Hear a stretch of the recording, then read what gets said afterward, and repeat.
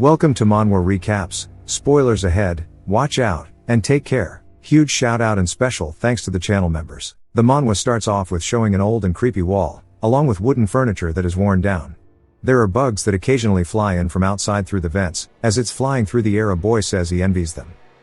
He smacks the bug between his hands, and looks at the remains of the bug on his palm. Then licks it up, but stops, saying that it's really bitter. He says he's spent his entire life here. He cleans the bug off his hand, saying he's always been trapped here. His light flickers, and the boy, it doesn't say his name even in the later chapters. So boy will be his name for now. He's writing a self-introduction for when he finally gets out of the basement. Boy says normally one would start with their name. But he doesn't know his name, as he's never been called it. He looks to the side, at a picture saying he should have one. As it's a picture of him, his mother and his father. He was separated from his mother shortly after birth. He can tell from the picture of her, and how brightly she was smiling, that she must have loved him a lot. His father interrupts his thought, saying that she's gone, his mother is dead. Boy turns around asking what he means. He tells him that she died shortly after birth, by jumping off a bridge. He starts to laugh, angering the boy. He says even though this man is his father, he is also the bastard who locked him here. Just to ensure he can't escape, there are multiple doors all with their own locks. Every key is on his dad's hip. The father says he'll never send him outside, and asks if he hasn't told him before why his mother jumped off the bridge. Boy looks scared. The father grabs a cookie, and shoves it towards Boy's face, saying that his mother was afraid of the world she lived in. He says to imagine the cookie is the world, then he breaks it, saying that she knew an apocalypse was coming. The boy is still on edge. The father tells him the reason he isn't sending him outside is because he loves him, and he can't watch his own son commit unalivement. Boy shakes in anger, saying that he is lying.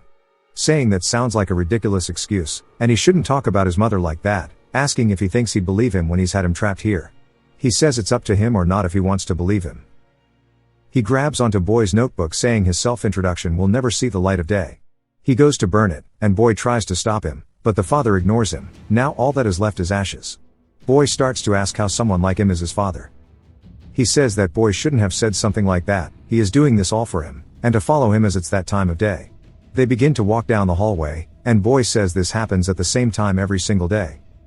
Even from the vents that lead to the outside, he cannot hear anything besides the sound of he and his father, and they are alone in this giant basement.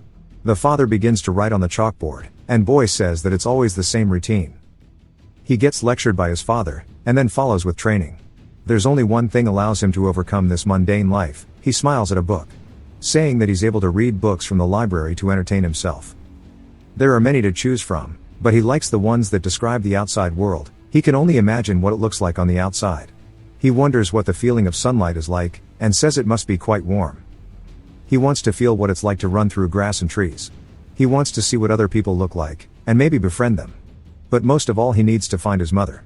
He gets kicked in the face by his father, who grabs the book, saying he's surely told him which books he is allowed to read.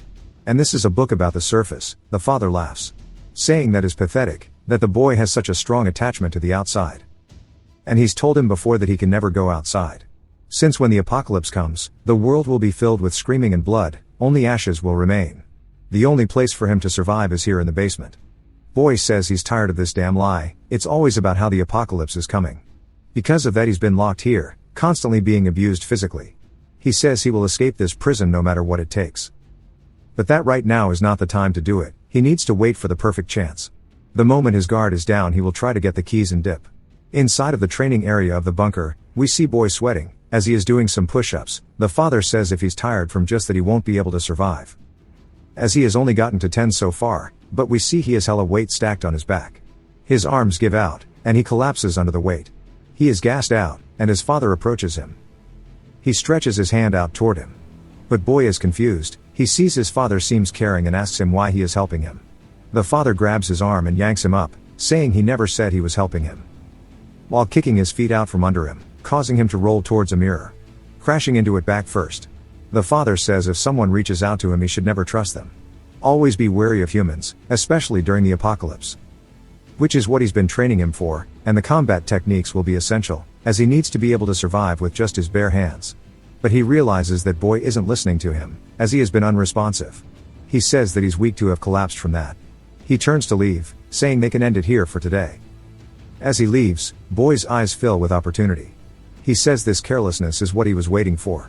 He jolts up, grabbing a piece of glass. His father still hasn't noticed. Boy begins to run at him, then puts his feet together, exploding forward, saying he can kill him and escape. As he gets closer and closer to his father's back, Boy smiles, saying that it worked. Father stops moving as Boy gets closer. Boy has made a mistake in his plan. The father looks down at the floor to see a shadow behind him, and it's revealed that he never dropped his guard to begin with.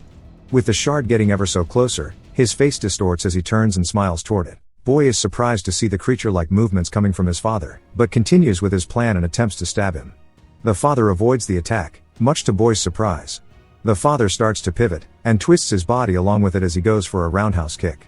Boy realizes he's screwed, and all we hear is the sound of the kick as he falls unconscious. A bit later, the sound of dripping water wakes him up. He sits up to see the water from the sink dripping into a bucket, as his father says he's finally awake. He says that it was a good attempt, at least the attack was. But that he told him before, that if it's not with his bare hands, then this training is all for naught. He starts to grin, saying that the penalty for using a weapon is he will train twice as much. Father locks the cell door, and leaves, telling Boy to get some rest. As tomorrow will be a rough day, he laughs while the lights dim. He walks down the hallway, and Boy says he knows something that his father doesn't. When he turns the lights off, all of the electricity in the room turns off for a moment, and all of the noise fades out. And if he focuses on listening for that moment, he can hear things that were too dulled out before. Even though they are far away, he could hear things faintly. The sounds of wheels being turned, the sounds of birds chirping, along with the sound of a city full of people. From this he found two things. While his father says it's bedtime, it's actually daytime above ground, and the other truth is that the earth is peaceful. His father keeps saying the end is coming, but it's an excuse to keep him locked up. So he plans to break out of here, and then he will find his mother, anytime he asks about her. He's only told that she is dead. But now that he knows he only tells lies, he thinks he understands now that it means she is actually alive. He pulls his blanket up, saying he is going to make sure to find her. It shows father walking down the hallway while laughing, and then his phone rings. He stops moving, and takes it out to see it's from someone called River. His facial expression shifts to a serious one, and he asks what it is, saying that he told them not to contact him unless it was an emergency. While Boy sleeps, the father listens to River speak for quite a few minutes. And when River finally stops talking, father says all right and to let the boy live. He instantly crumbles to the floor, sobbing from what he's been told. Sometime later, Boy hears his father laughing, and he opens his eyes to see that he's in a completely different mood than usual, and seems ominous. Boy realizes it feels off, asking him what's going on. Then he feels that he cannot move, and looks down to see that he is tied up. He shouts, asking what is going on, and to be untied. But father keeps laughing, not listening to what Boy is saying. He grits his teeth out of anger, and says he'll break himself free. He starts to flex and the ropes begin to slowly break. Boy gets distracted, and looks up to see father staring down at him. And in a blood-curdling tone, he tells him to stop it. Boy breaks out in cold sweats, saying that he thought training was meant to be twice as difficult, asking if he doesn't remember that. Father tells him that the plans have changed, as they won't be doing anything today, rather not just today but from every day from here forward. He will be forced to sit in this chair. Boy starts to panic, asking what he's talking about, saying he told him he would train him to survive. Father says the training is over now. Boy wonders what's gotten into him so suddenly. He won't be able to see his mom if he can't break free. He starts to try harder to break out. Father asks him what he's doing. Boy starts to struggle as hard as he can, barely snapping some of the rope. Father sees this and is speechless, then starts to laugh uncontrollably, but it wasn't like his normal laugh. This one seemed demonic in nature. He throws out a punch that cracks like a whip. There is some delay that sends Boy and his chair into the air, causing him to fall over. Father walks over, and raises his chair back up, saying that he is sure he told him not to move. He laughs, then turns back to normal, but Boy is determined to break out, and tries again.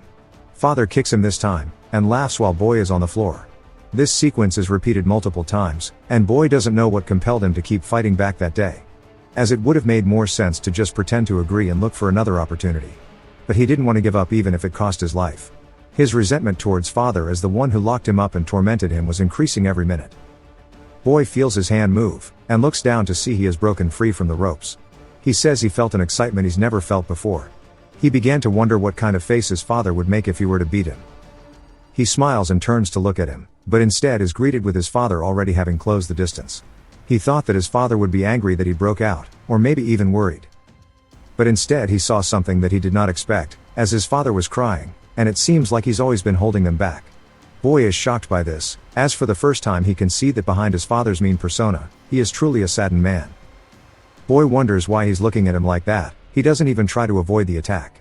After being hit, he begins to lose consciousness, and sees his father walks up to him, and in a shaky voice says he hopes he can understand. He begins to recall his father's words. He says to always keep in mind, and among all of the survival tips, the most important rule is to never leave the basement.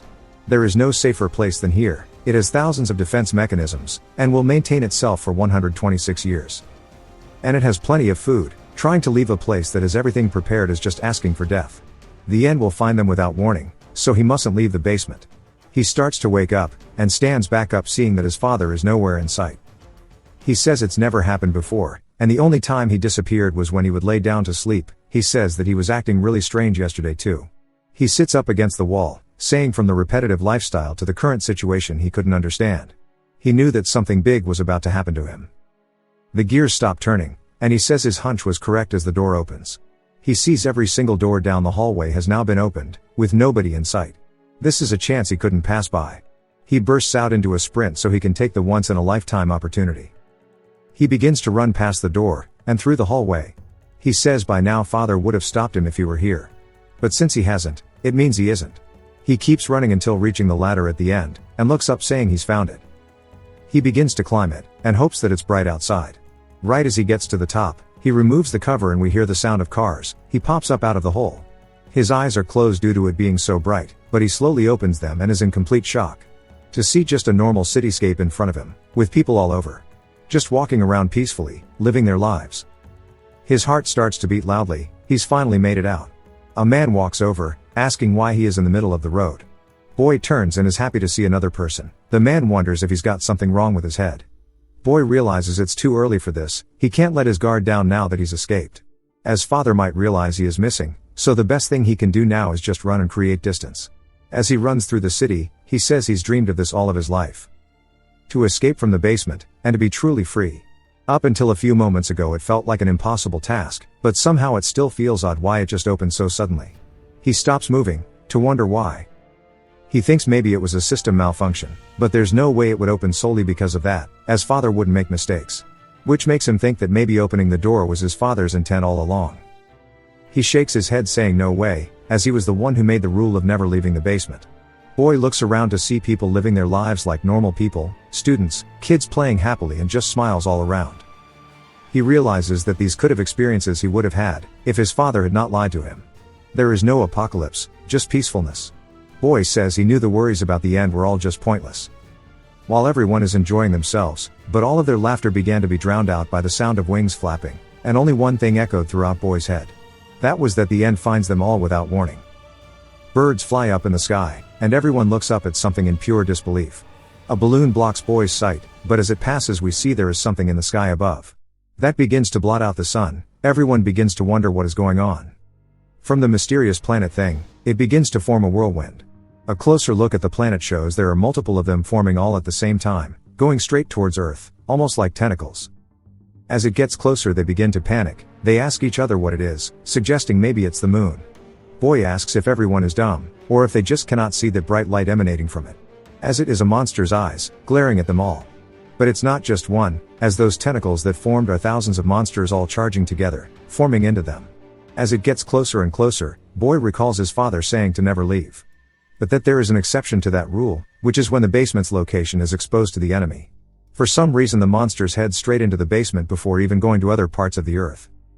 Which means that Rule 1 no longer applies. The monsters charge through the basement, heading to the very end. With them being crammed inside like sardines, the others begin to spread out among the surface. The winners of the Darwin Award all sit and stare at the sight, until one of them is picked up by a monster and pulled towards it with its tentacles. The man screams, but doesn't even try to escape the monster's clutches. And is greeted with the monster's mouth ready to eat. At this point nobody is running, and just watch as the man gets munched on like a McRib. With only his head being thrown across the ground, landing in front of the crowd. They wait for it to roll over before the fear and panic set in. They start to scream and everyone begins to run asking what the hell is going on. Some of them start to fall down, and we see a socially unaware kid listening to music. While everyone else runs past him. We see something flying in from above. And it turns out it's a rock being thrown by this giant guy. He starts yeeting them out towards the civilians. As if it isn't bad enough they need to watch out for giant rocks, another monster flies out, covered in spikes. It effortlessly cuts the people around it in half. Other types of monsters appear, just effortlessly snubbing out the life of these humans. A man looks over and screams, and then we see Boy watching this.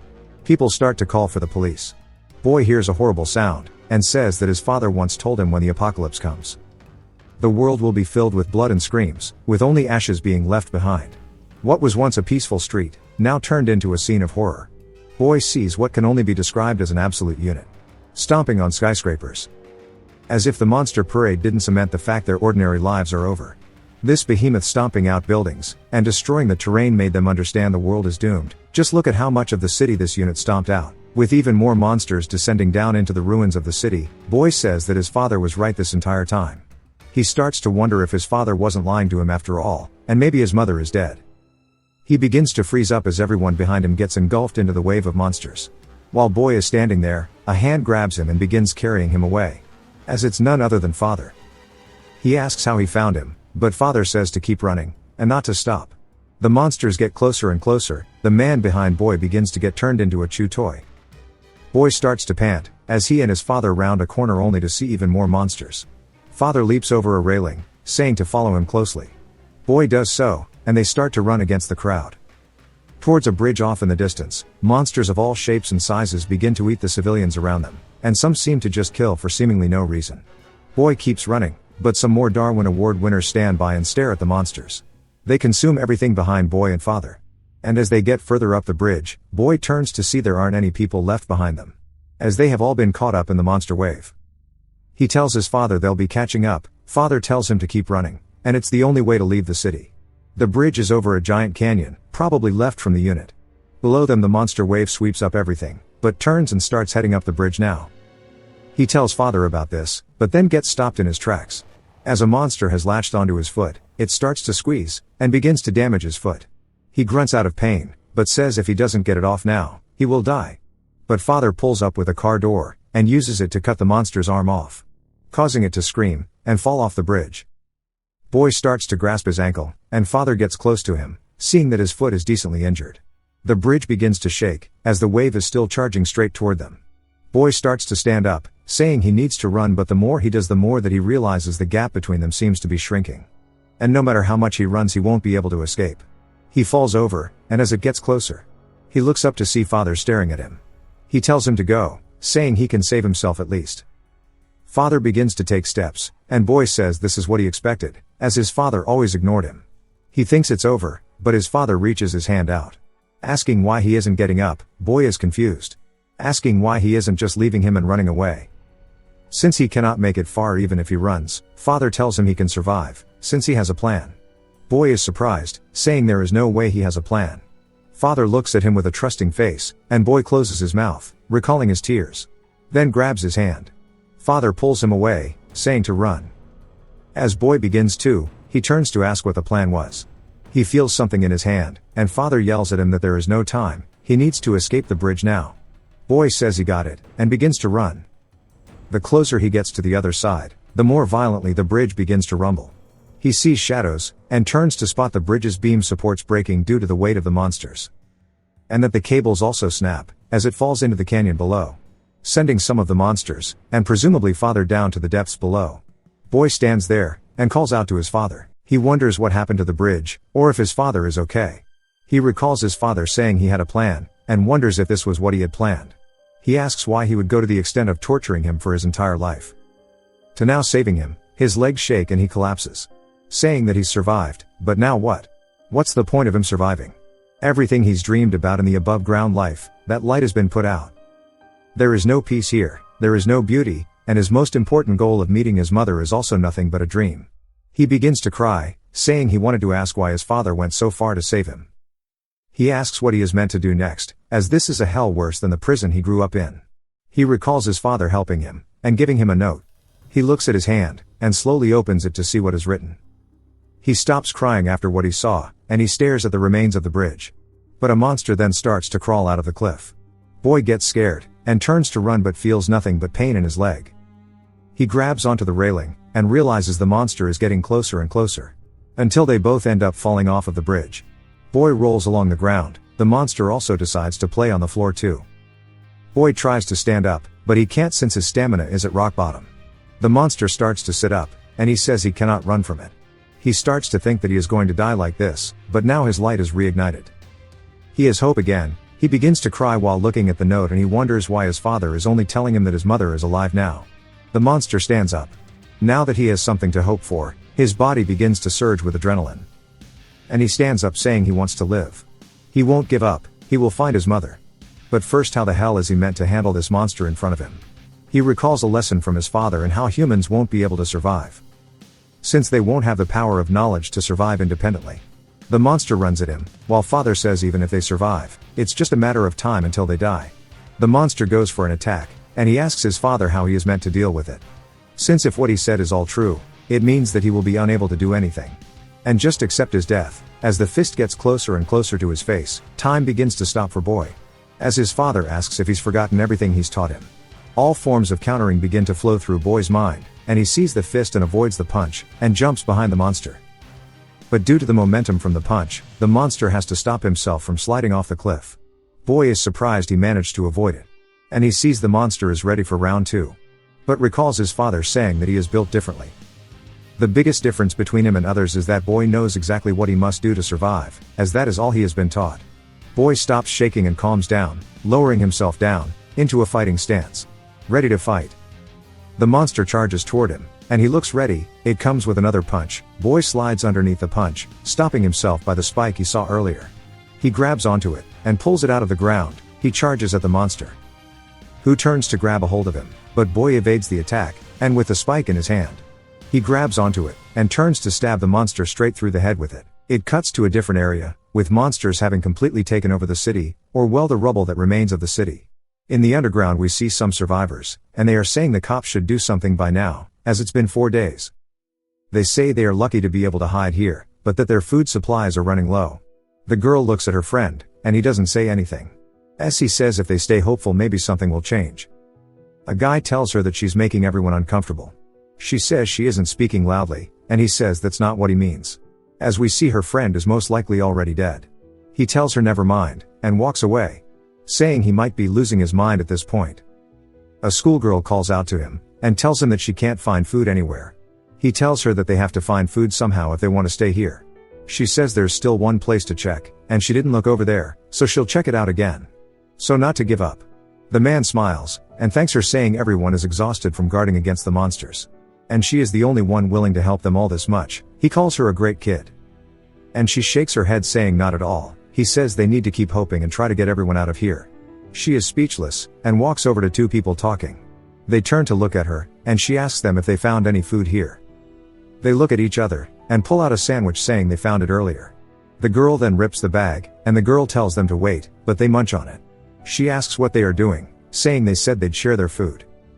The other girl says that those boring people made that decision, they never said they'd go along with it. She tells them just yesterday they ate the food from the shared portion. The man says he doesn't remember that. The girl grits her teeth, saying she's going to report them. The guy stands up and threatens her, saying to go ahead and try, saying they won't stand by and watch. She says it's pointless, since they can't catch her, as if there's one thing she's good at. It is running away. The guy starts to walk at her, but a scream is heard and they all turn and begin to feel fear. The woman says it came from far, so they'll probably be okay. He says he got scared for nothing, then notices the schoolgirl is cowered on the floor. He sees her shivering, then laughs at her, saying she was so confident a minute ago, yet now she is too afraid to move. She spots food they've left behind, and quickly leaves. She goes back to the guy from earlier, and he asks her if she looked in the area he said. She says yes. He asks how it went.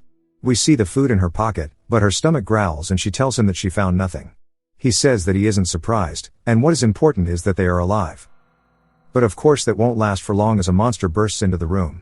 The schoolgirl is knocked down, but sits back up and is in fear as she sees the monster behind the man. He crawls and stretches his hand out toward her, begging for help. But she runs away saying she's sorry. The man tells her to wait, and she says that she told him before she isn't a good person.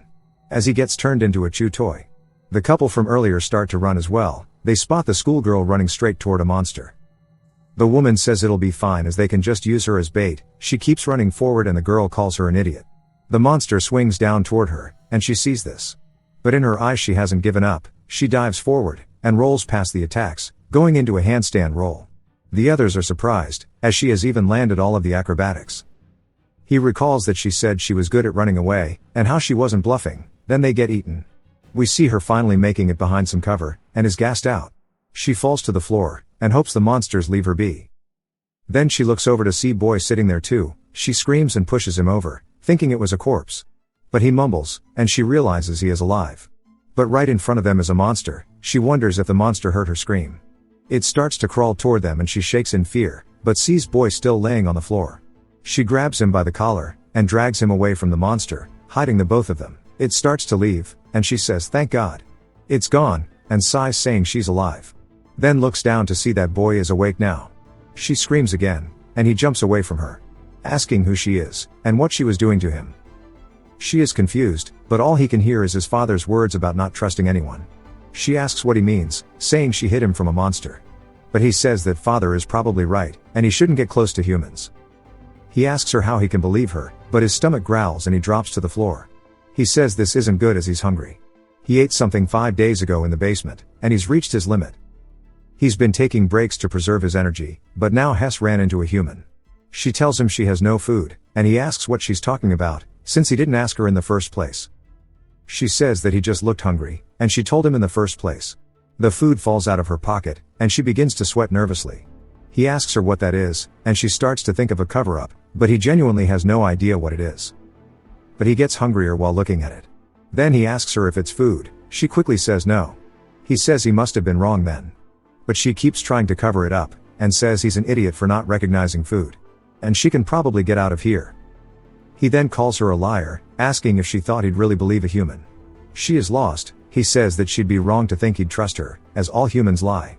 She realizes she underestimated how smooth this dude's brain is. Boy says judging by her reaction he can tell that it is food. He needs it, and if she doesn't plan to cooperate he'll take it by force. But she hands him half of it, saying that it's exactly half. She cannot give him any more. He wonders why she is sharing, saying that this just puts her at a disadvantage. She says he needs to pay her back 4 times what she gave him and not to forget it.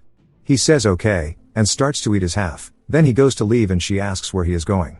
He says now that he's eaten, he is moving. She asks where in the hell he'll be going in this situation. She tells him that this is her neighborhood and she knows the place well, so she is sure there's nowhere to go due to monsters. She bumps into him, and asks why he stopped moving. He asks if she really knows the area well. She says yes, and she grew up here. He then asks if she knows where the subway is. After a bit of sneaking around, she wonders how she ended up in this position. If she'd have known she would have shared her bread with him. But she's curious, and asks why he wants to go to the subway. He tells her because it's safe there, it's concentrated in goods for survival, and it's a route for them to travel without the eyes of monsters. And most importantly that the subway makes it hard for the monsters to detect humans. She says he's strange, and she speaks like he knows something. And it's odd he didn't recognize bread earlier. She says that they are here, but she is confused, saying she's sure it was here at least. He asks her if she is trying to deceive him. She says that this obviously isn't the subway, but she's trying to find the entrance. She tells him to wait here and she'll find it, but gets jump scared by an old man telling her to be quiet. He says he came here because he heard something, but didn't expect it to be humans. Boy asks him who he is, and he says that's rude, and they can have their introductions later. He tells them to follow him, but the girl asks where they are going. He says they were looking for it right, and he guides them through rubble and down the escalator. To reveal that it's the subway they were looking for. The girl says there's a lot of people, and it's surprising to see so many people here. The old man says he can't forget about that moment. To think monsters would appear so randomly, he knew there'd be nowhere to run, but he found this place while escaping. It was sheer luck, but he's been scavenging on the surface looking for medicine, which is why he heard them talking. Boy looks around saying he planned on making a subway in the base, but there's so many people here. He can see all types, those drowned in despair. Those who seem to show their evil sides, and there's even someone he can't get a read on here. The more humans there are, the more risk factors he will need to manage. But among them all there is not one who could truly put him in any sense of danger. He can instinctively tell who is dangerous, just like with the monsters on the surface, and also like his dad, he can sense an aura, so to speak. But nobody here gives off a dangerous feeling, so maybe it'll be safe to stay here. Since none of them can actually harm him, and even if they become enemies. But his thought is cut off by the old man saying it's time for introductions. His name is Huang Baum, and he is a doctor. Baum says again he was looking for medicine and that's how he met them, and he wasn't able to get shit. then asks for their introductions. Boy doesn't reply, so the girl says her name is Haru. Bomb says that's a good name, and judging by her clothes, she must go to virtual middle school. She says that's right, asking if he knows it. He says of course, as his hospital was right across the school near the mall. She says she doesn't remember a hospital being there. Bomb looks at Boy and sees his clothes are all raggedy, and says he's clearly been through a lot, then asks for his name. Boy says that he doesn't know what his name is. Bomb is surprised, and Boy explains he's never had one. Bomb thinks it's a joke, saying he can tell him next time, and laughs. A man quickly enters saying things have gotten worse. We see an injured man leaning against a wall, and he's glad to see Bomb. Bomb says he can see that it's bad, and while they stopped the bleeding last time, it's progressing faster than expected. He says they need to do surgery now, or else he'll be in danger due to the infection. He shows he has the surgical tools, saying they must do it now. He goes to disinfect the wound, and Boy says he's read about doctors in books. A job that treats humans for a price, but now in the apocalypse they can't exchange money, so he asks Bomb what he is receiving as his price to treat them all.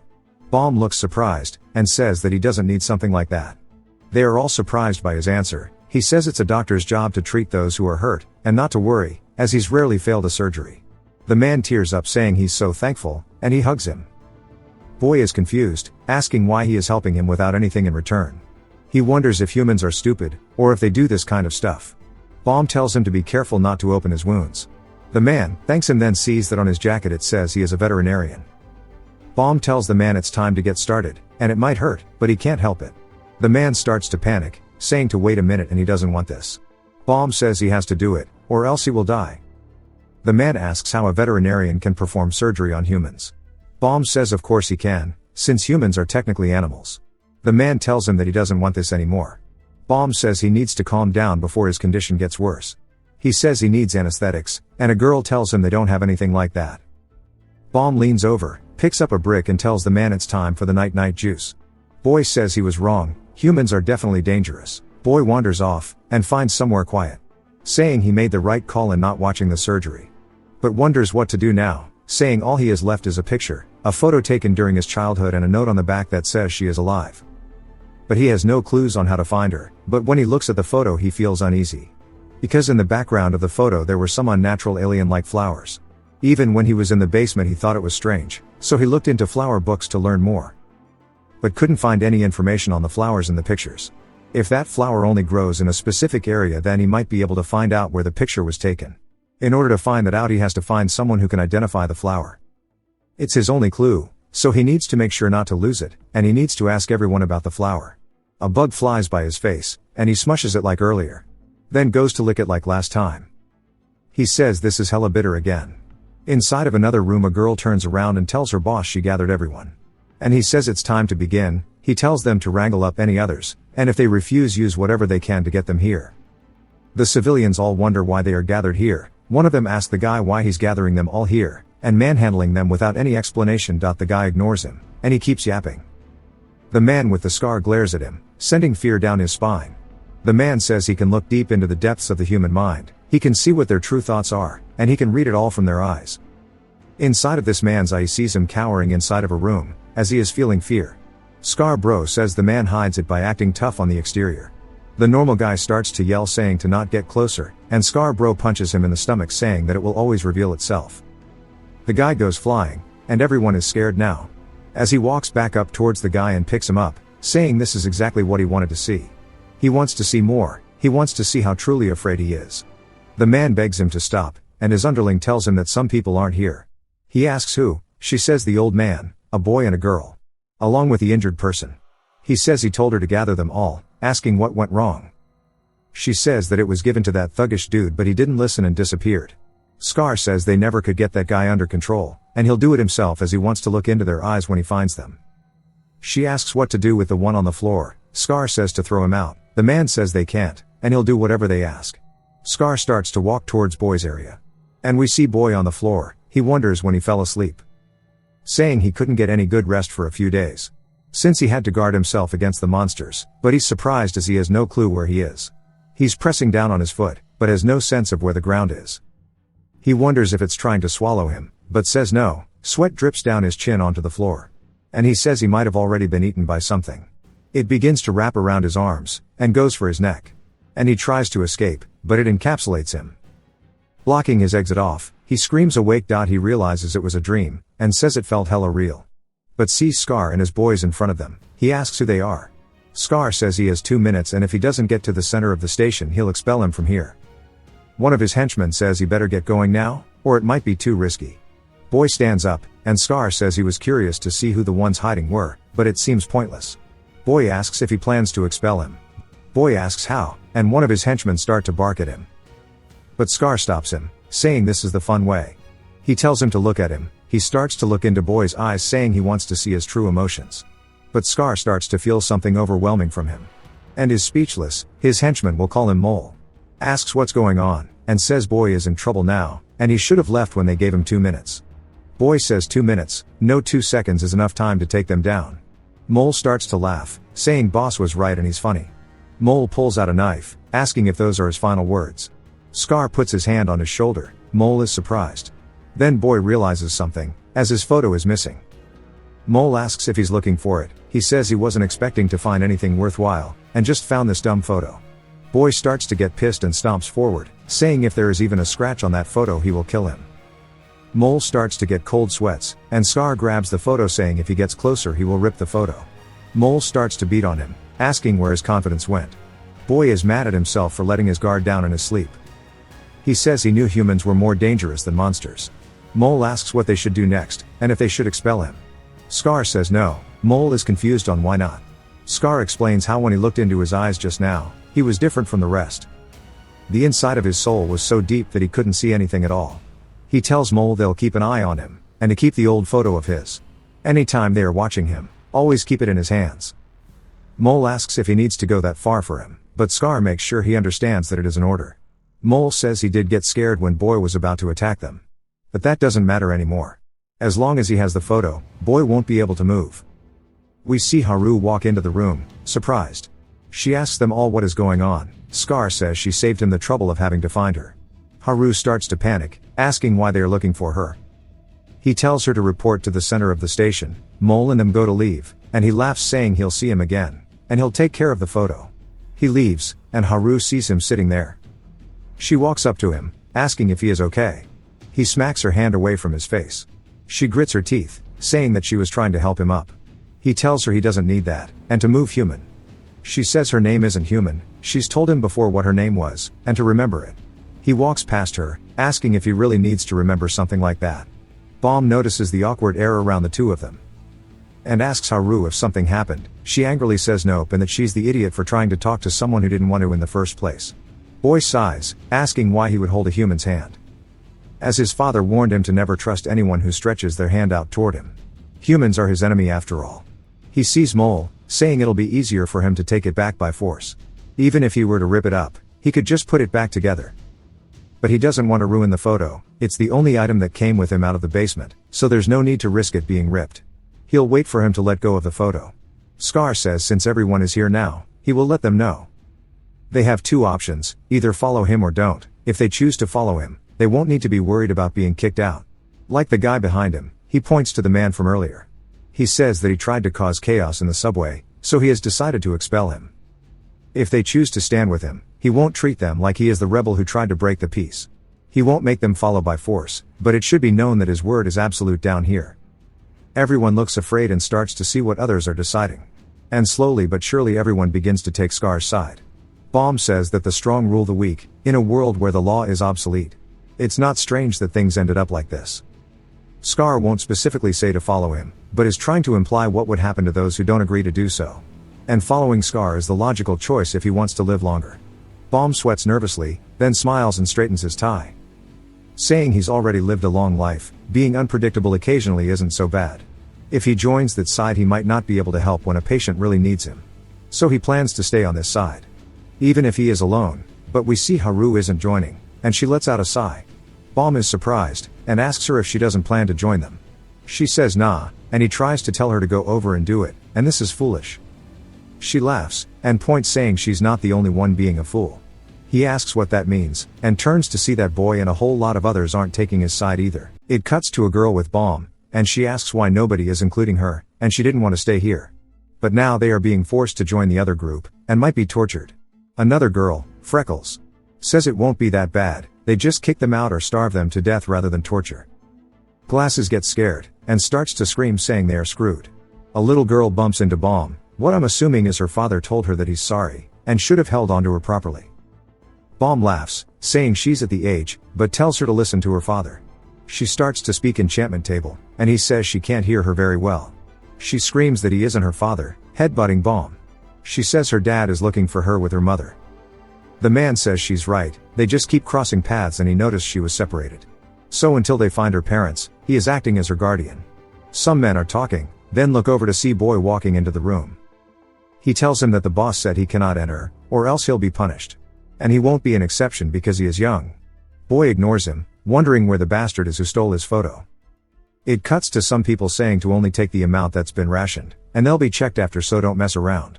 Glasses asks why they are getting so little versus the other people. The guy tells him that it's the boss's rules. And they are stuck in the room doing nothing, so why do they need a lot of food? Some smell of the food floats around, and towards a guy straight into his nose, just like a cartoon character. He opens his eyes saying he smells something good, asking if it's time. Then a guy asks someone else where someone is. He's talking about the boss's left-hand man, we'll call him Mohawk, since his nickname is Chicken Comb. He doesn't listen to anyone and does his own thing. And he's a psychopath who kills people with a smile on his face. They ask if that's real, and say they should never bother him then. The little girl from earlier bumps into him, spilling her food everywhere. And she looks up to see Mohawk. He tells her it's dangerous to be running around here, and now his clothes are messed up. He tells her to follow him, and they start to talk about how the next victim is the kid. But they wonder why he's walking their direction. Mohawk calls out to them, and they ask what he needs. He says nothing much, and to give this girl her rations. They say the rations are one per person though. He says they can give her his then. He hands her the tray of food she spilled, and she stops crying. They wonder what he's doing, and says that this must be a form of torture. And he'll bother her while she goes to eat. Her guardian quickly tells her to get behind him, and asks Mohawk what she did wrong. Mohawk gets angry, asking what the hell he did wrong. The guardian says they need to go and quickly runs with her. But the little girl turns back to look at Mohawk, who is confused, then he smiles. It jumps to people guarding a door, and Freckles is talking to Haru saying there seems to be more surveillance. Boy wonders if he should just go find his photo, and he looks over at Haru, who looks away since she's annoyed since he was being rude to her and smacked her hand away. Freckles sees she's acting strange. It jumps again to everyone asleep, and Freckles sits up and looks around. She sees Boy sitting in the corner and walks over to him. She goes to touch him and then starts to feel pain. As he's grabbing onto her arm, she is surprised he was awake. Boy asks what she was doing, saying he knew she would attack him in his sleep. She wonders why he is so strong, but says it hurts and she just wanted to talk. Boy asks what she means by talk. She says it sounds like he's never had a conversation before. Bot stares at her blankly, then asks why it matters if he's ever had a conversation before. Freckles is confused. He lets go of her hand and says to get to the point. She stares at him, and says now that she thinks about it, why is he always away from the rest, then asks if she is a shy person. He gets annoyed, saying she is speaking nonsense. Saying he has no reason to be close to the enemy. Freckles asks what he means. He tells her that every human is an enemy. Asking if there's a reason why he should be close with people who will backstab him. Freckles says she doesn't plan on hurting him. He says doesn't believe her, she could be lying. She says that's fine, but asks him to reconcile with Haru. He asks what she means by reconcile, saying he's never fought with her. She asks if he can get along with her then. He says that's another issue. They are still human, and she's no different to him than those outside the room. Freckles says that Haru thinks others can't hear her, but she cries every night while holding her breath. There's probably something heartbreaking that she can't bring herself to say, but everyone here might be the same. But that's all if he who is the same age as her gets along with it, then it would be better, right? Boy says that is shameless, and being sad is only for weak humans. If they have the time to do that, it would be better to figure out how to survive. She asks if he's never been sad after losing someone important to him. He recalls father saving him on the bridge, and says no, and there won't be a case in the future either. Because he doesn't have anyone close to him. Freckles says that not being sad because he doesn't have a special person, that just makes it sound like he is incredibly lonely right now, and will stay that way. But don't worry, as she would be sad for him if he dies. Boy is surprised by this, and says that makes him feel bad, as he won't die, and he won't care if she dies. She laughs saying that's cold, then starts to cough. Bomb seems like he's waking up. She says that she might have talked too much, but won't bother anymore. She tells him sweet dreams, but he doesn't say anything, and just thinks that she is a weird human. We see Glasses pretending to sleep, saying this shit is exhausting. Boy says that it has been about 4 days since he came here at first. He only simply wanted to find somewhere to rest, but now some human is holding his picture hostage. It's leaving him unable to do anything to find his mother. We hear the sounds of him being beaten up, and we see him taking their hits. Boy simply asks them if it is fun, and Mole laughs, asking why it would be fun, in a sarcastic tone, saying that he doesn't want to be doing this either, and that this is punishment. Punishment for leaving the room as he pleased. Boy asks if that is right, saying that in that case, surely Mole should punish him himself and put away that picture. Mole starts to feel an instinctual fear, realizing that Boy is not even afraid of him. Rather than looking at the picture, it feels as if he is looking down on him. Mole yells at him, saying that if he's still able to run his mouth, it means that he hasn't been beaten enough. Boy says that father explained to him how humans are inherently weak, and he thinks he understands what he meant now. Boy goes back to his area, and as he is walking back, Freckles realizes that he is beaten a bit, and asks him if it was Mole in his group. Boy ignores her, saying that he understands that not only rude humans exist. Bomb says fortunately, doesn't look like he is hurt that bad, but they should disinfect it. Boy shakes his head, saying that he's fine with this much, and it's alright, and then takes a seat. A tray of water and food is quickly given to him, as Freckles says that she got his lunch for him as she didn't know when he would come back. He goes to thank her, but quickly stops himself and almost makes her choke on her food, and she asks him what he was about to say. He says nothing, and she starts to cough. Boy says that he suddenly had a thought, and he recalls how she says that she doesn't plan on hurting him. He says that if all of that was not a lie, and that if she would truly be sad if he were gone, then maybe it would be okay to trust her a little. Her food falls to the floor as she starts to fall over as well. He looks over to see the can rolling around, as Bomb asks her if she is okay, telling her to get a hold of herself. We see that something is wrong with her, and Bomb says that her symptoms don't look good and that she needs medicine. But the problem is that they have to go to the surface, as they don't have the medication here. Freckles says that it's fine, as there's no reason for them to go to the surface just for her. Bomb tells her to stop talking, saying that if they don't get that medicine now, her condition will get worse. Boy, out of curiosity, asking how will she get worse without the medicine? Bomb starts to think about exactly how to word it, but Mole walks in, saying that the boss is calling for Bomb. Mole spots Boy and lets out a sigh, and then pulls out his picture, saying that he doesn't understand why he has to hold this up in front of such a little kid, when he can easily take care of him by using his knife. Mole says that he's got orders for Bomb to treat the people who were injured and to hurry up. Bomb tries to tell him that he can't, but Mole takes it as disrespect, asking if he's planning to continue to disobey the boss. Bomb says that is not what he meant, and he shall treat the other patients once he treats this patient first, since they need treatment immediately. Freckle quickly gets up, saying that she is okay, and that if they tell her where the medicine is, she can find it on the surface herself. Bomb tries to get her to understand, saying that she won't be able to survive on the surface in her state. Mole says that he understands how it is, and he wishes they said it sooner. And we see that he quickly stabs Freckle in the stomach, saying that he would have helped earlier if he knew about this. As Freckle feels a sharp pain in her stomach, everybody else is surprised. Even Boy is caught off guard. Mole pulls the knife out of her stomach, causing her to fall to the floor. Bomb quickly runs over as the rest watch. Freckle begins to bleed out, and the blood starts to pour towards Boy, who looks at her. His eyes fixated on her chest as he says that he can feel it. He can feel that her life is slowly fading away. As the blood begins to pour out more and more, Boy wonders why humans can die so easily. He watches as her life force begins to dim out, second by second, getting smaller and smaller. Something starts to unravel inside of him, and then she touches him with her finger. He snaps out of it, and then she asks him why he's so serious. He doesn't know what to say, and she says that she's sure that he said he wouldn't care. And then her life force completely stops. Boy is speechless, as her motionless arm falls to the floor. Everybody else understands. While they don't know what to say, Mole chirps up, saying this was annoying, and he can't believe he got his hands dirty. Bomb starts to shake out of anger, asking why his expression never changed, even though he just killed somebody. And that he understands now that monsters aren't only on the surface. In his same annoying tone as usual, Mole says that he's being too harsh, and this is no different than him saving him. If things were left like they were, Bomb would have followed her to the surface, and he couldn't lose their doctor just because he wanted to save one human. And that everybody should feel grateful, as dying in this way is more peaceful than being eaten by the monsters. Boy is still standing over her corpse, and Mole glances over at him. Seeing that he is not moved, He begins to laugh, asking if he's scared. Saying that he acted as if he was so tough, Boy turns to him and gives him an intense glare. As he looks at Mole's hands, he realizes that he's holding a knife, and says it doesn't seem as if he has the picture. Mole realizes that he's right and turns, saying that he dropped it when he grabbed the knife earlier. Boy drops his stance, and Mole turns, asking what he is going to do about it. Seeing him lowering himself towards the ground, Mole starts to laugh at Boy just standing there, and then he closes his eyes to blink.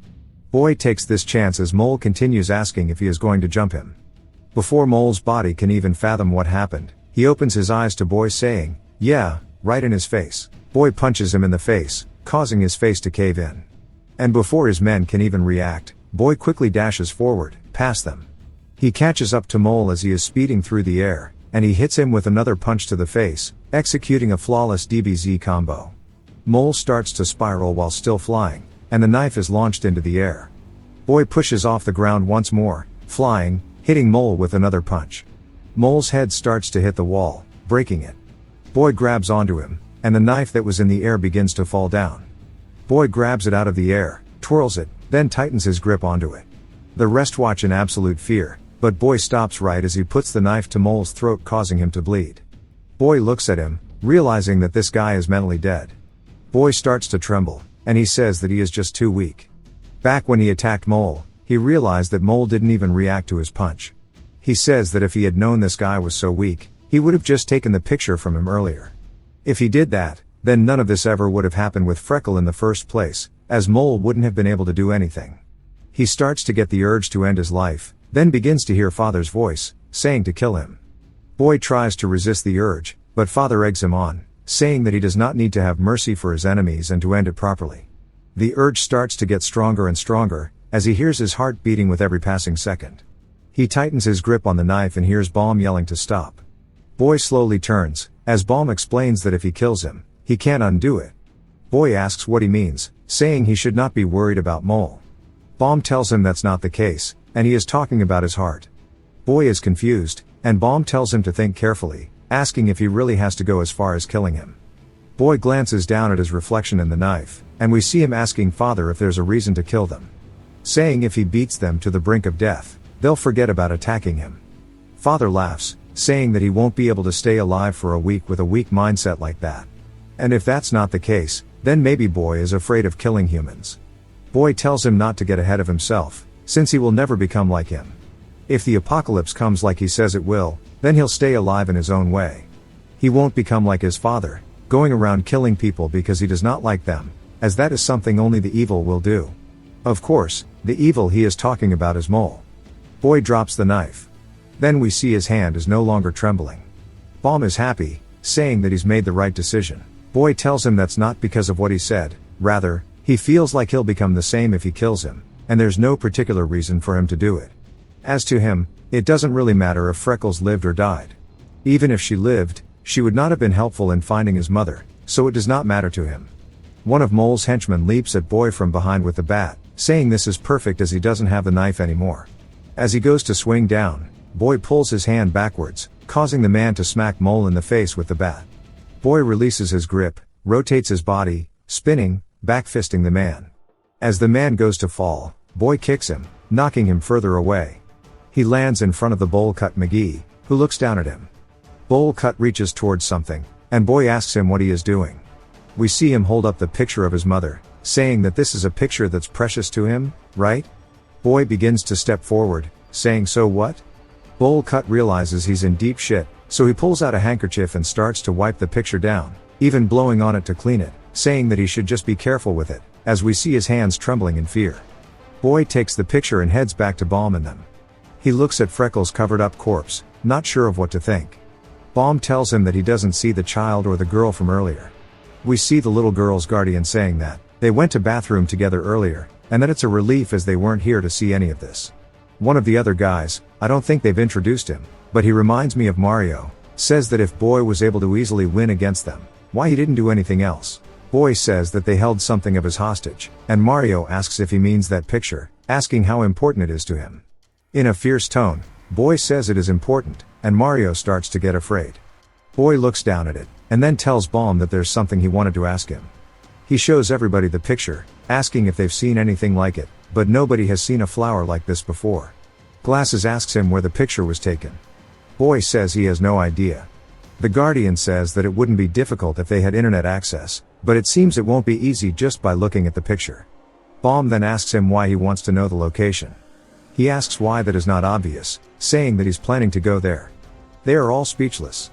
Baum says that while he did see how he fought just now, he is surely aware how the surface is swarming with monsters, that it would be hard for him to survive out there. Boy says no, and that he can survive. And it zooms into the hooded figure. Boy looks down, saying that he didn't expect to find people who would recognize this place at a glance anyway. Scar enters the room, saying, "So this is what it's come to." He glances over to Boy, saying that he warned Mole to hold the picture well, but he couldn't even follow such a simple order. He rolls up his sleeve, saying that it doesn't matter now, and now that it has come to this, he'll use a more intuitive method. It jumps to the surface, and we see that the buildings are in ruin. In an alleyway, a shadowy figure approaches as a monster walks up and begins to claw their way down towards the subway. It jumps to another part of the subway, as some people are talking about how they have enough firewood to actually cook something up. We see a lighter spark up, and a fire quickly follows it. Haru is watching this, confused, and the little girl comes out of the bathroom. She says that everybody here is weird, and nobody flushes after using the toilet. Haru laughs, saying that it can't be helped since the flushing part is broken. A man, which I'm not sure if he's been introduced before, says that it's too late and he has to send them back now. Haru glares at him, and he says not to do that as he's doing his best to survive too. One of the guys cooking up the food looks over, saying that it's like watching a real-life Jerry Springer episode. Something falls into his pot, and he asks his friend if he put something in there. The guy says to stop yapping and keep stirring. The man says that was odd. Maybe it was just him, and then more things from the ceiling begin to fall in. The guy looks up, wondering why rocks are falling from the sky, and sees the ceiling beginning to crack as a monster's glowing eyes can be seen, and it leaps straight down towards the man. Of course, we don't get to see it, and it jumps back to Scar, who looks around the room. He sees Mole on the floor and the other guy taking a nap. He says that he knew his instinct was right. Back in the world he was immersed in, there were always characters who were considered monsters, which deviated from the norm. Although now they're actual monsters on the surface. Bowl Cut tells Scar to be careful, saying that he is stronger than he looks. Scar hits him with the stop yapping no jutsu and makes Bowl Cut take a nap. Scar says he doesn't need to be told what to do, and what he needs is Boy. He starts to walk towards him, saying that his eyes are quite rebellious, and he should let him know who's in charge. Scar laughs, saying that maybe he'll be able to see it now, and he begins to peer into Boy's eyes, saying that he wishes to see the true form of his soul. As he begins to go into his own world, he glances down to the hole and sees pure darkness. Scar is completely surprised. As his eyes open wide, he says that he was mistaken. He says that it was not him peering into Boy's soul.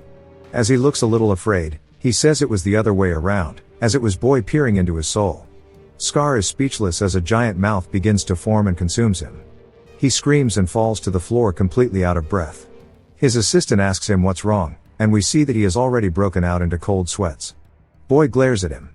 Scar's body instinctively understands. This is the purest form of fear. Scar says that he almost got swallowed alive. Baum and them are surprised. As Scar trembles, the woman wonders why he is acting like this in front of Boy. They hear screaming, and everybody looks over as a man enters the room, covered in blood, saying that he needs help as he can't see. Scar stops shaking and looks over. And the woman asks him why he's bleeding. He says that he doesn't know, as he was just taking a nap. And then he feels a sharp pain in his head, saying that he's been having a really bad headache ever since earlier. We see exactly why, but the others from the front cannot, and they suggest that maybe it was a monster. The man starts digging at the back of his head, saying that there's something in his head that won't come out. He stops moving entirely, and then instantly contorts but stands upright again, similar to a doorstop where it shakes. Everybody is completely baffled as the man's glasses break. 2 tentacles shoot through his eyeballs, stabbing a man in his shoulder. The man screams, but Scar steps forward, grabbing onto the tentacle and yanks it. As the man flies to him, Scar hits the man in the face, causing him to go flying, knocking him out of the room. The monster begins to crawl out of the back of his skull, and Scar grabs onto an axe. The monster leaps towards him, and he strikes it down, knocking it to the floor. He quickly runs over to it, and starts hacking away his frustration and fear from Boy.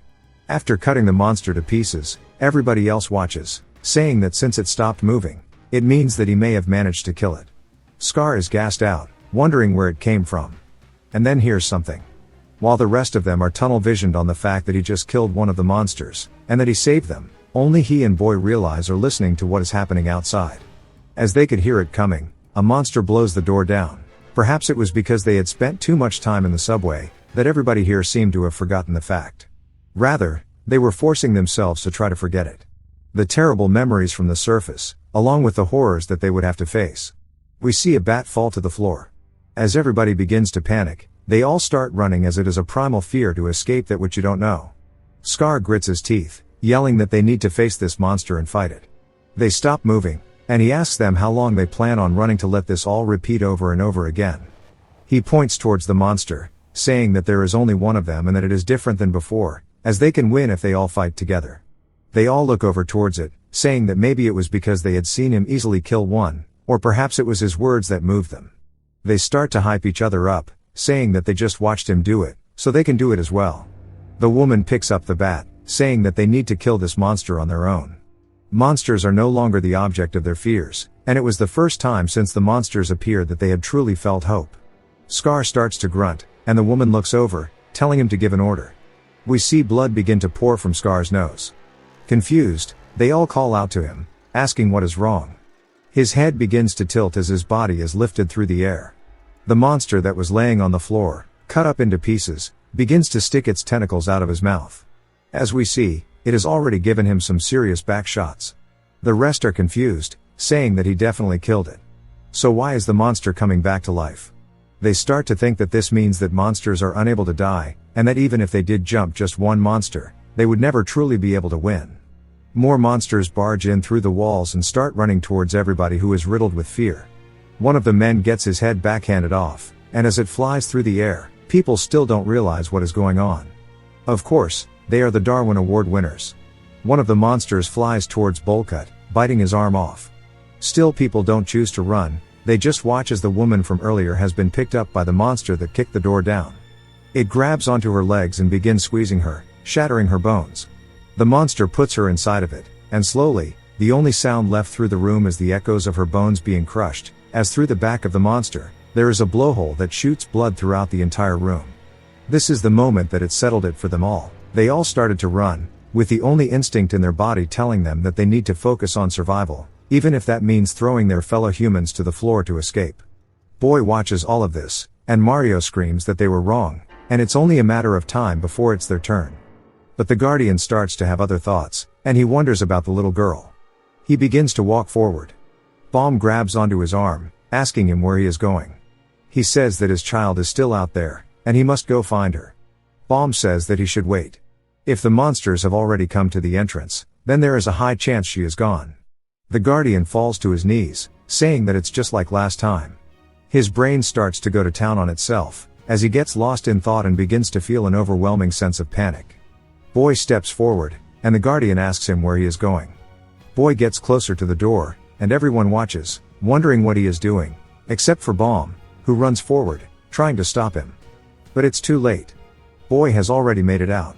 He begins to slowly walk past all of Scar's men, as they panic and begin to fight each other instead. Boy continues forward, then gets into his fighting stance, showing that he is about to go to town. It jumps to another part of the subway as we see a woman on the floor, as a monster is eating her, and that Haru and the little girl from earlier are hiding under a desk. She begins to break down and cries, and Haru tells her to be quiet or else they'll be caught. The girl quickly shuts up, and Haru apologizes, saying that she does not have the time to worry about someone else right now, since if she is caught, she will be dead. The little girl grabs onto her arm and begins to tremble with fear while still crying. Haru sees this and fights her better judgment, telling the little girl to stay right next to her. As the man is looking at the girl's corpse, he asks what Haru and the girl plan to do. Haru says they need to run away, and the man asks them where, saying there's nowhere to run. Haru says that they have to try in order to live. The man reminds her that there are monsters all over the surface, and now they've even taken over the one safe place they had. Yet she still thinks she can survive. Haru says even if that's the case, she won't sit around waiting for her death like an idiot. The man is surprised. He caught a stray, and she says that she will survive no matter what. Her eyes are full of hope as she says this. The man can tell that she's got some serious main character energy, saying that she has a reason to survive. Then sees that she is surprised, she need a haircut, and he looks over to see a monster right in front of them. He screams to run, and looks over seeing that Haru is paralyzed with fear. The man grits his teeth, charging at the monster, saying that there's no reason for him to live. Then goes to tell Haru to run, but when he glances over, he sees that she is long gone. He says that was too fast, and she should have let him give a hero monologue first. And then she hears the man screaming but closes her eyes, carrying forward. Back to Scar's men, one of them tries to ask the monster a question. I give him credit for fighting it, but he realizes it was not effective. The woman from earlier also starts shanking the hell out of it, but is gassed out and watches as the wounds all begin to close up. The monster grabs the man who axed it, and the woman falls to the floor and starts crawling backwards, saying that they cannot win. Boy steps forward with Bomb still at the doorway, trying to get him to come back. The girl wonders where he is going, and as everybody else starts to get impaled by the blue tentacle monster and Scar, the tentacle turns Scar's corpse towards him. This is when Boy gets into his fighting stance. The woman realizes that he is about to fight, and that he's just going to die like Scar. The monster shoots out tentacles from him once more, and as they get close to Boy, Boy does not panic and does as he has been trained. He dodges below the attack, grabbing onto the tentacles. More starts to fly in, and he dodges them and starts using the original two he grabbed to tangle up the rest. It goes for a surprise attack to his back, but Boy recognizes it and bounces off the wall to avoid it, causing it to stab into the wall. He lands, still holding onto the tentacles, and then ties them off after having tangled the monster up. It shoots out another attack. Boy drops the two tentacles he tied up. We see it trying its best as the attack goes for the back of his head. We see it stop just shy as it has been completely tied up, as Boy had planned. He walks to the back of Scar and rips the monster out of his back, and glares at it. Bomb is surprised that he stopped it, and the woman says that this doesn't change anything as Scar stopped it as well. The monster lets out a screech, causing the bigger one to slowly turn around towards Boy. There's a little one that also is here now, I guess. One of them charges directly towards Boy, who throws the tentacle monster to the floor. As it goes to bite him, Boy knees its mouth closed. As the monster starts to reel from the attack, Boy runs towards the giant one. It stretches out its arms, but Boy leaps off the floor to avoid the bear hug and lands behind the monster. Going for the axe, he grabs onto it and the monster starts to blow blood from the blowhole to distract him. Boy opens his eyes after briefly being sprayed with blood. He quickly opens them to see the monster's elbow. The rest all think it's over, but we see that Boy has avoided the attack and they are surprised that he managed to do it. Everybody watches, saying that even though he lived, the monster has overwhelming strength and a body that is permanently regenerating. It was an act of suicide to fight against the monsters. Yet regardless of this, they could not help but watch as Boy stood up and fought against it alone. We see Boy holding onto his shoulder and recalling his father saying that there is no being in this world that does not die. The monsters run towards him again, and as his father's lecture continues through his head, for every being there must be the source from which its life has begun. The monster gets closer, much to everybody's fear. His father says to go for that. We get a metaphor for a petal being plucked from a flower. His father says if it is Boy, he knows exactly what is going on. The monsters go to attack him, and he leaps through the air, avoiding both of their attacks simultaneously.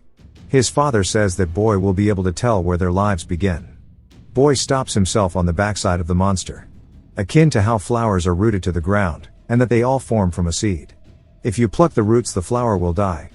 Boy sees the weak points on the back of the monster, and readies his axe, striking the monster's core, or seed. The giant monster instantly unravels into a stringy-like substance, and begins to slowly coalesce into a smaller form at the tip of the axe. Boy is gassed out and looks down at it, as we see that it now looks like a weird stone. Everybody is surprised. Bomb is the first to speak, asking if he really just killed a monster. It jumps back to Haru running with a little girl who turns around while crying, seeing a monster chasing her. Haru is also just as frightened, and she continues to run forward, trying to find a way out. As soon as they turn the corner, she's horrified as she turns to her left to spot a budget dinosaur eating some man's feet.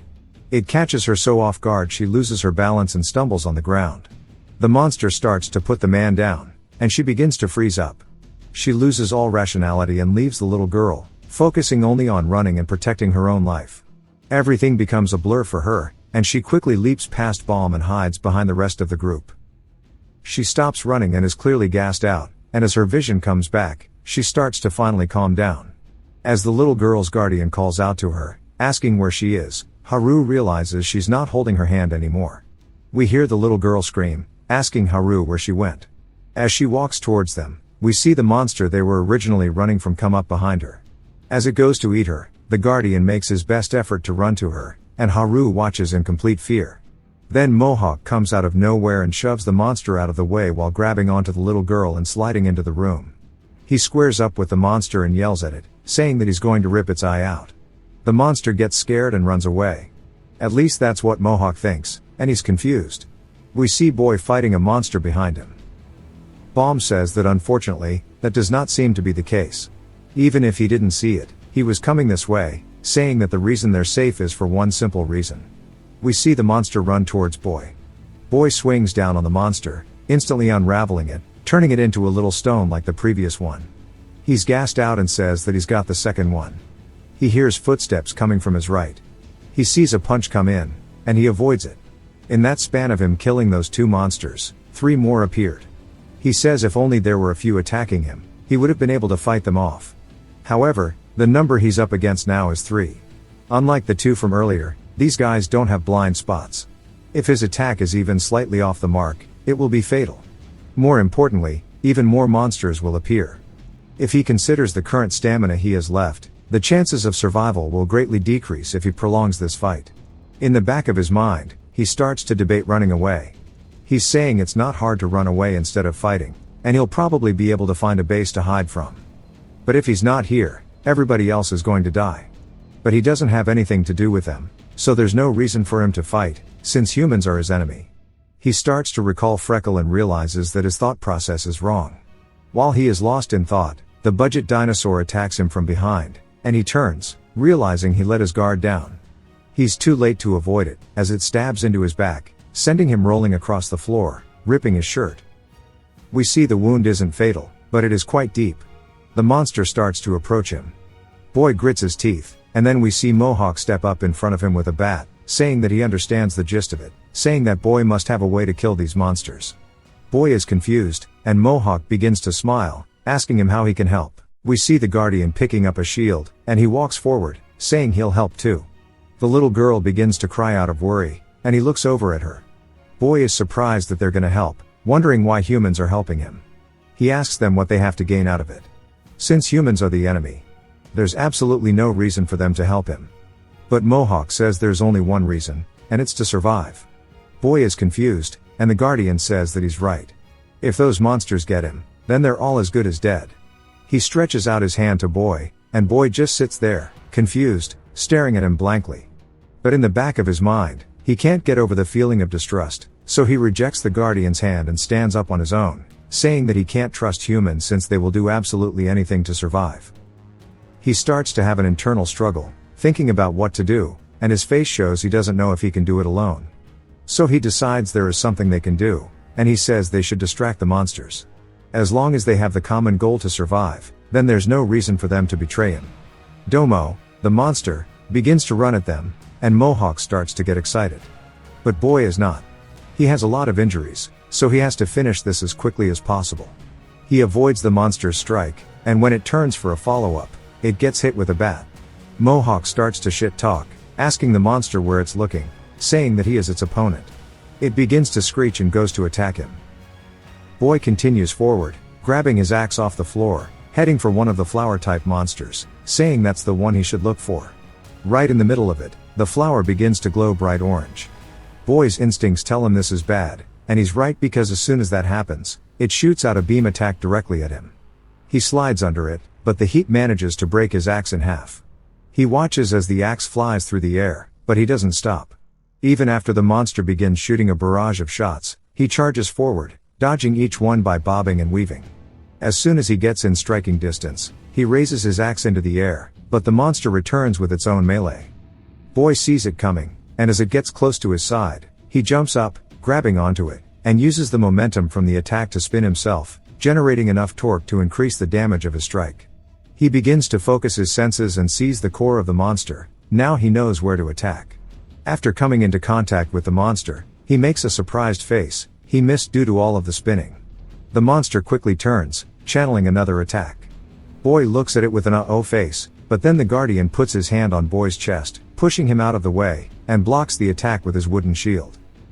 Of course, since the attack was strong enough to melt Boy's axe, the shield only lasts for barely a second before a hole goes through it. As the attack goes on cooldown, Boy is distracted by the fact that a human just helped him. But he locks back in, regaining his footing, and charges straight in, determined not to miss this time. As he goes down to swing, to finish the job, Bomb says that he really wants to help, but he'd only become a burden if he got involved. Glasses says it's the same for her too. Another monster enters the room, and they all freeze up as it begins to crawl toward them. The woman from Scar's group starts shaking, recognizing it as the one that killed her boss. She raises her little dagger. Back on Boy's side, the monster begins to spaghettify back into a rock. The Guardian asks if Boy is hurt anywhere, but Boy ignores him. Meanwhile, Mohawk gets pushed back and points at the monster's corpse, surprised that's what it looks like when they die. He asks Boy how he did that, saying he doesn't want to keep running away anymore. Boy says they have a weakness, and he just has to target it. Mohawk asks how he found it. Boy says he can see it if he focuses. Mohawk starts to lock in and says, "It's their heads." Okay, he is cooked. Boy says that's not it. Mohawk says he doesn't really know what Boy is talking about, but if Boy is the only one who can find their weaknesses, then there's only one thing they can do. He begins to walk forward, saying he and the Guardian will attack, so Boy can target the weak spot. The Guardian is surprised as Mohawk runs in, saying he's going to kill some monsters too. The Guardian says he has no fear. The monsters charge to meet them, the Guardian in front of his and Mohawk facing off with one as well. Boy says that fighting the monsters has gotten much easier, and he can't believe that humans are helping him. He wouldn't have even dreamed of this just yesterday. Mohawk raises his bat, telling the monster to go ahead and try him. Boy realizes that Mohawk is a bit slow, saying that even though the humans are helping him, they're too weak. He tells Mohawk he should have dodged the attack, as Mohawk gets sent flying into a wall. Boy knows they are different from him. They might actually die if he doesn't finish this fight now. The other monster goes to attack the Guardian, but Boy comes in clutch with a surprise attack, instantly killing it. He looks over, saying there's only one left, and he just needs to get rid of it. But something crosses his mind, and he says, now that he thinks about it, he's pretty sure there was another monster. He's talking about the one that killed Scar. We see that it actually killed the woman from his group too, by piercing her chest and stomach.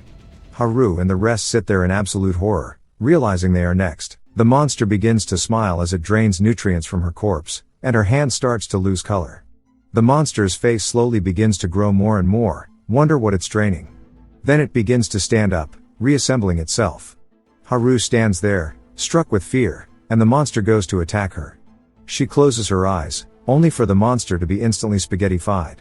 We see Boy's axe in the monster, piercing its core, and Boy is panting. The monster's core falls to the ground, but so does Boy, as he is starting to lose consciousness and falls face first. The room is in utter chaos, with so many people being taken out by the monster.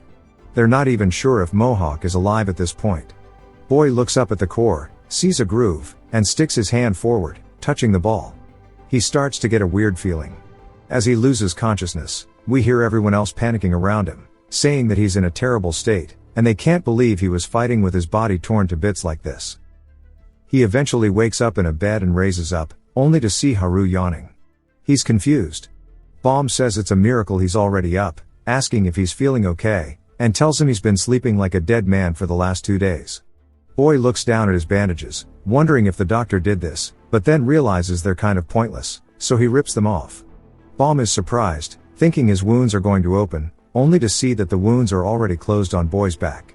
He asks how everything has healed, saying it's only been 2 days, and he's never seen a recovery like this before. We see the Guardian's arm is broken, and he looks over at Boy, saying he was worried Boy wouldn't wake up, and that he's glad to finally thank him for saving him and everyone else. Boy says he doesn't really care about thank yous, and that he fought for himself as well. He wonders if Mohawk is dead, only for Mohawk to speak up, saying he shouldn't start killing him off when he's sitting right beside him. He may not look it, but he's confident in his strength, right before spitting out blood. The Guardian says Boy should thank Mohawk as well, asking why he helped them. Mohawk asks why he needs a reason, saying he did it because he wanted to. The Guardian says he thought Mohawk was a bad person. Mohawk starts to feel uneasy, asking why the Guardian had that impression in the first place. The Guardian says it's because those gangster-like people were following Mohawk around. Mohawk says he has nothing to do with those guys, they were the ones who thought he was scarce and important, and he doesn't follow anybody. The Guardian says no matter how he looks at him, Mohawk just looks dangerous. Mohawk says he's judging a book by its cover, and that's just his style. While they're arguing, Haru finally wakes up, surprised to see Boy is awake, asking if he's okay. He asks her why she was even sleeping here, saying she doesn't look injured like the other humans. She says she was worried about him and wanted to be there. Bomb says Boy should thank Haru because she stayed by his side and helped treat him. Haru gets embarrassed, saying that's not true and there's no way she would do that for someone who can't even remember her name. She only helped the doctor. Mohawk points at her, saying he remembers her. He saw her the other day when she ran away, and it was incredible. He's never seen someone run that quickly in his entire life. He thought she was possessed by a ghost or something, the way she kept dodging the monster. Haru thinks about the incident and how she had to leave someone behind, and how much she regrets it. There's still a scar on her head from it. She stands up and begins to walk out of the room. Mohawk wonders if he did something wrong, saying her reaction was weird. Boy watches her walk by, and he can tell she's gritting her teeth. He thinks about Freckles, saying she doesn't care if he suspects her, but he should at least make up with Haru. So he says her name, surprising her, and he asks if that was her name. She stands there for a second, and he waits to see what she'll say, but in the end, all she says is, yes. We jump to bowl cut. He says the people who survived that incident are only the 12 in this room, and over the past 2 days, they've identified a total of 43 bodies. Bomb says that means their numbers have been reduced by 80%, and that's horrible. Glasses says, according to her calculations, 78% is more accurate nerd emoji. They quickly continue the conversation, saying they discovered something strange while gathering the bodies. They were almost colorless gray, as if they were looking at mummies that died long ago. One of the women, let's call her Necklace, says other people saw this too, and there was a monster that stuck to the corpse and sucked something out of them. Glasses finds it disgusting. Necklace asks what in the world these monsters are in the first place, and she thinks they are government experiments. Haru looks over at the little girl and the Guardian sitting across from her. When she makes eye contact with the little girl, she instantly turns away, regretting how she left her. The Guardian says there are rumors that the monsters came from the sky. Mario speaks up, saying more importantly, they need to address something else, Boy's identity. They saw what he did and how he knew the method to kill the monsters.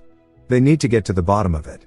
Every single person in the room begins to look over at Boy, and Boy says that for all his life, he has been receiving training to prepare for the apocalypse. After a bit of explaining, Boy holds up the picture, and they understand now that it's the only thing he brought with him. Necklace says, to be honest, that picture alone isn't enough for her to trust him, as it's something that could have easily been forged. The fact that he said he was training in a basement his entire life, along with knowing the apocalypse was coming, is all very sus. Boy starts to think that this is why he doesn't like humans. But Necklace instantly says, regardless of all that, after everything he's shown them today by killing the monsters, she's sure nobody here will doubt him after seeing what he's done. Boy is feeling mixed emotions, and out of nowhere, Glasses tries to punch him. He dodges it, and she's surprised, saying she didn't actually think he would do it. He begins to walk toward her, and she gets scared, saying that she believes him and she's sorry. Bomb says he also believes him. When he was treating Boy, his body was covered head to toe with scars. To be honest, for someone of his age, or even just a normal person, the number of scars is unthinkable. He can't imagine how much pain he went through. Haru asks Boy how he got so many scars. Boy looks down, saying he got more and more as he tried to escape the basement. She realizes how hard of a life he's lived until now and says it must have been quite tough. But he says no. These scars are proof that he has fought, and he doesn't think of them as difficult memories. Mario says he doesn't believe him, asking how he knew the apocalypse was coming, and if he did, why didn't he let others know? They could have prepared if he had told them. Boy says his father mentioned that humans were the enemy, so he didn't even consider cooperating with them. He doesn't really trust them either. But when he needed it, they helped him. That's something he didn't expect. He doesn't know why his dad taught him that all humans are evil, but at the very least, he doesn't think these people are bad. Necklace says whatever the case, he's important to them since he's the only one who can defeat the monsters. As we see, they've collected them in a box. Mohawk sighs, saying it would be nice if they could also feel where the weak points are, then he'd whack their cores and get rid of them. The Guardian says maybe Boy will be able to gain more information about the monsters if he finds his mother. Mario asks what they even plan to do with that information, saying they don't know if they'll even be alive tomorrow. Above ground is a whole different experience. Fortunately for them, the entrance is covered up by the destroyed building above them, so this place is relatively undetectable by the monsters. The monsters would have to go deep within the broken building where there's barely any light and get past all the debris blocking their path to find the entrance. But that's all. As he said, they were fortunate. It's not unlikely for the monsters to come in and attack again. Mohawk says he shouldn't be so pessimistic, at least they have enough rations. When they head to their food closet, they see debris has cluttered it, destroying everything. Mohawk asks if this is really the right place, and the Guardian says it's worse than they thought. Glasses quickly runs in like a demon, grabbing a can of food and sneaking off with it at Mach 4. While everyone is reorganizing their thoughts, Balm says that now that it's come to this, they need people to go up to the surface, asking for volunteers. Mohawk says he'll do it, staying underground for over a week is suffocating.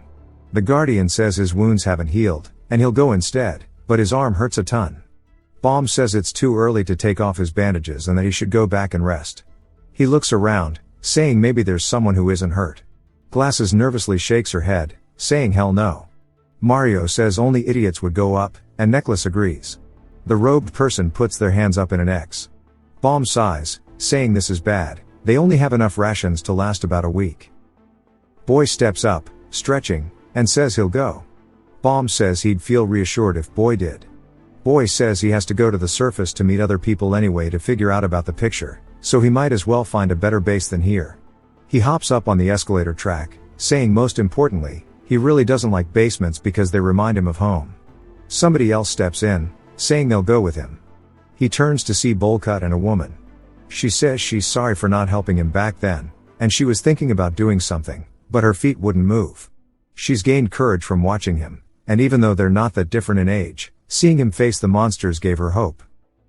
Bullcut agrees, saying that's right, even if Boy was trained, he still put his life on the line to protect them, and Bullcut would have run if it were him. Balm asks if anyone else wants to go and looks over, seeing Haru slowly walking forward, shaking. He says he knew this would be too hard for her. Bullcut and the woman both ask if Boy is ready, then sit there nervously, waiting for his reply. He asks them what's wrong and why they're staring at him. He's only wearing his shorts. They tell him he should probably wear something else. Necklace hands him something, saying she stitched some clothes for him while he was asleep. He's surprised, and she says it's an honor. She might not look like it, but she's a first-rate designer. There was a time when people lined up to wear her clothes, though it doesn't matter now since her clients are gone. Boy starts to get a different feeling. When his father used to give him clothes, Boy often told him he heard that on the surface, people wore all kinds of clothes. He'd ask his father why he kept bringing him dirty ones, asking if there was anything else. When his father showed him the closet, it was filled to the brim with the same shirts, and his father would tell him not to be disappointed, that he was the same as him. Boy says that wearing new clothes is something he's always wanted, and he thanks Necklace. She begins to smile, saying she can't believe his first piece of clothing is hers, and that he won't be satisfied with the clothes he'll wear for the rest of his life. Haru tells him to wait, saying she has something to ask him. Boy starts to take his clothes off in front of everyone. She sits there completely confused, and he asks her what's wrong while holding onto his clothes. Haru still stands there, absolutely dumbfounded, while the rest are in shock that Boy has no fear of the public. Haru starts to look down, and she gets hella flustered and begins to panic. She grits her teeth and screams at Boy, calling him a pervert. She tries to hit him, but he dodges it, asking what she's doing all of a sudden. This causes her to lose her footing, and she stumbles forward, screaming again. Bullcut sees the scar on her forehead as she falls to the ground right below Boy. Boy is confused, and she sits there, still shaking because she's flustered. He asks her why she's not standing up, and she yells at him, telling him to hurry up and put his clothes on. He says okay, still not understanding humans, and we see Boy is now dripped up, looking clean. The Guardian says, come to think of it, I wonder how the monsters knew to attack this place, saying it might have been a coincidence. Glasses notices something and sees that those people were cooking, spotting the lighter. She picks it up, saying it's all hers. Boy tells her it could have been because of the food, as the monsters are attracted to fire. Both the Guardian and Balm can't believe the monsters had such a characteristic. Boy tells Glasses not to even light it up by accident, or the monsters will come, just like they did last time. She hands it to Haru, who's confused, as Glasses tells her it's a present, then quickly runs away. Bullcut says he remembers now, recognizing Haru as a track athlete. She asks how he knew that, and he says he thought he saw her somewhere before and recognized the scar. It's very distinct, and it always looked cool when she was running. In her mind, that scar holds deep meaning. She clenches her fist, saying no, it's not a cool scar. To her, it holds a much heavier weight. It's a reminder that she's not a coward. We see her in a flashback, going to school. Someone calls out to her, and she turns to see her parents in a car, saying they'll be rooting for her in her middle school debut, hoping she hangs in there, and telling her they love her. Her little brother also says to hang in there. She quickly pulls her hood up, and they ask why she's not saying anything. She awkwardly walks away, and her parents laugh, asking why she's being so quiet. They wonder if she'll even fit in here. She used to be such an energetic child, but ever since that accident, she's become so scared that it's hard for her to go about her daily life. We see the memory of her as a child, a man holding her with a knife in his hands, while her parents watch in terror. She bit the man's arm, causing him to let her go, and she fell to the floor. He began to approach her, and as she watched in horror, she knew she was done for when he raised the knife and slashed it across her forehead. That's how she got her scar. Her eyes went blank from absolute fear, and she fell unconscious. When she woke up, bandages were on her head, and her parents were surprised to see her awake. She sat there panting, and they told her it was okay, they caught the guy, so she could finally calm down. But in her mind, she still saw him standing before her, and her wound began to reopen. In middle school, she grew her bangs out to cover the scar so she wouldn't stand out. We see some classmates talking to her, and she glances out the window, haunted by the memory of that day. Some people ask her what she's scared of most. Her heart starts to race, and she says she's scared of dying. Her friends look at each other, confused, saying they were talking about scary movies. We jump to track practice. One of the teachers is clicking a stopwatch, saying it's time for the next runners.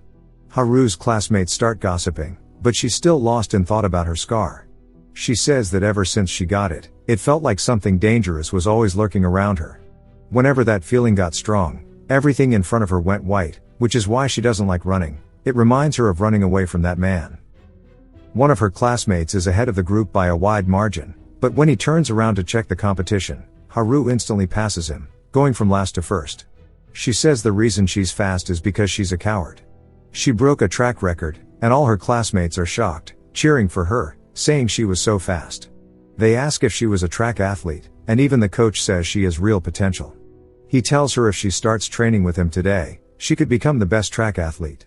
She thinks about it, realizing that running from that memory pushes her forward. She grits her teeth, saying she'll do it. The track coach has all her trophies on the wall, and we learn that Haru broke several records in her 2 years as a track star. We see her in her track uniform, greeting someone, and a man asks if he can take pictures with her. But before she can answer, the coach says of course. The man grabs his phone, saying it's quite an honor, he's a fan of hers. He says the photo won't show up well unless they're close, so he puts his arm around her. Haru instantly has a PTSD attack, remembering that moment with the man who scarred her. She pulls away from him, gasping for air, and the man looks annoyed at her. He says that made him feel bad, and he didn't do anything wrong. Her coach tries to calm him down, saying she's just strange and that hopefully, he understands. The man says he can't believe someone so famous has something so wrong with her. Back at her house the next day during breakfast, her father asks why the internet wasn't working, and her mother tells him to stop using the phone while they eat. He laughs, saying it's his fault. He then asks Haru how everything went with the reporter yesterday, but she doesn't answer. Her father says he never knew she was so talented at running, now he can watch his daughter on TV. Haru finally speaks up, saying it's because of the incident, that's the reason she became good. We see it still bothers her, and her father notices too, making a sad expression. She says that when she runs, she always thinks about that incident, it makes her faster, and that's why she started running. She thought if she kept running, she'd get used to it and get rid of her cowardly personality. But in the end, it didn't matter, she's still a coward. We see her getting ready for school, putting on her armband and hoodie. Her father says she doesn't have to fix it, it's fine to be a coward. She wants to tell him he's wrong, that it's not okay at all, and that people will treat her like shit because of her strange personality. They'll hate her for running away from everything. It's just like that guy said, there's something wrong with her. At least, that's what she's thinking. She says it's fine, and her father doesn't need to force himself to make her feel better, since it doesn't bother her. As she walks away, he quickly gives her a hug. She genuinely hates feeling this way, but her father says he wasn't trying to make her feel better, he was just telling her the truth. It doesn't matter if she's a coward or not. Nothing has changed, either before or after the incident. She begins to feel warmth, and he says she's their daughter, and they love her the most in the world. She doesn't need to hide it anymore. He pushes her bangs back, looking at her scar, saying it's a reminder of how brave she was in that moment, and that she should wear it with honor. She begins to cry, absolutely bawling her eyes out. She says people didn't like that she was a coward, and that's why she tried so hard to change herself, but those were just the thoughts of people who didn't know her. Those close to her, like her parents, embraced her regardless. Her brother starts picking on her, calling her a crybaby, and her mom tells him to stop yapping and just get ready for school. Haru says her father told her there wasn't anything wrong with her, and that mattered a lot to her. Her father says she needs to make a promise with him, a promise that she won't cry the next time she thinks she's a coward. He sticks out his pinky. She thinks about it and says okay. Her mother says they'll be back, they're going to take her brother to school. They're all having a wholesome family moment until all hell breaks loose. As soon as the door opens, the entire front of the house is obliterated by something, and her father watches as his wife and son are killed instantly, bodied by the debris from the attack. We see what destroyed her house was none other than the absolute unit we saw when the monsters first came to Earth. Her father is panting heavily, throwing the debris away, trying to find their bodies. After a bit, the horror sets in of what he just lost. Haru calls out to him, which makes him snap out of his thoughts, and she asks what happened. He says that her mother and brother are under the debris. We see her horrified, staring at something. It's her father, who lost his leg from the debris, yet still made it all the way over to them. She quickly runs to him, but he yells at her not to get any closer, as what lies in front of him is her mother's bloodied hair. Haru begins to tremble in shock, falling to her knees. She starts to recall both her mother and brother's faces, becoming overwhelmed by a swirl of emotions ranging from fear, panic, and anxiety. Her father tells her that she can escape, snapping her out of her thoughts. He says he'll stay with her mother and brother. She screams, saying no, he can't say that, and asking how she's supposed to leave him behind. He says he's the only one she has left, and she won't run away, because if she runs now, she'll never be able to forgive herself. Her father knows he can't escape as he watches the monsters chase down the citizens. Haru stands up, gritting her teeth, saying she won't run away. But she begins to get a PTSD attack, seeing multiple shadowy figures running at her. Her heart races, and we see in her eyes that she's starting to panic. As her father slowly turns to her, the shadowy figures begin to envelop them both. When she finally makes eye contact with him, she sees a bright light behind him, but it doesn't matter. The shadowy figures completely swallow her whole, causing her to lose her balance, and I'm assuming she falls unconscious. She reflects, saying her father once told her it was okay to be a coward and that nothing was wrong with her. But he was wrong. It turns out she actually abandoned her father. She ran away after telling him she'd stay, and after that, again and again and again, just as we've seen her do before. While everyone is cheering for the group going to the surface with Boy, he looks back at Haru, who's standing there, cowering on the floor with her hoodie on. He turns away, and they begin heading up the escalator. She struggles, heavily debating whether to go or not, gritting her teeth and taking off her hoodie. She says she's ready and starts getting closer and closer to Boy, eventually passing him by running up the escalator. He's surprised. She stops in front of him, panting, and raises her armband, saying she won't run away anymore, and that she'll go with them. We see in her eyes that she is full of resolve. On the surface, there's a weird drone creature, and a stick bug, and everyone makes it up top. They hide in the alleys, waiting for a safe moment to cross. Boy tells them to wait as he watches the monster slowly crawl away. Haru sits there in fear, but they continue moving through the alley. Boy says they can talk now that it's safe. The woman sighs, saying she thought her heart was going to explode, and Bolcut says he thought they'd be eaten for sure. He wonders how the map is coming along. We learn that before they started, Boy gave Haru a paper, saying they have to make a map. He says it's as important as finding food, as they'll be able to plan ahead if they figure out where resources are. All she had to hear was the word important, and she said she'd do it since she knew that old neighborhood so well. But we see her blankly staring at the paper, realizing the city has turned into such a wasteland that everything she knows is useless. The roads that were once super easy to walk are now much harder because the ground has changed.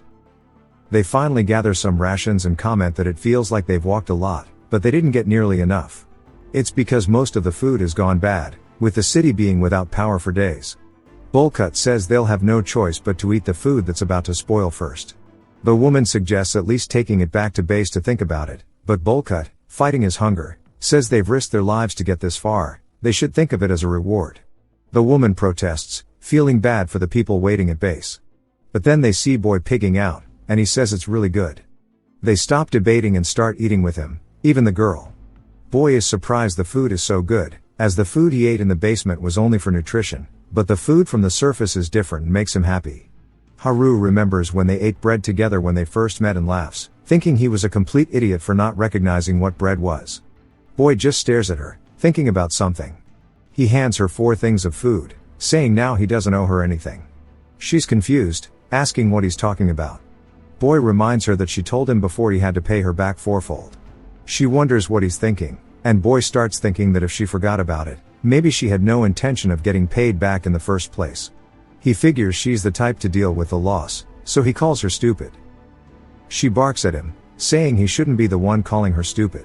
As they venture further into the city, Boy leads the way. We learn that before they left, he told them one crucial rule to keep in mind on the surface: they must never get discovered by the monsters. If they do, they'll have to fight, and even though he can get rid of them, the noise from the battle will attract more monsters. If that happens, they'll be swarmed by an endless horde. As they walk forward, we see a monster watching them from a rooftop. Boy notices the shadow and turns, remembering his warning: they must never, ever get caught. The monster falls into the ground right behind them, and Boy turns, seeing it directly behind Haru.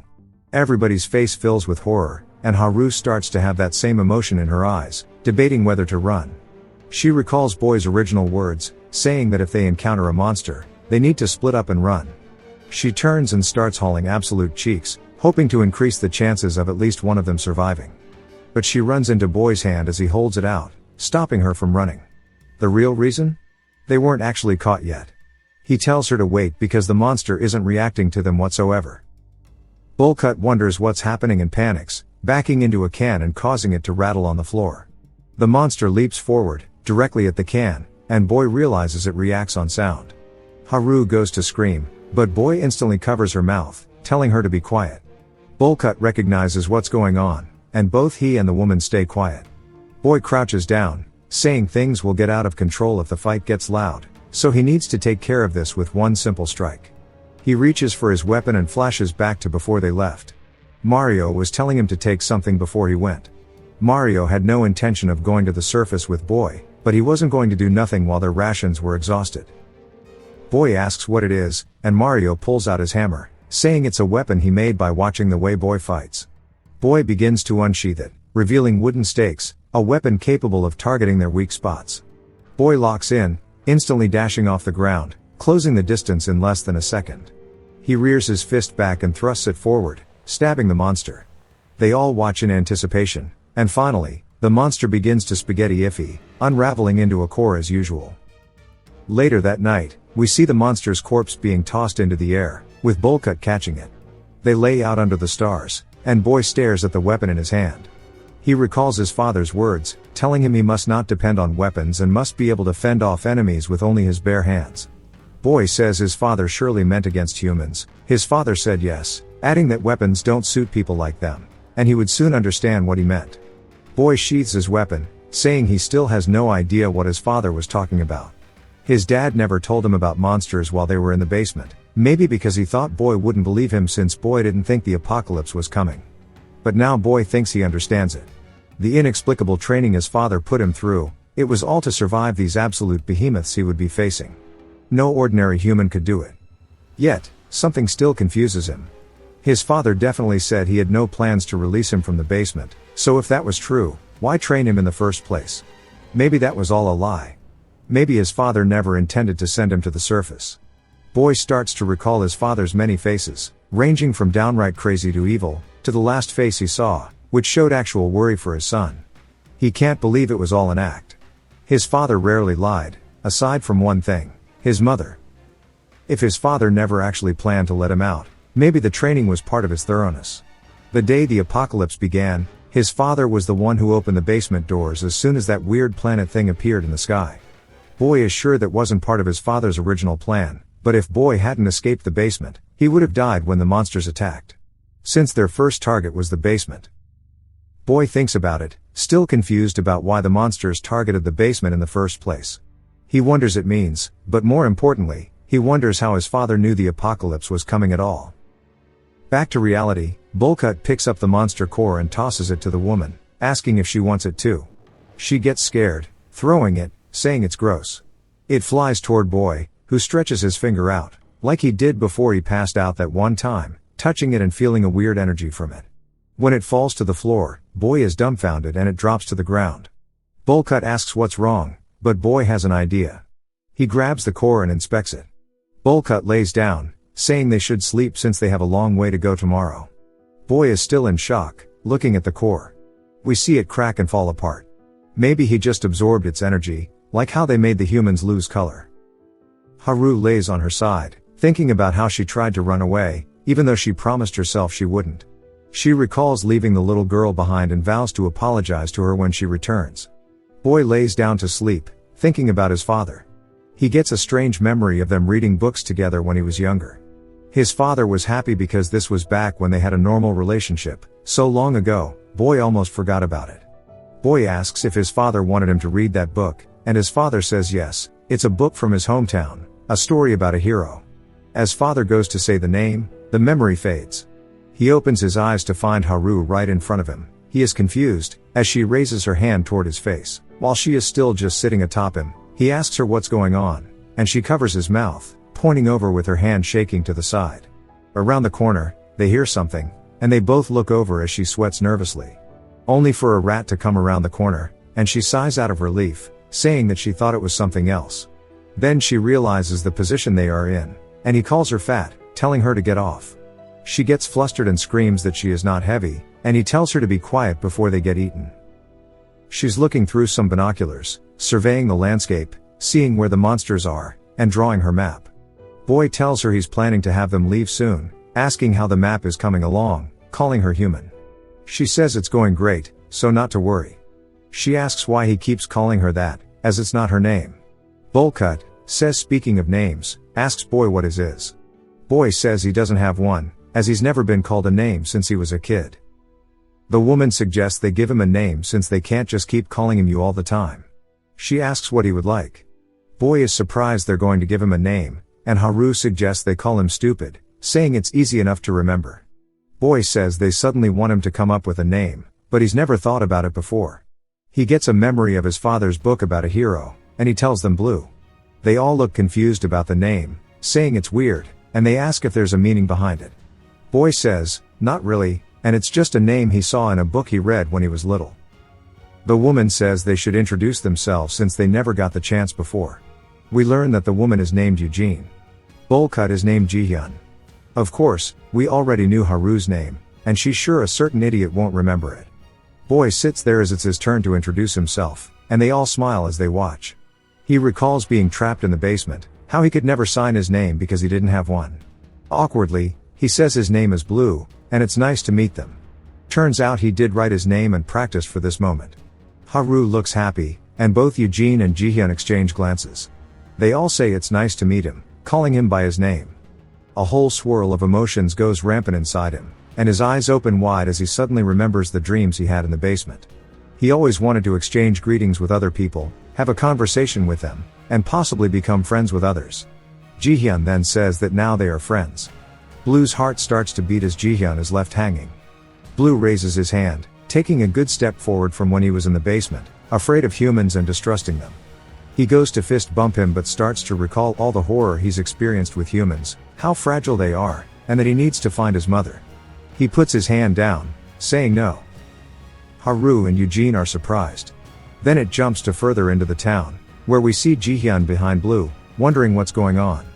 Blue says that if it weren't for the apocalypse, he could have been friends with them, but finding his mother is his first priority. It's not the time to make his dreams come true. They hear a loud scream from a human, and they turn to see a guy being eaten by the Guak Guak 9000, and he screams for it to get off him. Eugene steps up, and Blue tells her to wait, asking what she's thinking. She says they need to help him because he might die if they don't. Haru and Jihyun both look nervous. Blue says no. The fact that they hurt him means the other monsters are on their way.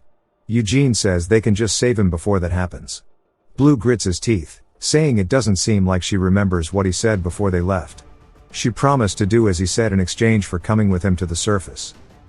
Eugene grits her teeth as the man continues to scream. She instantly jumps off, going to help him, and Blue calls her an idiot. Eugene grabs a stick off the ground and charges at the man, surprising the survivor, and she stabs the monster in the back. Since she can't pull it out, she throws the stick to the floor, causing the monster to get some distance. The guy is surprised that there are other people, and Eugene tells him to shut up, saying they'll take him somewhere safe. The man yells for her to watch out as the monster flies directly at her, and right before it bites her, Blue comes in, saving her by stabbing it in the back, causing it to unravel into strings. The guy asks how he did that, and Blue, angry, asks Eugene if she has any idea what she just did because she has now put every single one of them in danger. A bit later, they ask the guy how his condition is, and he says that his leg is broken. So he thinks one of them has to help him, and Blue says that he knew this shit would happen. His instincts start to kick in as he hears monsters, and he says they must have come due to the fight. Then, Blue tells the man, no, they cannot help him anymore, and they've put themselves in enough danger by saving him from the monster. He then tells Eugene that if she really wants to help him out, he doesn't care, but in that case, she should not follow him ever again. He reminds her that she promised to do as he said in exchange for coming with him to the surface. Jihyun looks worried and tries to convince Eugene, saying Blue is right. They don't have time to be worried about others, and he begs her to come back for those waiting in the basement. She starts to stress, thinking about it, and we see her hand shaking. She says, fine, she'll listen to them. Blue is surprised, and the man asks with whose permission, yelling, how dare they leave him? Blue looks worried that he is being too loud, and the guy says that if they leave him, he'll die and that this is murder. He begins to scream loudly, saying these guys are killing him. Blue tells him to be quiet since he's too loud, and the monsters instantly start running in. The ground begins to shake, and the man starts to sweat nervously but then begins cooking something up. In a panic, Haru asks Blue what they're meant to do, saying they're coming in from all directions. He says they haven't even seen the worst yet, and they should escape quickly since they haven't been caught. They confirm there weren't monsters in the direction they came from, so as long as they go the way they came, they'll be fine. The man puts a cigarette in his mouth and starts to spark up his lighter. Blue asks him what he is doing, and he points to the side. They look over to see they're in a smoking area. Jihyun says to wait, that's not what they're talking about, and he doesn't think the man is aware, but if he lights up fire, the monsters will come. The man says he is aware, and he knows they'll come to the fire, revealing that he accidentally destroyed the place he was hiding in. Jihyun asks why, and the man lights up the fire. The monsters instantly hone in on the heat and start coming in from all directions, jumping from rooftop to rooftop in actual hordes. The man lets out smoke and looks up at it, saying he should be allowed at least one cigarette before he dies. As the smoke dissipates, we see monsters coming in from the top rope. Blue grits his teeth and yells, telling everybody they need to run as the man gets instantly eaten by the monster. They start to swarm Blue as well, and he reaches for his stakes, pulling them out and readying himself for the fight. Jihyun and the rest begin to haul cheeks, with Jihyun's face completely stricken with fear, and when he looks up, he sees Haru just standing there. He wonders why she's not running, so he turns around to see Blue has stabbed one of the monsters in its core and plans to fight them. She wonders why he's not running away. Blue dodges another strike by going under it, and as soon as he regains his footing, another strike comes in. He dodges it, looking for the monster's weak spot. He begins to focus and spots it on the side, quickly stabbing it. He does this to two more monsters in quick, rapid succession and then backpedals to create distance as even more begin to run at him. But then a rock gets thrown from behind, and Blue is surprised to see Jihyun trying to create a distraction. Blue asks why, saying he told them to run, and Jihyun screams, no, asking why he thinks they just leave him here and why he's not running away. Blue starts to think about why he's not running away and tightens the grip on his weapon. Blue says he thought they would die if he ran away, but he's actually enjoying Jihyun's and Eugene's company. They both start to square up with the monsters, holding them off with pieces of wood, as Haru watches from afar, not doing anything. There are quite a few cores on the floor now from the monsters, and another one gets turned into one. Blue yells again, saying they need to run, and Jihyun says it's okay as there are fewer monsters than before. If this is all they have to fight, then they might be able to return to the base together. But their luck is about to run out as a humanoidish monster appears covered in red hands. Blue stares blankly because when he looks at the weak points, he sees there are 4, and the face of the monster looks like it's glaring directly at him, even though its eyes are covered. Jihyun turns, asking what's wrong, and he sees all of the monsters bowing around the female humanoid monster. Jihyun's heart sinks, and Blue yells to run. When Jihyun turns back around, he asks, "What?" And we see somebody's heart inside of the monster's hand, and it's still beating. Jihyun's hands drop his weapon, as we see he was the one who lost his heart. Jihyun's limp body falls to the floor. F in the chat for Jihyun. He was starting to grow on me. Haru's knees also fall to the floor, and she starts to cry, screaming, "No!" Eugene screams out his name as well, and Blue stands there looking at his corpse, starting to feel emotions that are foreign to him. He grits his teeth and thrusts his weapon forward toward the humanoid monster's chest. She gently raises her hand, tapping it, and his stake shatters instantly in front of her. Even though she doesn't have a face, it looks as if she's giving a condescending stare. Then she flicks her finger, hitting Blue in the chest, sending him flying across the ground. He manages to catch his breath, but it's very shaky, and he begins to spit out blood, saying that his bones are broken, as his ribs are now all cracked. The monster squeezes Jihyun's heart in her hands, bursting it. His blood begins to run down her arm, and she absorbs it into her skin as yet even more red hands come out of it. It turns out this is what those red hands symbolize. She points behind her, and more monsters begin to follow her instructions, charging directly at Blue. Eugene and Haru both sit there crying, full of panic, and Blue says they need to run now. He stands back up and starts to walk forward. Haru's heart begins to beat so fast, she says it feels like it's going to explode, but she can't run away.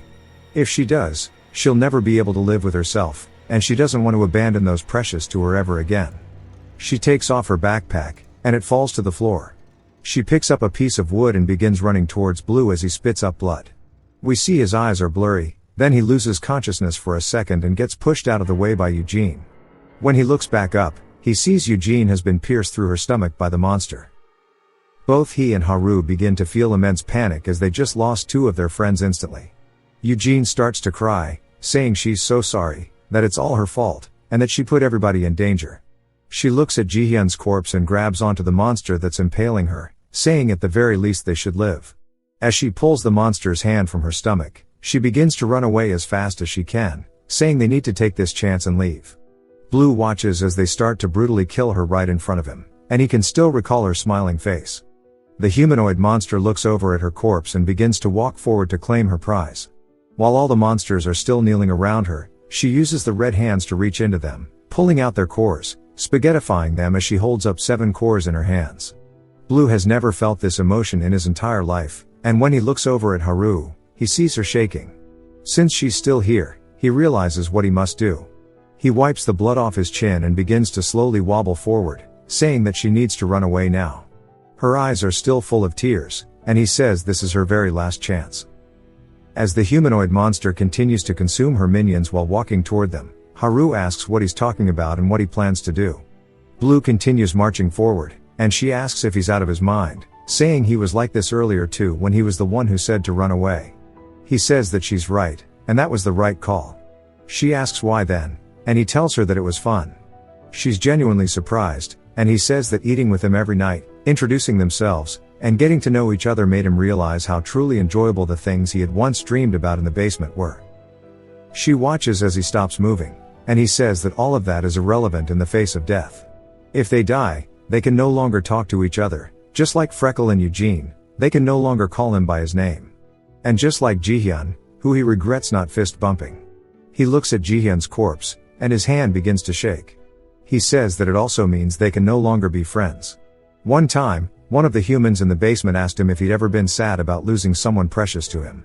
At the time, he said no, but now he thinks he might understand. So she should run away. She watches as he turns around, and he says that he no longer wants to see anybody else die. His eyes are full of tears. Haru then drops her weapon as she starts to panic, unable to make a decision, while she's riddled with fear, and the monsters slowly stretch out towards Blue. She realizes that she's soon going to lose him, saying it feels the same as last time, just as when she couldn't do anything as she watched her father. Tears begin to roll down her face as she sees an overlap between her father and Blue, both telling her to run away, sacrificing themselves for her. The only question she has in her mind is why. Because they are saying the same thing, she knows how this will end. She screams, telling Blue that she's made up her mind and she won't run away anymore. She doesn't want to ever relive that moment again, the moment when she had to abandon her father. Rather, she didn't have to, but she chose to because she was a coward. She says that she's too scared to remember how he looked at her in his final moments. He was one of the only people who understood her, telling her that it was okay to be a coward and that it wasn't her fault. Yet she still ran away, abandoning him, and now she's here shaking, saying that she's scared. She wonders if maybe her father hated her in his last moments. She keeps having her PTSD episode, even as Blue says he can't believe she's not going to run away on her own. Although she's contemplating it, Blue says that he knew it, that she is the type to take her losses. These words alone clear the doubts in her mind. She starts to recall the exact expression her father had in his last moments. He was smiling at her, as he was proud of his daughter. She begins to overcome her fears and doubts, walking through them, saying it's a relief because even in her father's last moments, he loved her. That's more than enough for her to understand that she shouldn't let this guilt eat her up. She recalls her father telling her to promise him that she won't cry the next time she thinks she's a coward. She looks up at her father's smiling face, sticking out his pinky. She hesitates for a second, but then seems really happy, saying, "Okay," and locks pinkies with her father, making the promise that she won't cry ever again when she believes herself to be a coward. She already failed that shit. As Blue readies himself to accept death, Blue says that she already told him before that it's all over if they die. He doesn't want to see her die like Jihyun and Eugene did. She continues pushing toward him, telling him to stop looking down on her, asking who he thinks is going to die. Blue still doesn't understand what's going on through Haru's mind. But Haru says that she will live no matter what and that it won't be all over. She dumps gasoline onto the floor and begins to coat her shoes with it, saying that they'll be able to have even more conversations if they live and call each other by their names. Blue's heart starts to race. Haru then raises her hand, and Blue's heart races even more. Holding a lighter, she says that this means they can end up becoming friends. She then sparks the lighter as the monsters devouring Eugene turn toward the sound. Blue starts to feel anxious, asking her what she's doing. She tells him not to give up, saying they'll live no matter what. Now that the lighter is ignited, she drops it beneath her and says that she always ran for her own sake, but from this moment on, the fire ignites, creating a trail of flames beneath Haru. As she begins to burn herself, she says she plans to run for the sake of others. Getting down into a sprinting stance, the monsters start to make their way toward her. She tells Blue that she'll see him back at the base and calls him by his name, but he still stands there in disbelief. As all the monsters charge toward her, we see her beginning to run, luring them away as they are attracted to the heat. Each step she takes leaves a puddle of fire behind as her shoes slowly begin to wear down. She doesn't stop running, even as the monsters get closer. One of them goes for an attack, but she manages to dodge under it. Another immediately comes for a follow-up, but she cartwheels to avoid it, regaining her footing in front of some rubble. She begins to make her way up, still leaving a trail of fire to lure the monsters away from Blue so he might have a chance to escape. She leaps off the top of the rubble, soaring through the air while the monsters are in hot pursuit. Blue watches Harris back as she runs away, then notices something as the humanoid monster is now turned towards her. As it's also attracted to the heat, it begins to move towards her. Blue blocks its path, asking where it thinks it's going. The monster comes to a stop, then Blue exhales, readying himself, saying that its opponent is him, while glaring at the monster. They have a stare down, and Blue realizes that it's strong. It doesn't even compare to anything that he's fought until now. He can see that this thing has multiple seeds within it. He can feel the life force overflowing from within. He coughs up some blood, saying he doesn't know how to defeat this thing. He's also not even sure if his body will hold up. He looks around for anything that can be used as a weapon. Spotting his on the ground, he starts to make his way over to it. As he reaches towards it, the humanoid monster kicks towards him. Blue manages to block it, but it hurts really bad. Then the monster crushes the weapon, and as Blue starts to regain his balance, Blue realizes that the monster was aware that his weapon was dangerous. As the humanoid starts to get closer, Blue says without a weapon, he has no way of aiming for its weak spots. He then remembers his father's words of he must not depend on a weapon, as weapons don't suit them, and he will soon understand what he's talking about. But Blue has no idea, saying that he needs to stop speaking like the Riddler. We then hear his father laughing, saying even without such weapons, they are still the strongest. Blue says that now that he thinks about it, his dad has never once used a weapon. Blue then starts to widen his stance, saying that this is something he learned from his father. He stretches his hand out, imitating it, saying that this is the strongest thing that he knows. As he's sure his father was the strongest human, so he will copy that. His father tells him to remember this, as this stance is simply to get him set up. Every organism carries a life force, the humans on the surface, even the beast and plants, even his father, and Blue himself. Blue starts to feel the power, and his father tells him that he needs to make sure to do this, as his hand is the path through which his life force flows, and he needs to focus on the ends of his fingers and pull the life force there. As his father's fingers start to do exactly that, his fingertips begin to have a blue aura to them, and once they are all at their maximum output, his father then throws up some gang signs, telling Blue that he needs to make this as well to manipulate that power within their bodies. We see Blue imitating it beside him, and he says that this doesn't make any sense, and he doesn't feel anything, and that he must be lying about this life force thing. His father says that he might not know this, but there will come a time where he can use it. As Blue starts to channel the aura towards his fingers, he recalls that every single time he has encountered life force thus far, and his father says that when he finally feels life force, then he will understand the importance of this stance. Blue's eyes start to glow as the life force continues swelling up inside him, as it's making its way towards his fingertips, as he is making the power his. He makes sure that his feet are well planted, and he wonders what this feeling is, as it's so hot. His body feels as if it's on fire, and he asks his father what will change if he can't feel the life force. His father laughs, while looking at him. On cue, the humanoid monster doesn't want to sit around and watch anymore. As it starts to walk towards Blue, it dashes off the ground. Blue's eyes, laser focused, follow its movements as it starts to move around him trying to confuse him, and he recalls his father saying that he would be able to move a tiny, very tiny bit more like him. As the monster comes in for an attack on Blue's back, he turns towards it, imitating the same movement we saw his father do. Blue starts returning with a fist hitting the humanoid directly in its stomach. His fist starts to sink into it, creating a dent, as he sends it flying backward. The humanoid starts digging its feet into the ground, stopping its momentum, but we can clearly tell it's reeling from the pain. Even though we can't see its expression, we can tell it's one of shock. While Blue is still locked in, he says that he can see it now, he can track its movements. His body is finally fast enough to react to it. It's as if everything besides the two of them has slowed down as some pebbles hit the ground in slow motion. The burning pain continues, and he says that it feels as if all of his blood vessels are evaporating. He sets aside the pain, saying right now he is certain that he can fight against this thing and be evenly matched. Blue stares at the humanoid's feet, waiting for it to make a move, as it's time for the fight to truly start. The humanoid takes a zigzag pattern towards Blue, who waits until the absolute last second to dodge underneath the attack.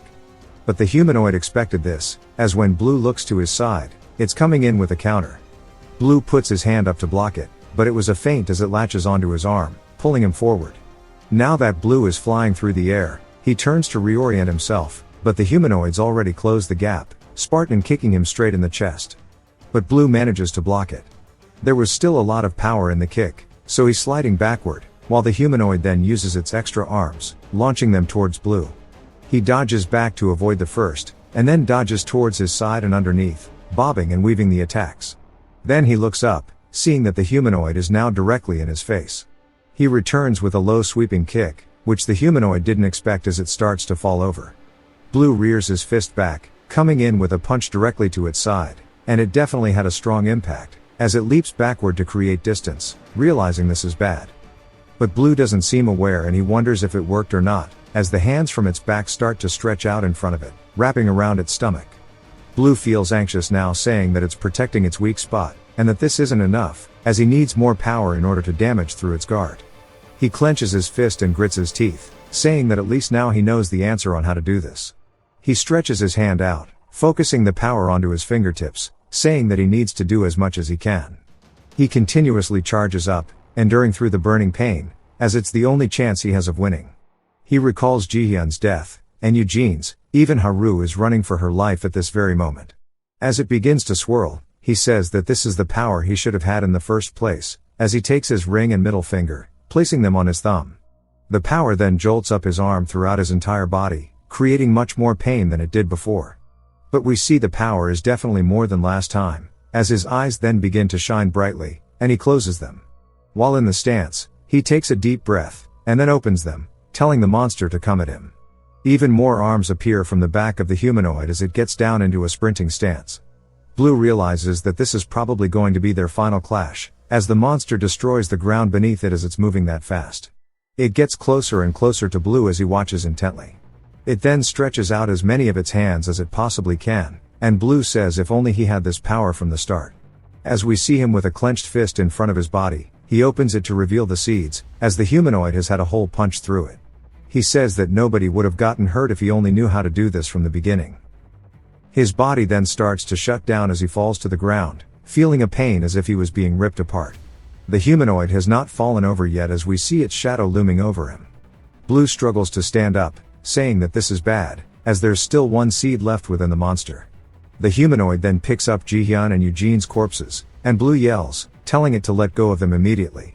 Backshots would sound like World War III. The humanoid then begins to regenerate itself. It then takes the chance to pick Blue up as he tries to fight it off. He begins to lose strength in his fingers, and his consciousness begins to slip out.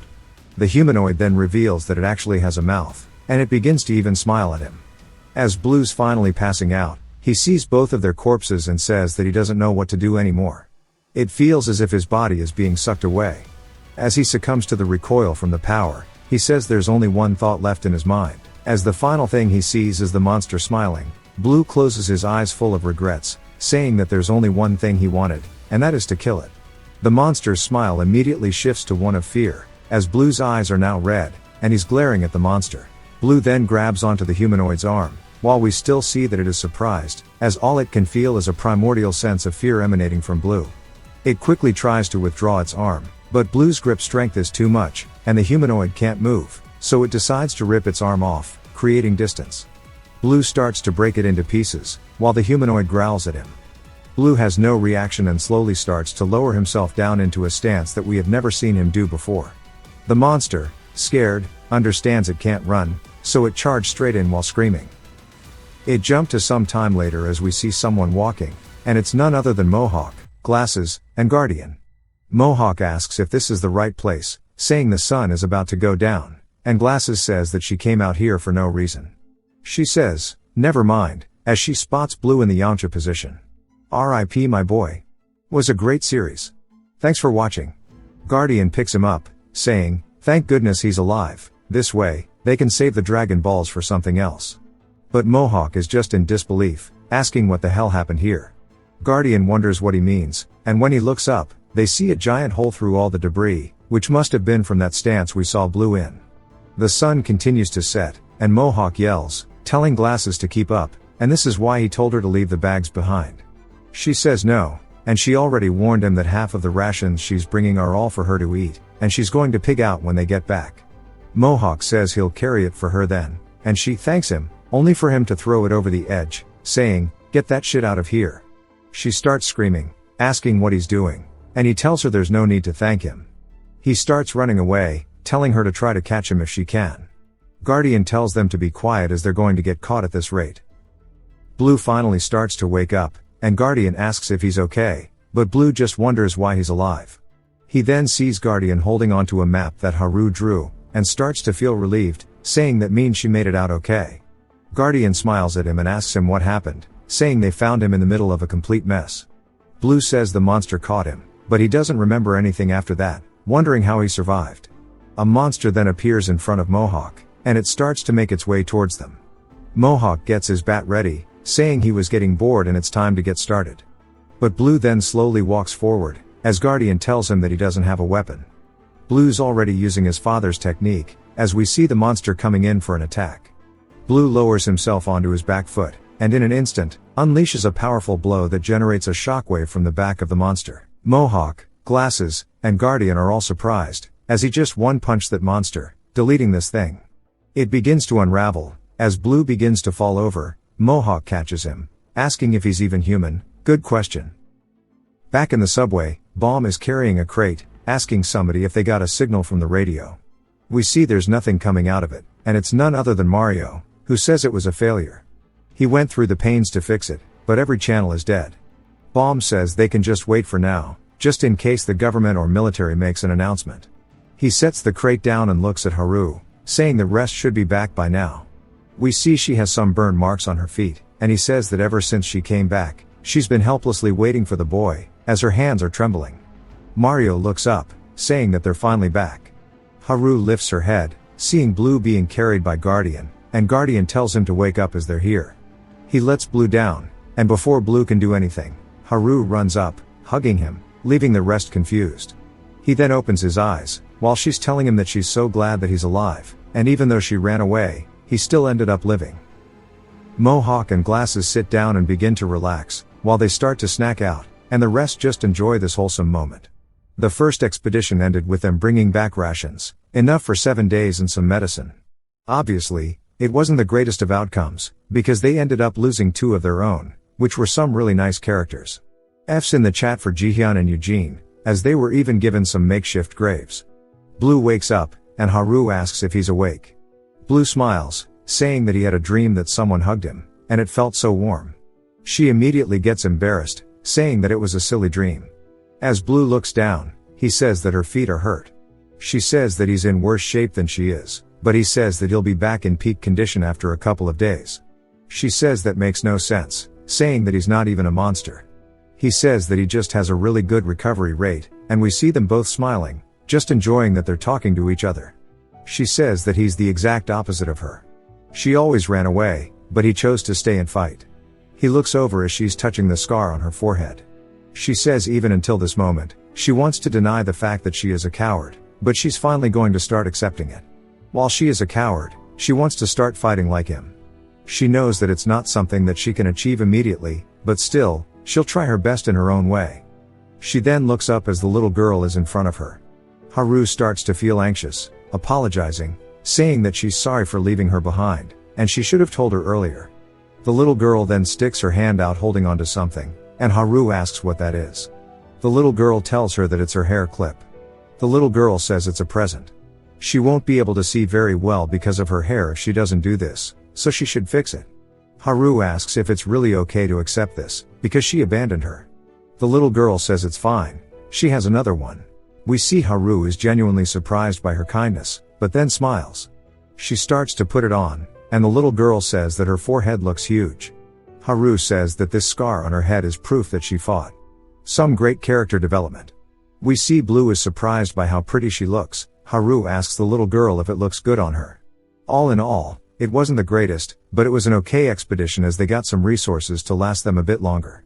Even in the midst of some loss and overwhelming guilt, they find the tiniest spark of hope.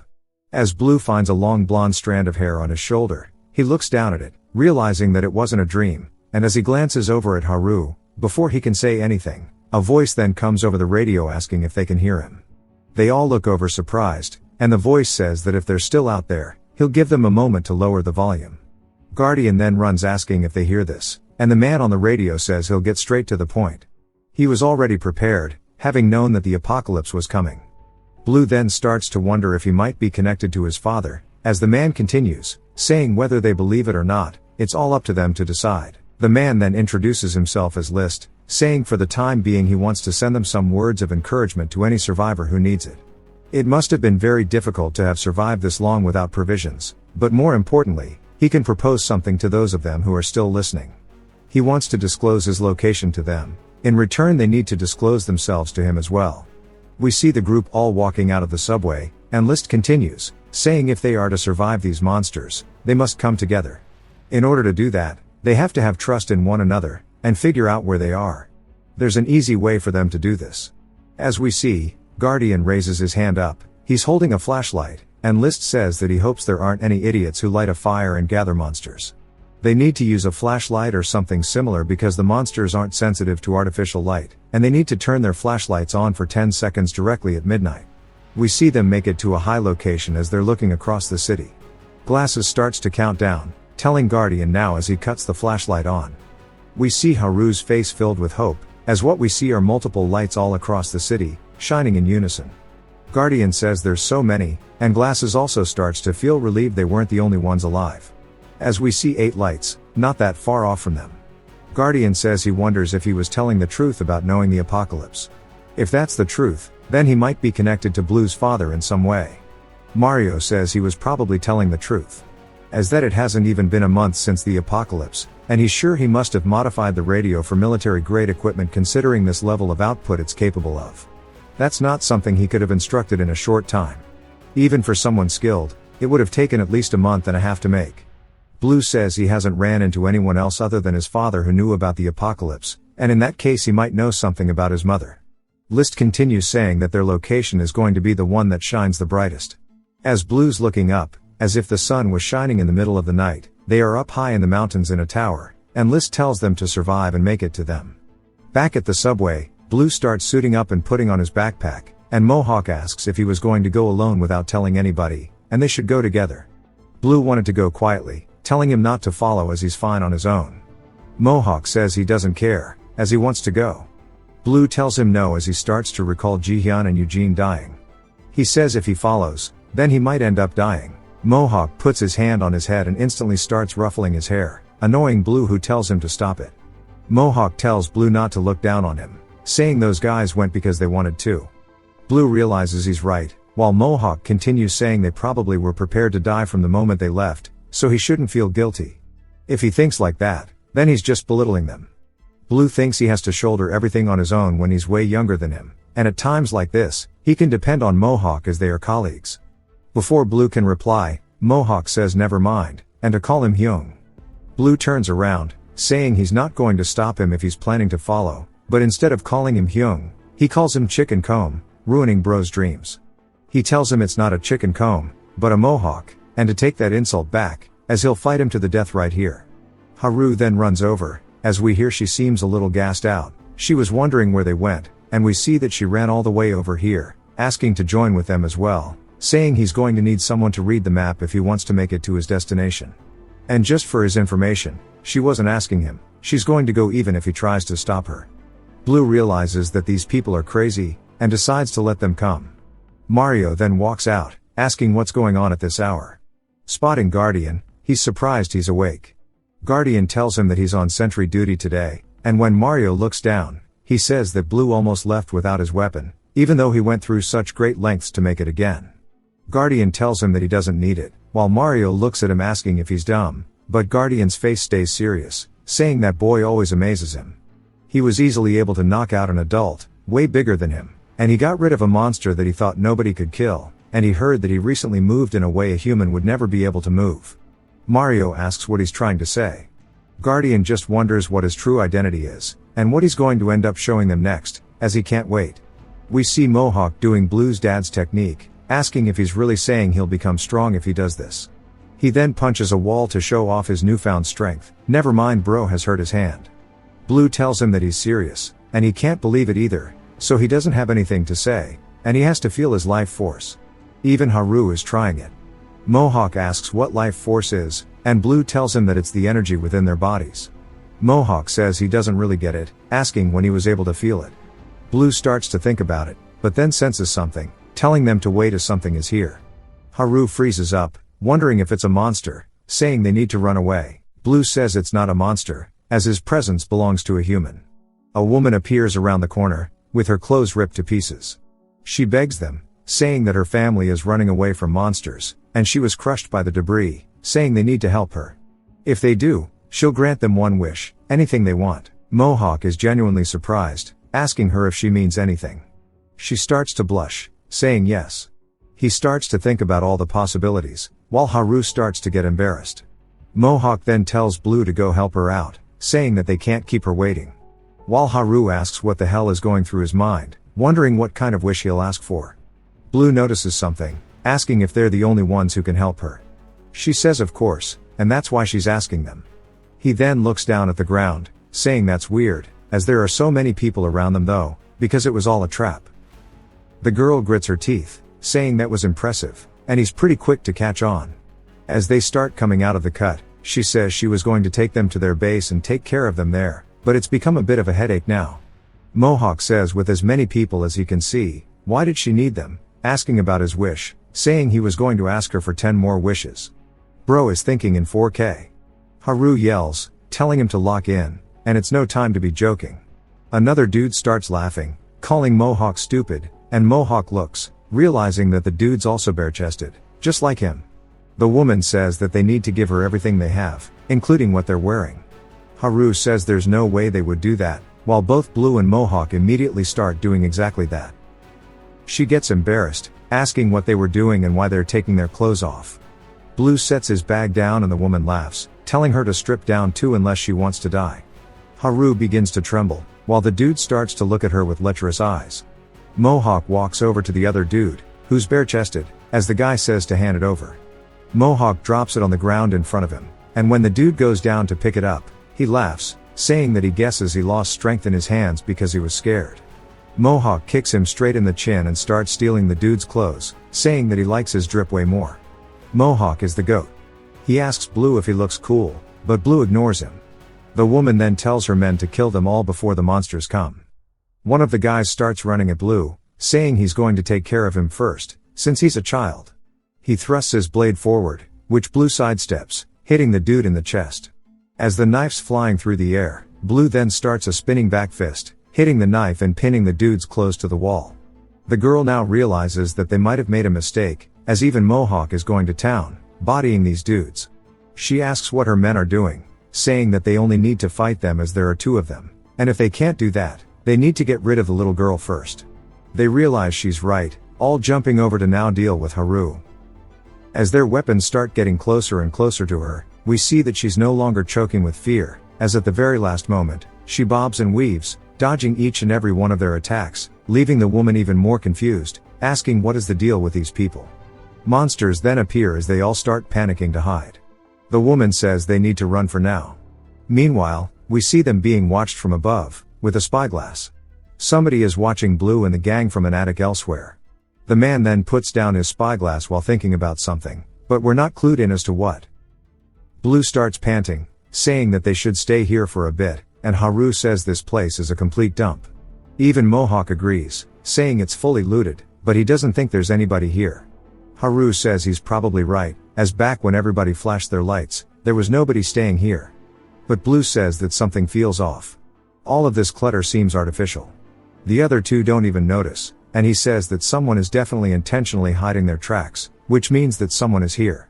Haru then steps inside of a trap, and before he can tell them to wait, they are both now hanging from the ceiling with ropes attached to their legs.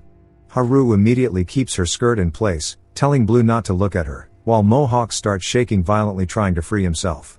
A man descends from the attic, landing on the ground. When Mohawk turns around, we hear the man sighing as he walks forward, saying he was wondering who it was. Blue wonders if he's about to have to fight, as the man brandishes a knife. He says that these were the idiots who escaped earlier, asking if he's wrong. Blue starts to wonder what to do as the guy points the knife at Haru. He says it's best if he doesn't come any closer as he'll kill her if he makes the slightest move. He asks what they are doing here. Blue grits his teeth out of frustration, saying they are on their way to find the source of the radio broadcast. The man asks if he's talking about the one from last night. Blue says that if he heard it, he wonders why he didn't shine a light. The dude laughs, asking if he seriously believed that broadcast, calling him naive, and suggesting that List is a looter. Lighting up your location is no different from asking them to rob you. And more importantly, he predicted the apocalypse. If it had been a more plausible lie, then he would have tried harder to act like he believed it. Blue then tells him that's the truth. The dude asks him what he means. Blue says that he would know because he was also preparing for it. So, there's a real possibility that he's saying the truth. The dude stares at him for a second and then reminds him that he warned him not to lie, saying that if he does it again, he will kill her. He starts to put the knife more to her head. Blue dashes forward, reaching for the man's face. Blue continues closing the gap, and as he gets closer, he's now eye to eye with the guy, saying that he's got him. The dude's eyes have a red glow to them as he dodges the attack, getting in close to Blue. Blue wonders what's going on as the dude thrusts the knife forward. Blue stops it by clapping his hands. The man then kicks him in the stomach, sending him flying backwards. Blue tries to catch his breath as the guy marches forward, swinging at Blue's throat. Blue dodges backward, hitting a wall. The dude spins the knife, and Blue realizes this is bad as the guy's coming in to finish the job. Blue charges forward, punching at the guy, but he dodges under it, surprising Blue that he's dodged twice in a row. The man then slowly turns around, saying that he is different from the other looters. Blue tells him that they aren't looters to begin with, but there's something odd about this guy. His movements are unnatural. He tightens the grip on his knife, thrusting forward again, and Blue says that his attacks are definitely not quick at all. Blue trips on a bottle, and as he's falling, he realizes the dude is moving as if he has anticipated his every movement. The man comes in with a spinning elbow, but Blue regains his balance, ducking under it, saying if that's the case, he just has to attack him quick enough that he can't react. He punches again, and the dude narrowly dodges it this time, sweating nervously, realizing how close it was. Blue then feints with his right, which the guy preemptively dodges back, avoiding the real attack, which was the left. Blue then goes for a spinning back kick, which the dude slides underneath, narrowly missing his head once more. Blue slowly but surely gets closer and closer to the man, as the dude looks completely startled. The red aura in his eyes starts to increase more and more into his pupil, as we now see. From the man's point of view, he sees two versions of Blue, both of them punching with different arms, in front of him. He slowly waits to see which one is real. Following Blue's movement with the predicted image, he ducks underneath the attack, getting in close to Blue. Blue pulls back a bit as the man is getting ready to stab him. As they're about to trade blow for blow, they both hear the sound of giant steps outside, as a monster passes by the window. It then starts to peer inside, and Blue pauses, and so does the other man, but only for a second as the dude immediately changes the grip on his knife, stabbing forward at Blue, almost hitting him. Blue realizes that this dude is determined to see this to the end. As he starts rapid firing the attacks, Blue says if he moves too much and makes noise, he'll get caught by the monster, but he can't approach him with small movements. Blue now realizes what he has to do in order not to die, but doesn't know if he can do it quietly enough. He dashes backward, and we see the man is surprised as Blue starts to get into his father's stance, saying that he needs to make sure he does it explosively and delicately. The man then wonders what he is doing as he starts to get an uneasy feeling from Blue. We see the aura gathering in his fingertips as the man starts to try to predict his movements. But it's too late as the aura has already gotten to a point that's good enough for Blue to use, as he dashes past the man at lightning speeds, taking the knife directly out of his hands. We see him behind him now, as he raises the knife above the dude's head, and when the guy turns around, he sees Blue covering his mouth, telling him to be quiet as he holds the blade to his throat. He then cuts down both Haru and Mohawk, who complain about how uncomfortable that was. Then they stare at the man, who asks them what they are going to do now, wondering if they are going to kill him. I shall give him the nickname of Future. Haru and Mohawk look at each other, and then start smiling evilly. Future asks what's with their expressions. We then see him dangling by his feet as they spin him around, laughing, saying that this is the best form of payback. Future calls them petty, asking what they want from him. Blue says nothing, as he already told him before. Future still doesn't believe it, and Blue continues saying they were just trying to look for where the radio broadcast came from, and look for some rations and medicine on the way. Future says he can't believe they were actually serious, and Blue says they are going to rest here for a bit longer, then they will untie him as they leave, as he doesn't want to go through that again by untying him sooner. Future recalls how he got behind him in an instant, asking how he did that, saying he couldn't see his movements at all. Blue goes to tell him, then looks up at the ceiling, asking him what the hell is living in the attic. Haru and Mohawk wonder what he's talking about, as Future sits there in silence. We head up to the attic, as there is a monster coexisting with a little girl laying on the bed. Haru and Mohawk both say that is dangerous, and they need to kill it. Future tells them it's okay, she won't attack them, and she's not a monster. We see his eyes looking full of endearment, and he explains that that's actually his little sister. Haru is surprised, while Mohawk asks if he's serious. We see Blue analyzing it, saying that he can tell that she's actually alive, but only barely. Haru asks how, as her injuries are really severe, and Future says he knows. With those injuries, she should have already been dead, but according to his hypothesis, the monster is extending her lifespan, and it survives by feeding on her body. Haru says that this doesn't even seem like she's living at this point, because she just looks miserable. She then recalls her younger brother and shakes from the memory of it. Mohawk asks why he's leaving the monster alive, saying he can just take it off. Future says that he's actually tried, but it's rooted so deeply in her body that it's impossible. Mohawk says that that means he can just kill it though, right? Future doesn't say anything for a second, but then starts laughing, asking how he's meant to do that. Mohawk tells him that all monsters have a core, and that you just have to target that, asking Blue if he's right. Blue says yes, but before he can finish, Future laughs, asking what he means by a core, but saying that he has to be kidding him. He's tried everything, and they couldn't even imagine the lengths he's gone to. The monster doesn't have the core they are talking about, and Mohawk says there's no way. While Blue is still staring at her and analyzing it, he says that he's right. The monster does not have a core in its body. Future then tells them to just get the hell out. Haru asks if he wants to be spun around some more, but before she can finish, Blue cuts Future's ropes free, telling them that they should just leave. Future watches from the attic as they head down the street, and at this point, he just looks desperate, trying to do anything he can for his sister. He heads back over, and he starts talking to her, saying that some idiots came by, and there was one who said he'd been preparing for the apocalypse. Another one said there was a way to kill the monster that stuck on her too, and he laughs, saying that it's not even funny, asking if she heard it all too. Of course, she's not in a state where she can reply, much less, I doesn't even know if she's truly alive. Future looks a bit sad that he's talking to himself, then glances over to his side, spotting a little stuffed bunny rabbit. He walks over, picking it up, and starts to recall happy memories with his sister. Then he hears footsteps as his trap gets activated.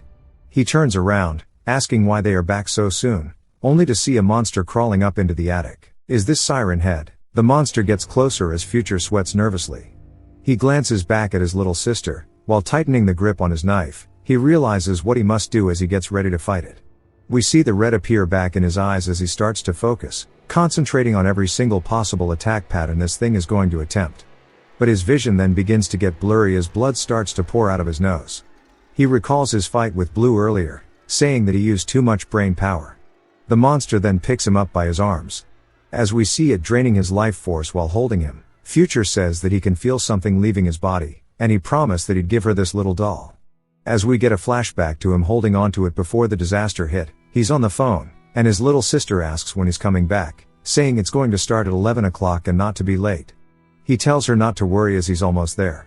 As we see her in the house, she's in the attic asking what the chances are he won't make it. He tells her that they're 0.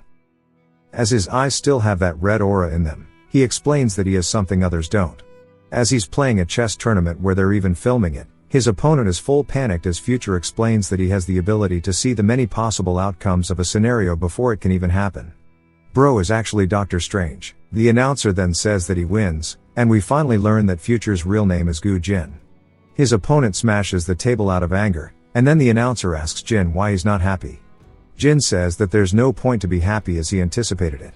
His sister on the phone then tells him to hurry up as his interview is about to be showing, and he promised they'd watch it together. He says he's got it, and on his way back he says it wasn't hard, he just had to combine every factor he sensed and put them into a simulation in his head. The temperature of the air, what he could see in front of him, and the sounds around him.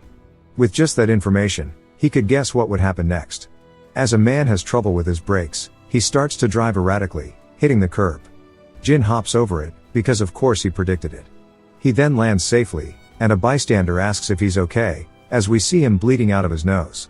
He explains that if he repeats it too often, he would end up with a severe headache. On his way back home, it's still peaceful, but his sister says she heard a really loud sound. He says it probably wasn't anything important, and not to worry. She then asks what in the world he went out to go buy, and since it's her birthday, he got something special. He doesn't tell her what it is, but we know it's the little bunny rabbit. The phone then makes a static sound, and he loses connection as the sky immediately grows dark. The birds on the rooftops fly off, and he slowly looks up, as does everybody else. Jin's face was full of absolute horror, as it was the same day the apocalypse happened. As the monster stampede made its way down to Earth, Jin says that was the very first time he'd seen something he could never have anticipated, wondering what the hell is with the creatures. People are trying to call on their phone, but of course it doesn't work, as they have no signal. But it was only their area that didn't have signals. People were even posting videos about it online. And theirs was the only location that the internet did not work. As the monsters then made their way down the sewer, one of the giant Colossus Titans raised its foot, stomping down, sending a powerful gust of wind throughout the entire city. And of course, that's probably when Haru's mom and little bro turned into meat crayons. With Jin shaking as the strong gust of wind blows down the street, he does his best to fight against it, and looks up to see there are monsters everywhere in front of him. He watches as a woman gets ripped apart, and other people are getting impaled. He looks down at the little bunny rabbit doll, sweating nervously. Jin starts making his way down the street, wondering if the motive of the monsters is only to kill humans. But he sees it's also killing animals indiscriminately, saying that's definitely not the case. As he's walking back in a very calm fashion, he wonders what the goal is, saying maybe to kill all living things, or maybe it's just a means to an end. One of the monsters stands before him. As he focuses his eyes, he dodges underneath the attack, saying if he goes forward 50 meters, he'll be able to confirm that his sister's safe first.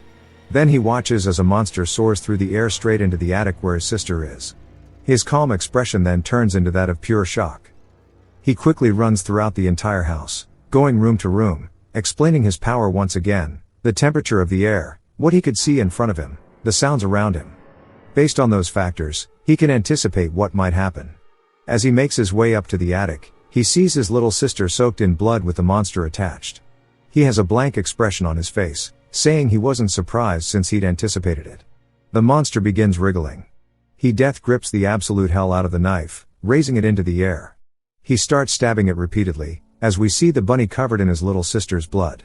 He then does his best to try to forcibly remove it, but he realizes that it was actually the only thing keeping her alive. The next day, he decided to look outside, and all traces of that mysterious planet disappeared. The monsters continued to roam the surface, so he fortified his home so they wouldn't get caught. If there was anything unusual about the situation, it was that his little sister's heart was still beating. She should have died from that injury, but it seemed as if the monster was keeping her alive like a parasite. As we see it moving her body while it wriggles, it looks as if it was controlling a puppet. Jin continued to stare at it, saying he already tried to take it off, but he failed. In the end, that was only one method he tried, and there were still many more. He has to take it off of her no matter what. Its regenerative ability is the greatest obstacle preventing him from killing it. The monsters are all alike in that they have regenerative abilities, though the speed at which they heal varies. He wonders what the limit is and how they get the energy they need to regenerate. He explains that all organisms require energy to survive, so perhaps they consume other organisms.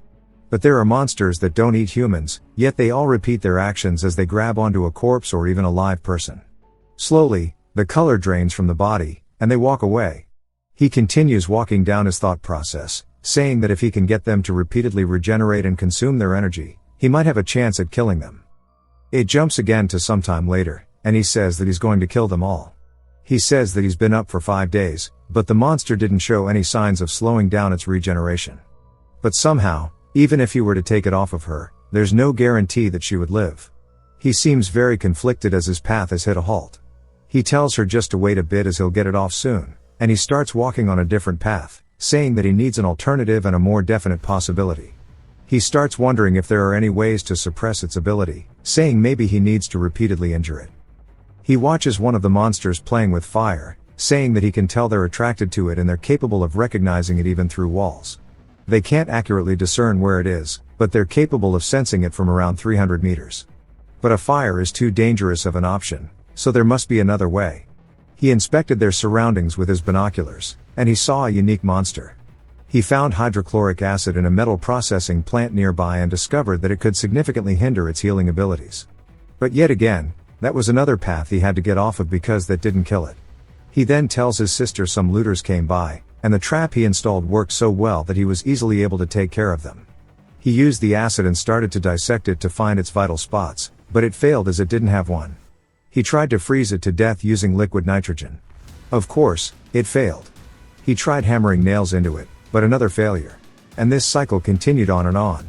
His voice sounds broken now, and he tells her that he doesn't know what to do. He wants to free her from the pain, but regardless of what he does, he can't kill it, and he doesn't see any diverging paths. It's as if he is completely stuck. He asks her if she can hear him, saying if she can to send him a sign. Then his rope trap activates, and it was none other than when Blue and them arrived. The flashback ends, and he accepts that he can't kill it or free her from her suffering as his path has now come to a complete halt. We see the color in his eyes being drained away as he slowly closes them. We then see footsteps as somebody dashes through the house, leaping up into the attic.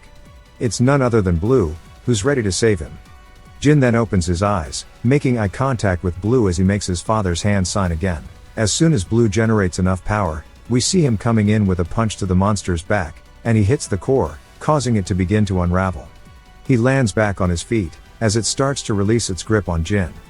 He stares down at Blue, and immediately comes to a conclusion as he activates his ability, as what he sees before him is none other than a branch of infinite possibilities if he were to get Blue to help him. He looks down at the core on the floor, and Jin tells him to answer a question. As blood starts to pour down his nose, he asks how he did that. Haru says that she forgot her backpack here, but she couldn't believe there would be a monster. Blue says he told him before that all he had to do was to go for their core, though he doesn't think he can see it. Jin then tells him that he can, which surprises Blue. Jin says that he doesn't know why, but now he can see a strange light coming from his sister's body that he was not able to see before. Mohawk asks if he's serious, saying that he can't see it no matter what he does. Then Jin seems conflicted, saying that the monster's core is actually inside of her body. In other words, to get the monster off of her, he has to kill her. Blue says yeah, but to be more precise, as long as her heart is beating, the monster will stay alive. Jin stares at her as it begins wriggling her body. He says that he's going to do it with his own hands. They all wait downstairs to give him respect, but they find the situation very saddening. Jin then picks up the bunny doll, putting it beside his sister. He says it's really late, but tells her happy birthday, as we see it laying with her. He then waits for a moment before stabbing into her chest, causing the core to unravel. We can't tell what expression he has on his face, but he watches as it starts to fold up like a flower, then turns into a lump on her chest. We see his hands shaking as he looks down at them. He starts to recall all the happy memories he has spent with his sister, watching her grow up throughout her life, and he begins to laugh, but his laughter is completely empty, as if he was trying to cope with it, and it starts to get darker and darker. He then tightens the grip on his blade, and puts it straight up to his throat, as he has nothing to live for anymore. But then we hear his little sister thanking him. He hesitates for a second, and then turns in disbelief, looking at her as she smiles up at him. He drops the knife, asking if she has been listening the whole time. She is still smiling, saying yeah, and he doesn't have to act like he's okay anymore. Tears immediately roll down his face, as the broken man no longer knows how he is meant to feel in this situation, and tells her that he's not sure what he's supposed to do anymore. He then heads back down the attic, and they all turn, wondering if he did it or not. Again, we can't see his expression, but his sister told him to do whatever he wanted to, which seemed to change how he viewed life, as he wasn't sure what he wanted to do, but when Blue and them started walking out, he still sees it like it was yesterday when she was attacked by the monster. We also see Blue and them are now encountering some on the outside. Jin then tells his sister, as we see her eyes growing weary, as if she's drawing her last breath. She looks up at her brother, who's staring at a pool of blood, making the most vile face we have seen yet in this manhwa, as it is one of pure rage. He holds up his little sister, saying that he wants to rip them all apart, since they made her like this. She takes a very faint breath, and looks down at the knife on the floor, and tears begin to roll down her face, and she tells her brother okay, telling him to do everything he can to survive and avenge her. Blue dodges one of the monster's attacks, as Mohawk squares up with it. Another monster comes in for a surprise back attack, leaping off the ground, directly towards Mohawk, and Jin watches its path, predicting it, stabbing its core in the air, saving Mohawk. We get a flashback to right as he came down the ladder. He introduces himself to them all, saying he wants to go with them. Back to the train station, we see Glasses sitting in front of the radio, completely asleep. Footsteps then appear atop the escalator, which startles her awake, as it's none other than Blue, and the rest returning. She watches as they come back. Haru seems glad to see her. Glasses is also relieved to see they're all okay, asking who the other dude with them is. He introduces himself to her, saying she can just call him Jin. A little later, they're all reconvening, and Haru's telling them all that they found about 1 week's worth of rations and the medicine that the old man was looking for. They tell them they did great, and they were just about to run out of antibiotics. Haru also says they completed the map to great detail and made it about halfway to the radio station. There's a really big cliff blocking the middle of the road, so it's not going to be easy to pass through it. Jin speaks up, saying that the base they have here is pretty interesting, as it has some good qualifications. It's really weird that none of the other survivor groups have attacked him yet. Mario asks what he means, saying that it makes it sound as if there are other groups outside. Jin says exactly.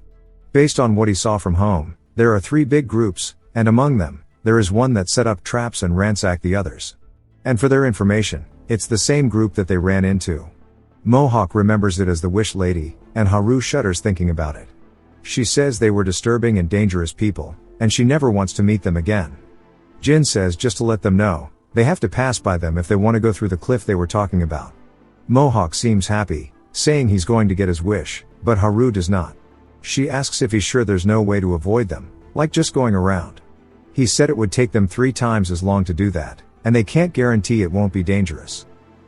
Balm wonders what to do about this, but Glasses says it sounds good to her as long as she's not the one that goes. Jin tells them not to worry, as they're just a bunch of misfits, and he has a plan. Then he tells Blue that he's the Joker here, and that there's no need to show them that he was prepared for the apocalypse, nor that he lived in a basement, so he needs to try not to talk while they're out. Blue says he guesses that doesn't matter, then Glasses yells, asking who made him the boss. Jin says that's a given, as he is the smartest one here. Glasses is annoyed, while the rest don't even try to fight it. Necklace says she also likes him. A bit later, we see buckets full of water as Blue is sweating from doing one-armed push-ups with the weights. He looks over to his left, as Jin is watching him, and Jin asks how he has a body like that. Blue says that's because he was already trained back in the basement. Jin says that doesn't explain it, as he already exceeds other people as far as his skills go. Blue tells him that's because everybody else is just weak. Jin wonders what kind of training he received and what his day-to-day is like. Blue asks him to stop talking to him, but Jin continues asking what he ate and so on. Blue drops his weights, getting annoyed, saying he came to this corner so nobody would bother him, asking why he came all the way over here and how he followed him. Jin says he followed his light, and when Blue asks what he means, he says that he's been able to see it since that day. He can see it coming from monsters and humans, and he was able to find him right away because he can see his too. Blue says he's talking about his life energy, as that's what his dad called it. Jin then asks how his dad knew about all that stuff, and Blue is chugging the water that he was just working out with. Jin says that it's not just a few things that he doesn't understand about him, but the fact that he went so far as to build a bunker under the city and the fact that he put him through training. Even though he's a madman, like he said, he can't rationally understand him. Blue looks a bit sad, saying that he wasn't like that in the beginning. There were times when he felt like a real father figure, and he kept telling him to wait since he'd let him go outside soon, and he made him really dream about the surface, but changed as he would never want him to go outside because they had to prepare for the apocalypse, and that's when he started to rebel against him. Jin thinks about it, saying that if he knew about the apocalypse and the weak spots, then his dad might have known something about the nature of the apocalypse as well. Blue says he might have, but he can't ask him anymore. Jin hesitates and then asks him if he's sure his dad is truly dead. Blue thinks about it, saying that he fell off a cliff that he couldn't see the end of, and countless monsters followed him. Of course, we saw this early on. Jin asks why that matters. Then Blue thinks about it again, recalling how as his father was falling, he imbued aura into his fingers, doing his signature pose, so he might actually be alive. Blue says that could be a possibility, and then hesitates for a second, while Jin wonders what he's thinking about. Blue then continues, saying that if he was alive, he would have already done everything he could to find and protect him. Jin waits a second, asking if that's the case, and if so, then he might be right, but Blue looks down at the water, unsure of it himself. And Jin changes the topic, saying he came to find him for a reason, thinking about how he moved behind him in the blink of an eye. Blue asks if this is what he's talking about. As he does his father's technique, he dashes behind him, just like he did before. We see Jin's surprise as he turns back around. Blue tells him that he just has to focus on his fingertips and drag his life force to them. It might be difficult to figure out how to do it at first, but Jin tells him that he can feel it. Blue asks if he's serious. Jin holds onto his hand, shaking, saying that he felt it so clearly, and he knows what it is, as he could feel his life force leaving his body. He starts to focus as hard as he can, as we see the life force is what he's actually been using in his eyes. It starts going to his fingertips. As his entire body starts to feel like it's on fire, his nose begins to bleed. Blue asks him if he's okay. Jin says yes, as he can do this, as he needs the power to kill all those monsters. As the burning sensation continues, he tells himself that he has to do this. And just like how Blue opened his eyes, showing him that there were infinite possibilities, he needs the same power that he possesses to make those possibilities a reality. The burning gets even more intense as his vision goes completely black, and we see that Blood has actually knocked himself out. Blue watches as he falls over, doesn't even try catching him as he bonks his think tank on the ground. A little later, he wakes up in a bed, and Balm asks if he's okay, saying his fever was really high. Jin asks why he's here. As he looks over, we see Mohawk saying this is his personal bed. Balm tries telling him that that's a patient bed, calling him chicken comb, and Mohawk barks at him. Balm says that he guesses he's going to give him some anesthesia. Blue walks into the room, saying that he was knocked out for 3 hours. Jin looks a little frustrated with himself, saying he guesses he can't use it. At the subway entrance, Mario's handing him a weapon, saying that he finished what he asked, so to take a look. Blue asked him to make a wedge-shaped weapon beforehand, as he said that was an efficient way for him to aim at the weak spots. What the weapon Jin asked him to make isn't made to kill monsters, but rather as he reveals it to be a katana, which is well crafted. Mario says that's a weapon to kill people. Jin sheathes it, and Mario warns him not to attack monsters with that weapon, since it's got a thin blade, it's going to wear down quickly. Jin tells him not to worry, as he'll use this to fight them, as he pulls out his old trusty knife. Blue then approaches him, asking if he's going to come with them. Jin says of course, as he's the one who made the plan, and stares directly at Blue's hand, saying he can't believe he's able to kill the monsters without a weapon, and unless he becomes as strong as him, he won't be able to avenge his sister. Blue's still a little clueless on the situation, asking him why he's helping him go so far to achieve his goals. Jin says that it's not for him, but for his own sake. If he helps him, he might be able to discover the monster's true nature. He then asks Blue why he's going so far for his mother even though he's never met her. Blue says that's a no-brainer, and that's because she's his mother. Jin realizes that he is low-key spitting facts, and Haru and Mohawk join them, but Haru seems really nervous because she doesn't want to meet the people again. Blue asks if they're sure they're coming along, and Mohawk says of course it'll be fun. Haru says that while it's scary, she's sure it'll be okay with the both of them. Jin says that they're one person short, as they need 5. Glasses realizes that she's about to get conscripted, and tries to run away, but Mohawk starts dragging her up the escalator.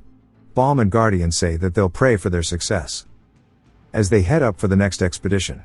Ever since the monsters appeared, everyone has their own reasons for living on. Some choose to not run away from their past, others choose for fun. Jin is to avenge his siblings, and Blue is to find someone precious to him. And thus, everybody who remains on this planet must move on in order to live. They finally are starting to make their way out on their expedition. We even see a giant mountain in the middle of the city. Also, that there are still colossal-sized monsters roaming about. We then hear a woman talking to somebody, saying that not only did they lose them, but they even left her boys there to die. As it's the woman from earlier who was trying to scam them, scared as the other woman has a scalpel in her hand. She says that they were different from the idiots who normally fall into their trap. And there was one who realized it was a trap immediately. Boss Girl begins to cut her food, as the girl says that it was some child who was good at dodging attacks, and some chicken comb moron. One of her men back her up, saying that crazy Mohawk dude stole his clothes. As he keeps complaining, the scalpel flies in, hitting the dude straight in the forehead, killing him on the spot. The woman starts to get terrified. The boss girl says that he was just being so loud, she thought he was livestock for a moment. One of her men says that surely she doesn't think they might come back and attack them. She says there's no way, unless they are not in their right minds, as this is their hideout. But if they somehow end up coming back, as she raises the piece of steak into the air, she says that she'll just eat all of them. Me next, please. Me next. And then it jumps to Jin, showing them all the plan and the map that he drew. He says their destination is just past the looter group's territory. They'll sneak past them so they don't have to fight, as he shows their route to hit their destination. In order to do that, they'll have to cross through each and every zone, and that there are actually 3 in total. This is where they are now, at the starting point. Mohawk starts going crazy, saying that they're in for some infiltration action, and Haru tells him to quiet down, or else he'll get them caught by the monsters. Blue says that it's easier said than done, and if it's possible to cross a zone that big without getting caught, he could do it if he was on his own. But with them, it's a different story. Jin thinks for a second and says of course, as he smiles, saying that he has a plan, and they just have to do what he tells them to. Mohawk says that what he's saying is that for them to see the monster's weak spots, they have to get caught by one just like Jin did. Blue says that he guesses so, but he was able to somewhat feel their life force before he even encountered them, and he was able to sense the humans above him when he lived in the basement. Mohawk starts thinking about it, saying that they feel like they're missing something, as Glasses starts to sneak away. Jin grabs her backpack, asking her where she thinks she's going. She screams, and then it jumps to them starting to plan. Jin explains that the looter group's territory starts there, and that he knows this place really well, so they can follow his lead. They'll communicate using signals since there's the risk of getting caught. He shows them the go symbol. He says it means that if they ever encounter the enemy, they should hide and keep going. the attack symbol, which is the same little hand motion that Blue makes, and he says it means they attack if they can't avoid fighting them. And that retreat is just the thumb going backwards. Then when he touches his chin, it means that he's lying. Blue asks when he would ever use that signal. Jin says that it's just in case, although he probably won't have to, and it's time to get going. Mohawk says that he's sure everything will be fine, and he's got glasses and a lariat. But Haru says that she's scared and she needs to catch her breath. As they start going through with his plan, we see them heading up onto some rubble.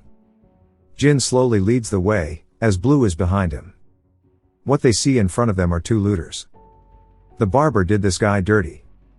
And this is the girl from the Skylar White meme. My name is Skylar White, yo. Jin gives the signal. Since they're distracted, they can just pass by without any problems. But Mohawk charges straight in and starts screaming. Jin looks up, confused. The barber hater turns, hearing Mohawk's footsteps, wondering what is going on, only to get clocked in the face by his bat. Skylar White also turns, wondering what's going on, and this time Blue starts to run in, and she yells, saying that she's going to kill him. He then goes in with his fist, and it goes very quiet. A little later, Glasses yells, calling Mohawk an idiot, as the signal was to pass by them quietly. She says that he almost got them in big trouble, and he's lucky they managed to tie them up. Mohawk laughs, asking if that's so, saying that since he pointed his finger in the direction, he thought he was telling them to attack. Jin says that it's not a big problem. Fortunately, there weren't any other enemies nearby, so they are still good. But they have to get rid of these two. Haru looks surprised and begins to panic a little bit, asking if he's really going to kill them. Jin walks right up to them and raises his knife, saying that he is. As he starts to stab down, he calls out to Blue, asking him what he's doing, as he stopped him from doing so. Blue says they don't have to do this. Jin hesitates for a second and says that's strange, as he thought that the two of them were similar, asking if he feels guilty about killing them or something. I'm with Jin on this. Jin reminds him that they're looters, and they kill without hesitation to steal.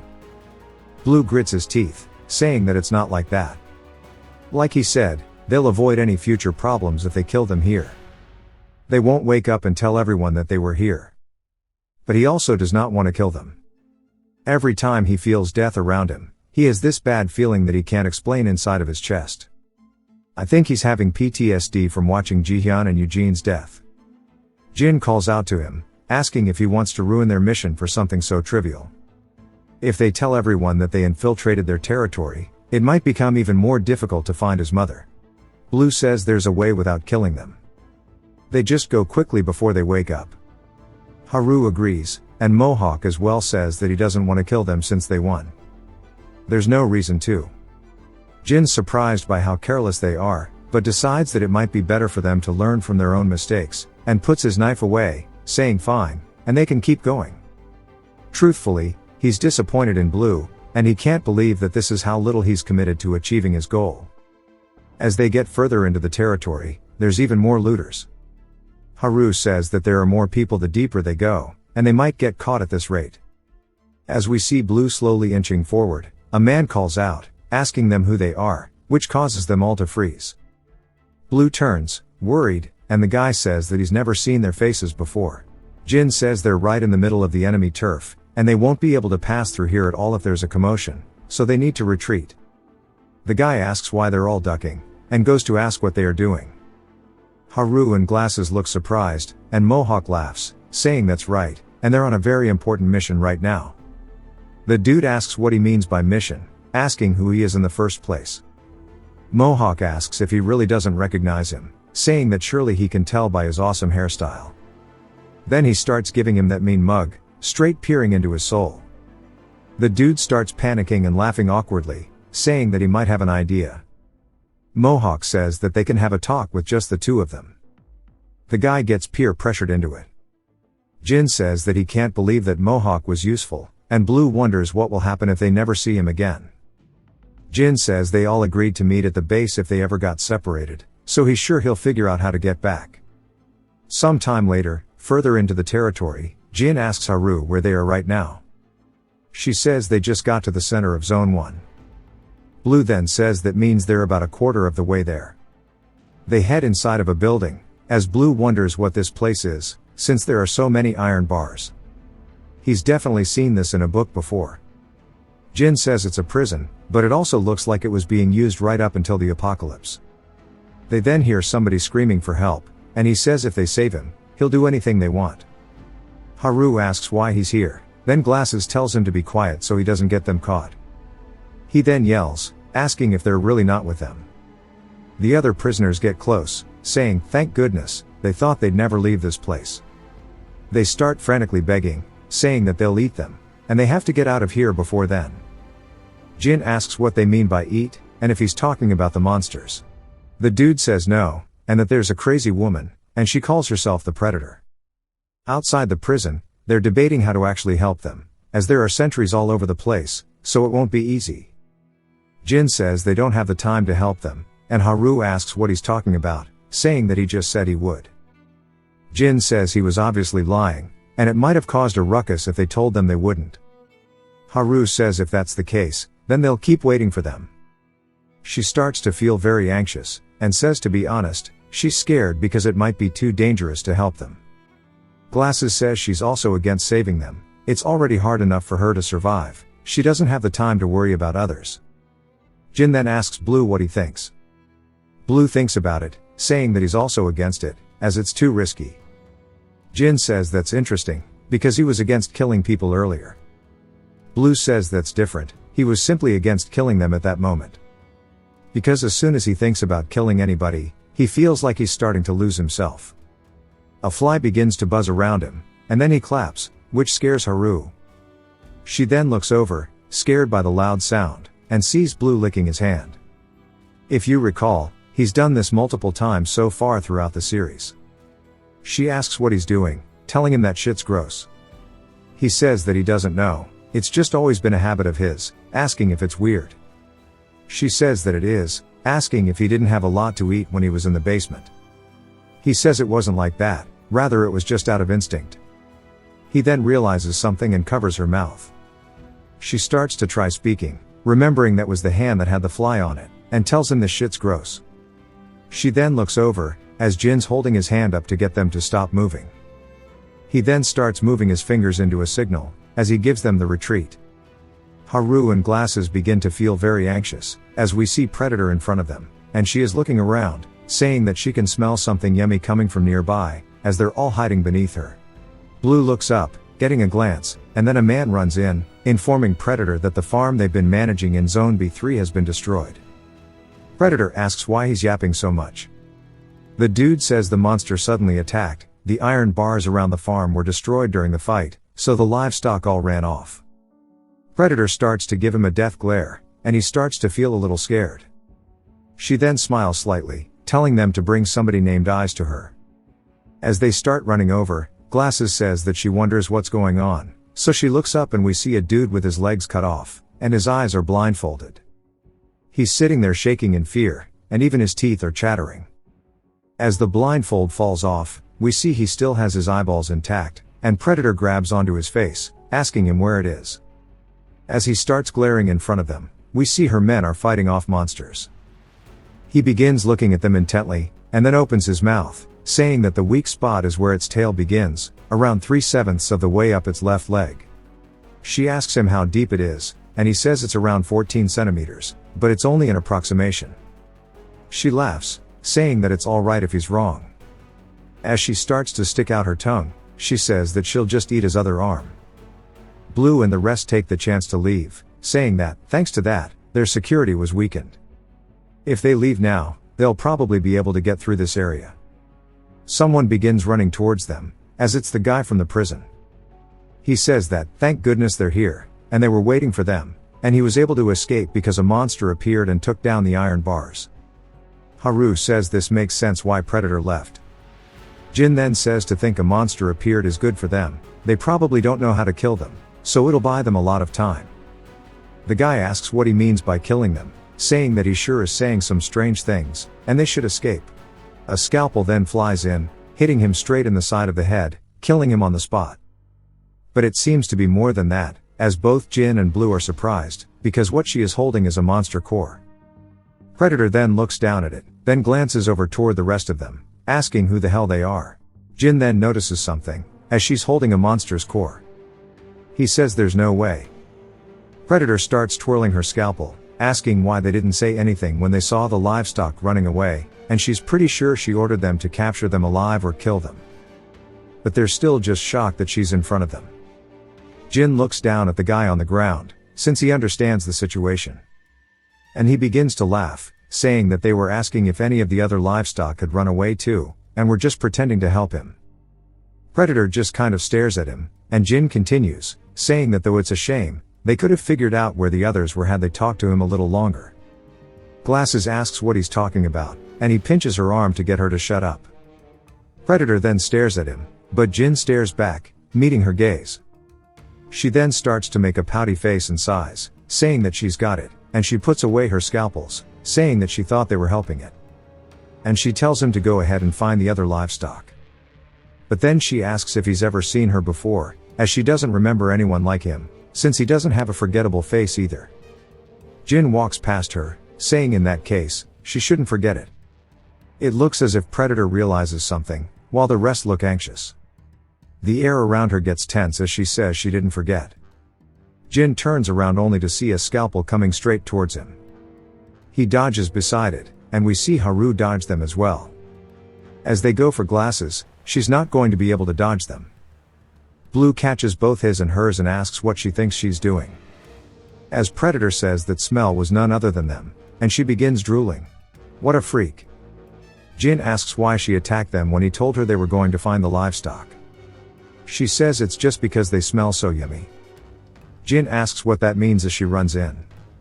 She throws another scalpel, saying she just wants one bite. Jin pulls out his knife and leans into her attack, and begins deflecting them with his knife. He pulls out the secondary and swings straight towards her throat. She slides underneath it, looking hella excited. Jin didn't expect this. Not too sure why he's not reading her trajectories. But she goes in for an attack that he narrowly manages to block. Predator continues laughing, saying that it won't work, and that the smell is getting stronger as she keeps running, and she wonders what exactly it is. She then looks in front of her, seeing Blue crouch down as he starts to make his stance. Haru and Glasses look surprised, but Predator laughs, asking what the hell is with the weird pose, saying that this is the weird kid from high school who watched too much Naruto. As she gets closer, she pulls out almost all the scalpels she has left except for 2 and throws them directly at him. As they start getting closer to Blue, he stays locked in, and Predator starts to think she's got him finished here. Blue turns behind him, realizing that Haru is right there, so he can't exactly dodge them. So he leans into the attacks, and as they get closer, he catches it. But it's not just the one. As he begins using every gap between his fingers to catch the scalpel she threw towards him. As he gets the ones in front of him, they start to go behind his back, and he turns, catching those too, and now he has nowhere to hold it, so he opens his mouth and turns, biting down onto it. Predator looks completely stun-locked, and Blue even strikes a Zoro pose. He then whips his arms and flicks her scalpels back towards her. She looks panicked and does her best to start deflecting them, but while she is busy, Blue closes the gap. He then grabs onto her wrist, and then it goes quiet, as we see her laying face down on the ground with him restraining her arms. She starts laughing, saying that it was him to begin with, and that he is the one who smells the yummiest. Haru has no idea what she's talking about, but says that he smells something too, but she smells fire. As we see smoke rising up, Blue looks surprised to see that she has actually struck a match right there beneath him.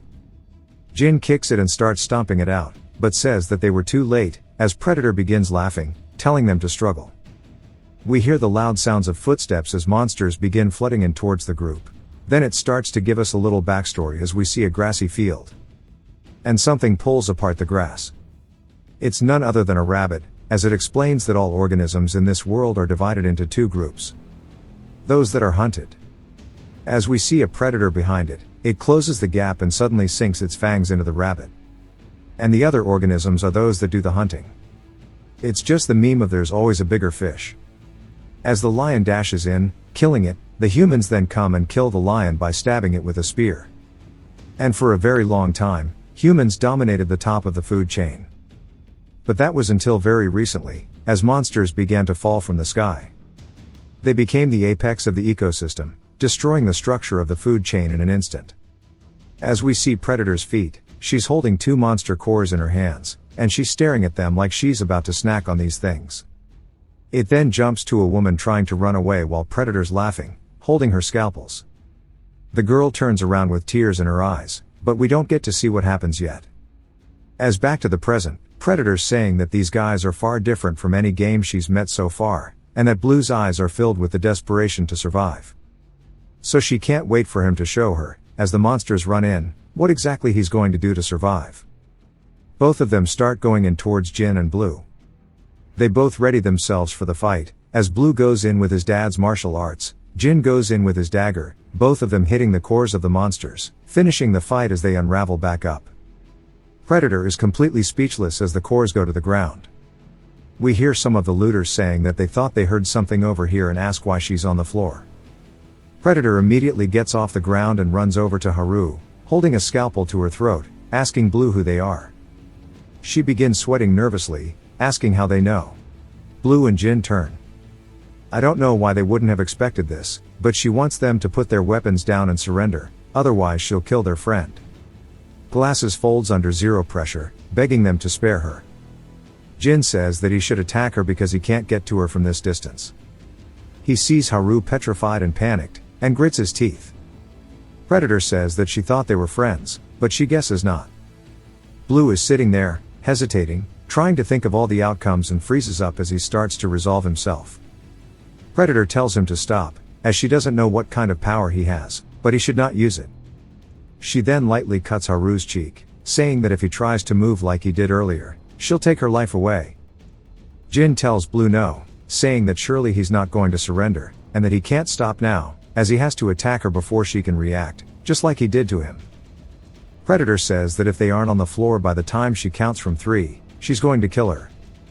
Blue asks Jin what will happen if he fails, as we see that all of the looters start coming out of the woodworks, forming a group around them. Jin takes a step forward, telling Blue that a small sacrifice cannot be helped. They have a greater goal in mind after all. Blue is still panicking, because he has that feeling in his chest. She then starts counting, starting with 3, as the looters look anxious. Sweat trickles down Blue's hand. As she gets to 2, he continues to panic and struggle internally. Even Haru looks terrified, but closes her eyes, accepting her fate. As Predator then gets to 1, we see Blue grit his teeth and start to swing his hands. As blood slowly drips off of Predator's knife, it falls down onto the floor. Jin is pissed and calls out to Blue, seeing that he has surrendered. Predator then tells her men to get them, as they start surrounding them. Haru is no longer shaking, and she is just surprised that he gave up for her. They then tie him up, putting him inside one of the prison cells. Blue says that he can't move his hands, and he wonders if the others were imprisoned in separate cells. As he looks up in front of him, he spots Predator at his cell door. She tells him to survive. He asks what she means, and she thinks about it for a second.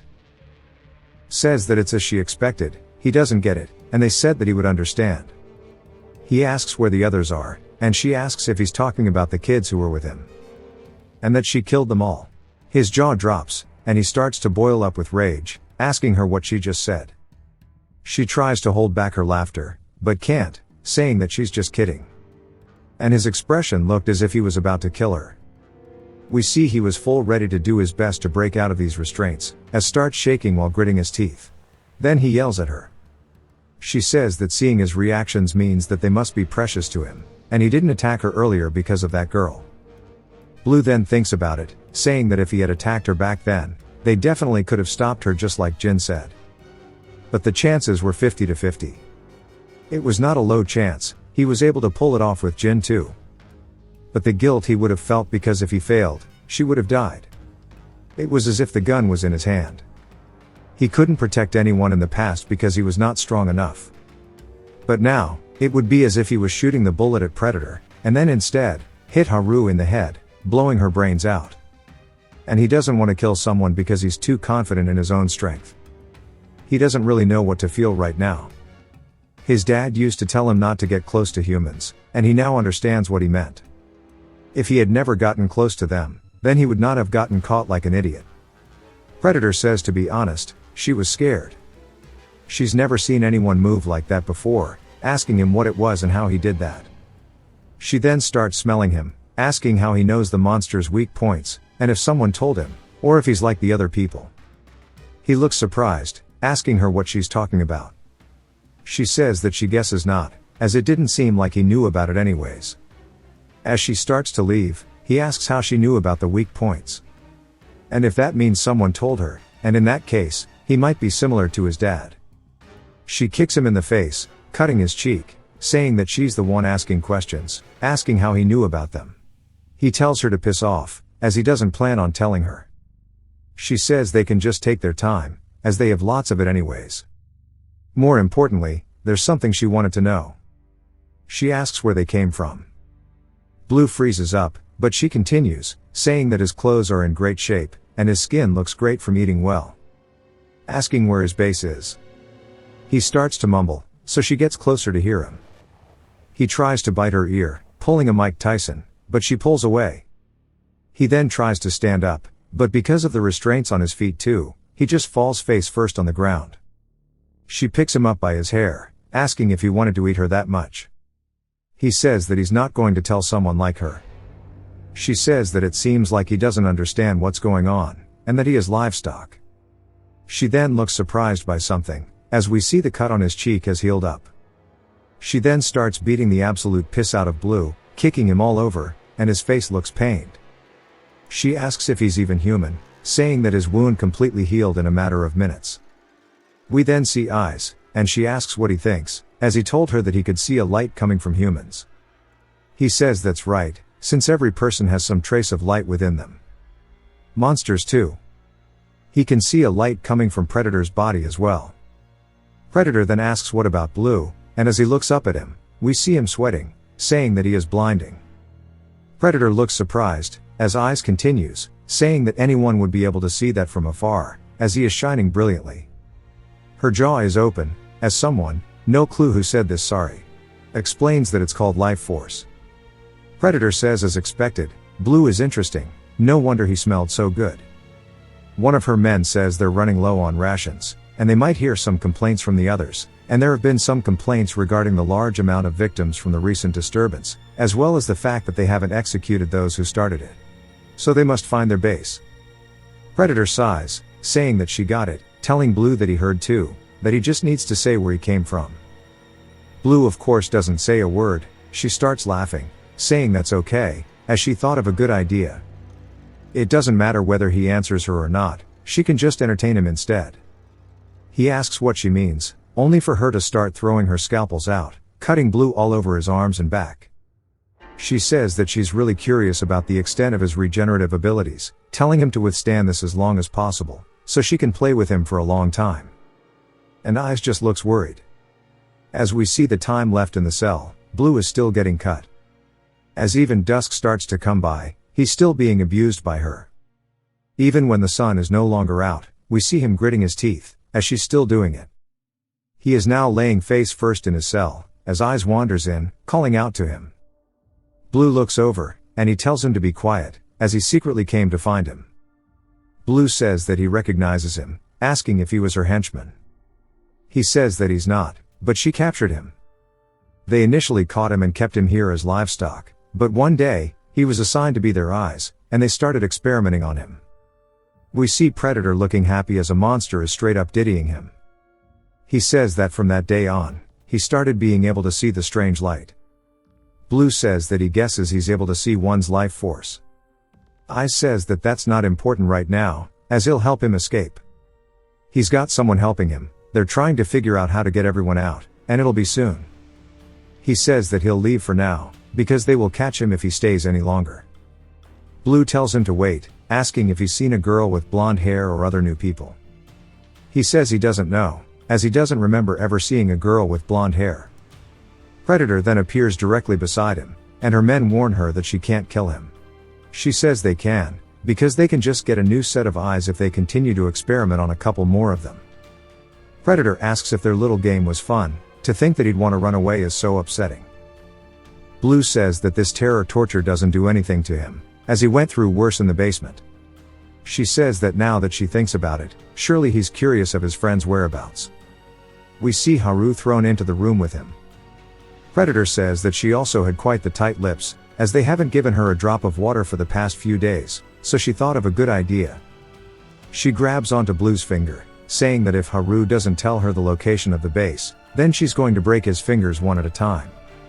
She then starts bending one back as we hear it cracking. Blue lets out a grunt, and Haru begs that she stop. Predator asks why, and if she's going to talk. Blue yells no, saying that she shouldn't even think about saying anything. I'm not sure if this is the same finger, or if she just broke another one, but Blue lets out a scream, and Haru looks horrified. It then jumps outside as some of the looters say that it has been several days of this horrible sound, and they call her brutal. As the torture went on for several days, Predator says that she heard his finger healed, and that he's incredible as they can do even more things with him. Blue just looks up at her, still gritting his teeth, saying that he wants to free himself from these shackles and get rid of her. But they've been so meticulously installed that it's strange. They were made to restrain his fingers so that he can't use his life force. It's as if they were made just for him. He recalls Predator saying that she was so scared, that she's never seen anyone move like that before, asking about his power. So he has no idea how she was able to come up with the idea for these restraints. Predator says that she told him that this will all be over once he tells her where his base is. He says it's possible that he can be free from all this pain if he just tells her where the base is like she wants, but now he knows just what would happen if he did. He also knows what every single expression they would make, because he knows what they make when they're sad, and what they make when they're happy.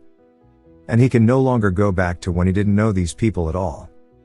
She then pulls out some pliers, saying that she wonders how he'll recover his fingernails this time. Haru calls out to him, worried. And a bit later, Predator says that she's going to stop here since she's tired, and that she'll see him tomorrow, as she leaves the room. Haru asks Blue if he's okay and if he can think straight. We see his vision is hazy, but his father's words echo in his ear, calling him an idiot and that he told him that the more he trusts in his closeness to humans, the more he'll get hurt. Blue starts to mumble something, and then we hear him say that it was then. She was the first human that he interacted with, and that was when he started to learn more about them. We see him now still very wounded from all of her attacks. He says that if he had not met her, this never would have happened. Predator then says it's time to begin, and she pulled out his fingernails last time, so this time she'll do his toenails. Haru then says that she'll do it. Predator asks what she means. Blue is confused too. She says that she doesn't want to see him in pain anymore. Predator asks what this is and starts to smile, saying that surely this doesn't mean that she actually likes him or something. Haru doesn't reply, and Predator says that it doesn't really matter to her, but she was getting tired of his reactions anyways. Blue asks her what she's doing, and Haru starts crying, saying that she's so sorry, as it's all her fault. Predator then grabs onto her leg and raises her foot into the air, saying that she's going to get the fun started then. Blue yells for her to stop. As she gets closer to Haru's toenail, we hear Jin saying that they'll cooperate, as he's in the doorframe. Predator turns over, surprised, and even Blue is confused, asking Jin where he's been. Jin says that he'll tell her where the base is. Blue asks what he means, and then she lets go of Haru's foot, saying that he finally changed his mind. Blue asks if he's gone insane, and if he's really trying to betray all those people back at the base. Jin walks forward and kicks Blue straight in the face, saying that he is no longer useful. He thought he'd have a clue about the truth behind the monsters, but now he's just disappointed. Even though he had the power, it's not something that he used often, and that he's incompetent and pathetic. Blue asks if this means he's going to betray them, and Jin says yes, he's going to betray him now, but we see his hand raised up to his face. Blue realizes what this means. Before he can answer it, Jin covers his mouth, telling him to shut up, as he has nothing else to say to him. He then leaves, and we see him and Predator on a balcony, as she asks what made him change his mind. He says that it's more logical to cooperate with her. She says that he held out longer than his friend, and Glasses agreed to cooperate as soon as they caught her, but she doesn't remember where the base is, and she didn't think such an idiot could exist. Glasses says she never actually read the map, she just followed them. Jin tells her that it's best if she's prepared as possible, as they have fighters back at the base, and if it's possible to take everybody, so she can take it down in one go. Predator laughs, saying that he's completely heartless.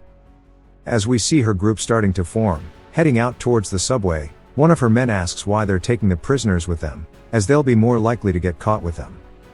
She says that it's because it's fun, and she wants to see how hopeless they look when they raid the base they tried so hard to protect.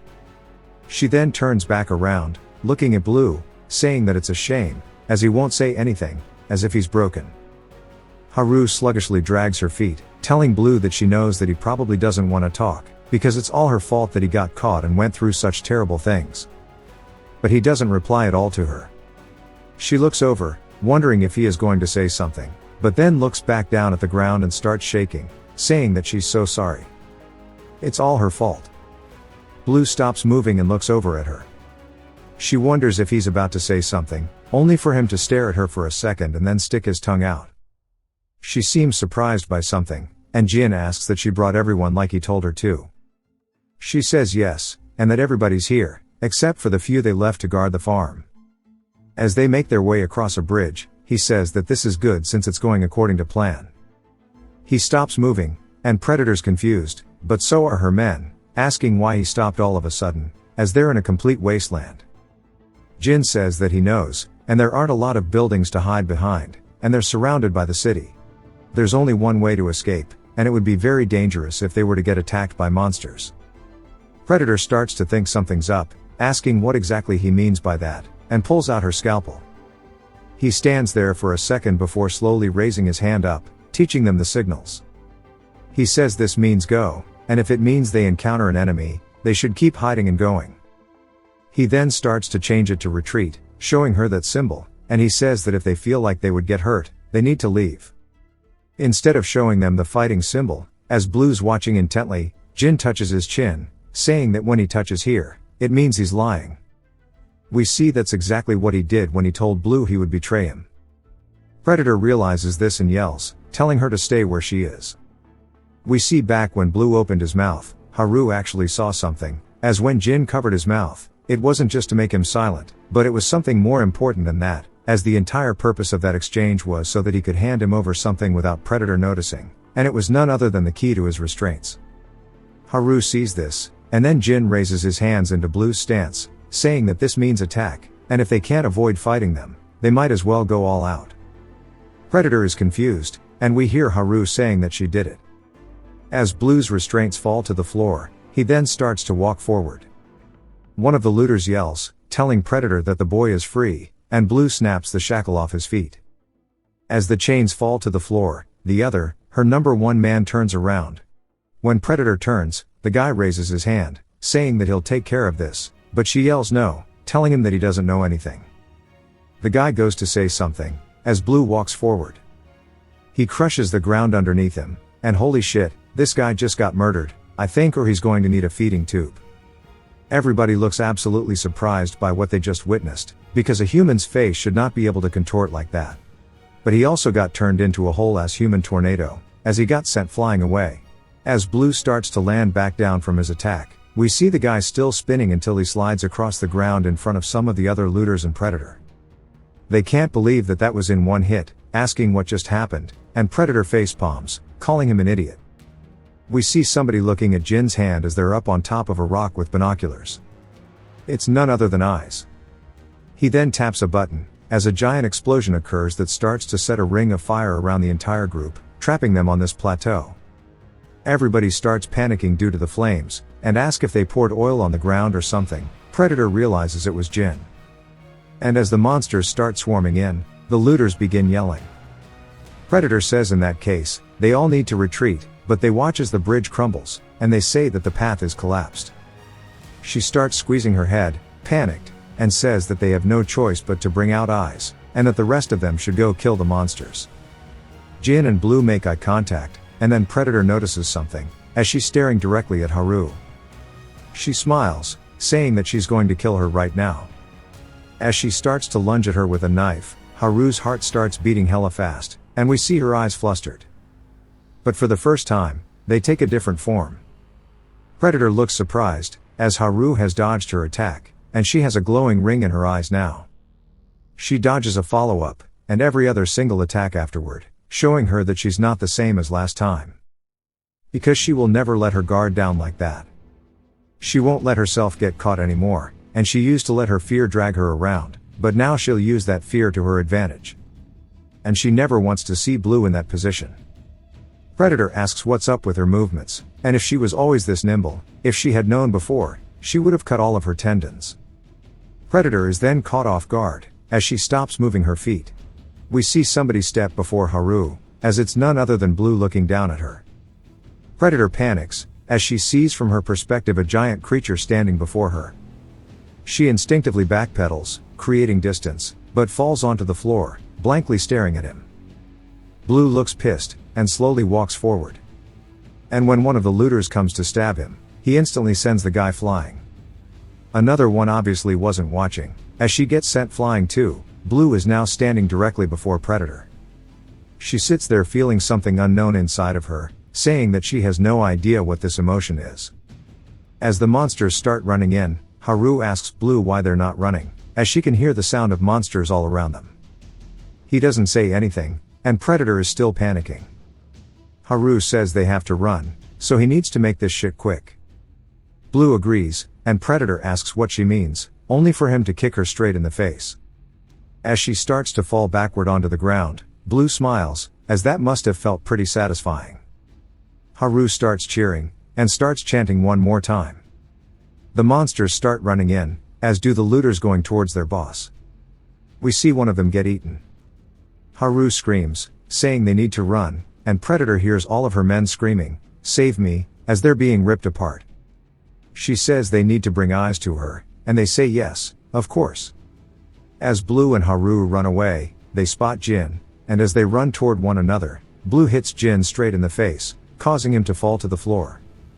Haru asks why he's doing this, and Blue says it was Jin, and he's the one who told them, as he's sure they didn't know how he used life force before. Jin hesitates for a second, and says that he did, and he told them to restrain his fingers. Blue asks why, and if it was because of him, they tortured him for the past few days. He says that he made the decision based on his actions. He chose the best strategy, given the situation. And Blue grits his teeth, realizing that when he was talking about him being incompetent, he was dead serious because he didn't touch his chin. Jin waits a second, then says it's true that he does not like him. He has very unnecessary indecisiveness, and he put a hole in their plans multiple times. If he had his powers, he would have been more effective with them, and that power is too much for somebody like Blue. Blue says that if he doesn't like him so much, then why didn't he avoid it, and he could have definitely avoided his attack as he saw it coming. Jin thinks about it, and says that's because he needs him. Blue is confused, and lets out a sigh, and then tells him that he's such a frustrating dude. Jin says that he's the one that's more frustrating. Blue then stretches out his hand towards him, as they share this wholesome moment. The looters are not having the same kind of experience though.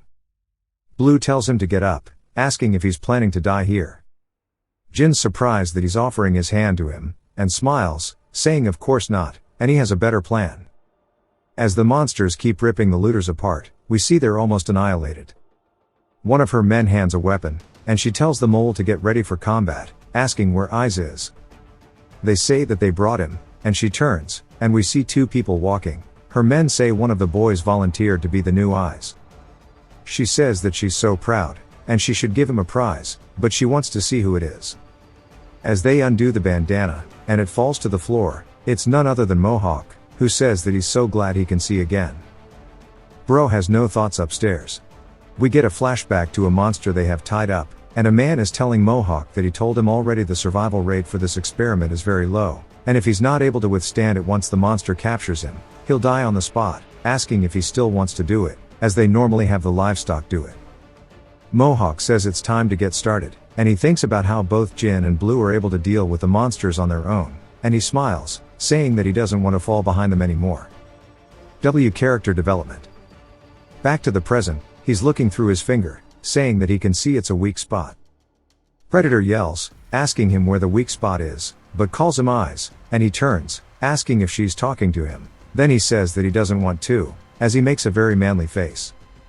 Predator looks confused, and Bro starts straight up tweaking, running around, and she says that she's never seen anyone like him before. We then see the guy who hates his barber appear, saying that he recognizes him, and he's the guy who attacked him the other day. Predator asks what he means, and her men start apologizing, as they really thought he was one of them. She asks if that means they don't have eyes anymore, and she turns, looking at one of the monsters, and she starts to run forward, saying that if that's the case, she has nothing to lose. She jumps up straight into the air. She goes straight towards the monster, saying that she'll volunteer herself to be the eyes then. As it starts wrapping itself around her, she says the only thing left for someone who loses a fight is death. Back to the group, Jin says he told them he chose the best option, and they ask if this really was the best. He says that since they surrendered, this was the only way for them to reach their goal, convincing them to leave their camp and killing them. Haru says that doesn't matter, and they could die with them, this was too rash. Jin says that might be the case, but when he turns around, we start to see a red string of fate, as he explains that he can see the possibility of them actually surviving and making it out of this place. He then notices something and comes to a stop, as there is a giant monster in front of them. There is another one that has blades at the end of its tentacles. It starts going for Haru, and we see a woman running forward, terrified, only for the monster to appear straight through her chest, and we see her shadow starting to fly into the air as it's holding her up. It then starts to expand its tentacle, flinging her parts all over the place, making it rain human chunks. Now Blue and the rest are surrounded. Jin unsheathes his blade, asking them if they're ready. Haru steps up, saying that she's as ready as she'll ever be, and Blue stretches out his hand, getting into a stance, saying of course. As we see the life force gathering at his fingertips, it starts to swirl around, and then he closes his fingers.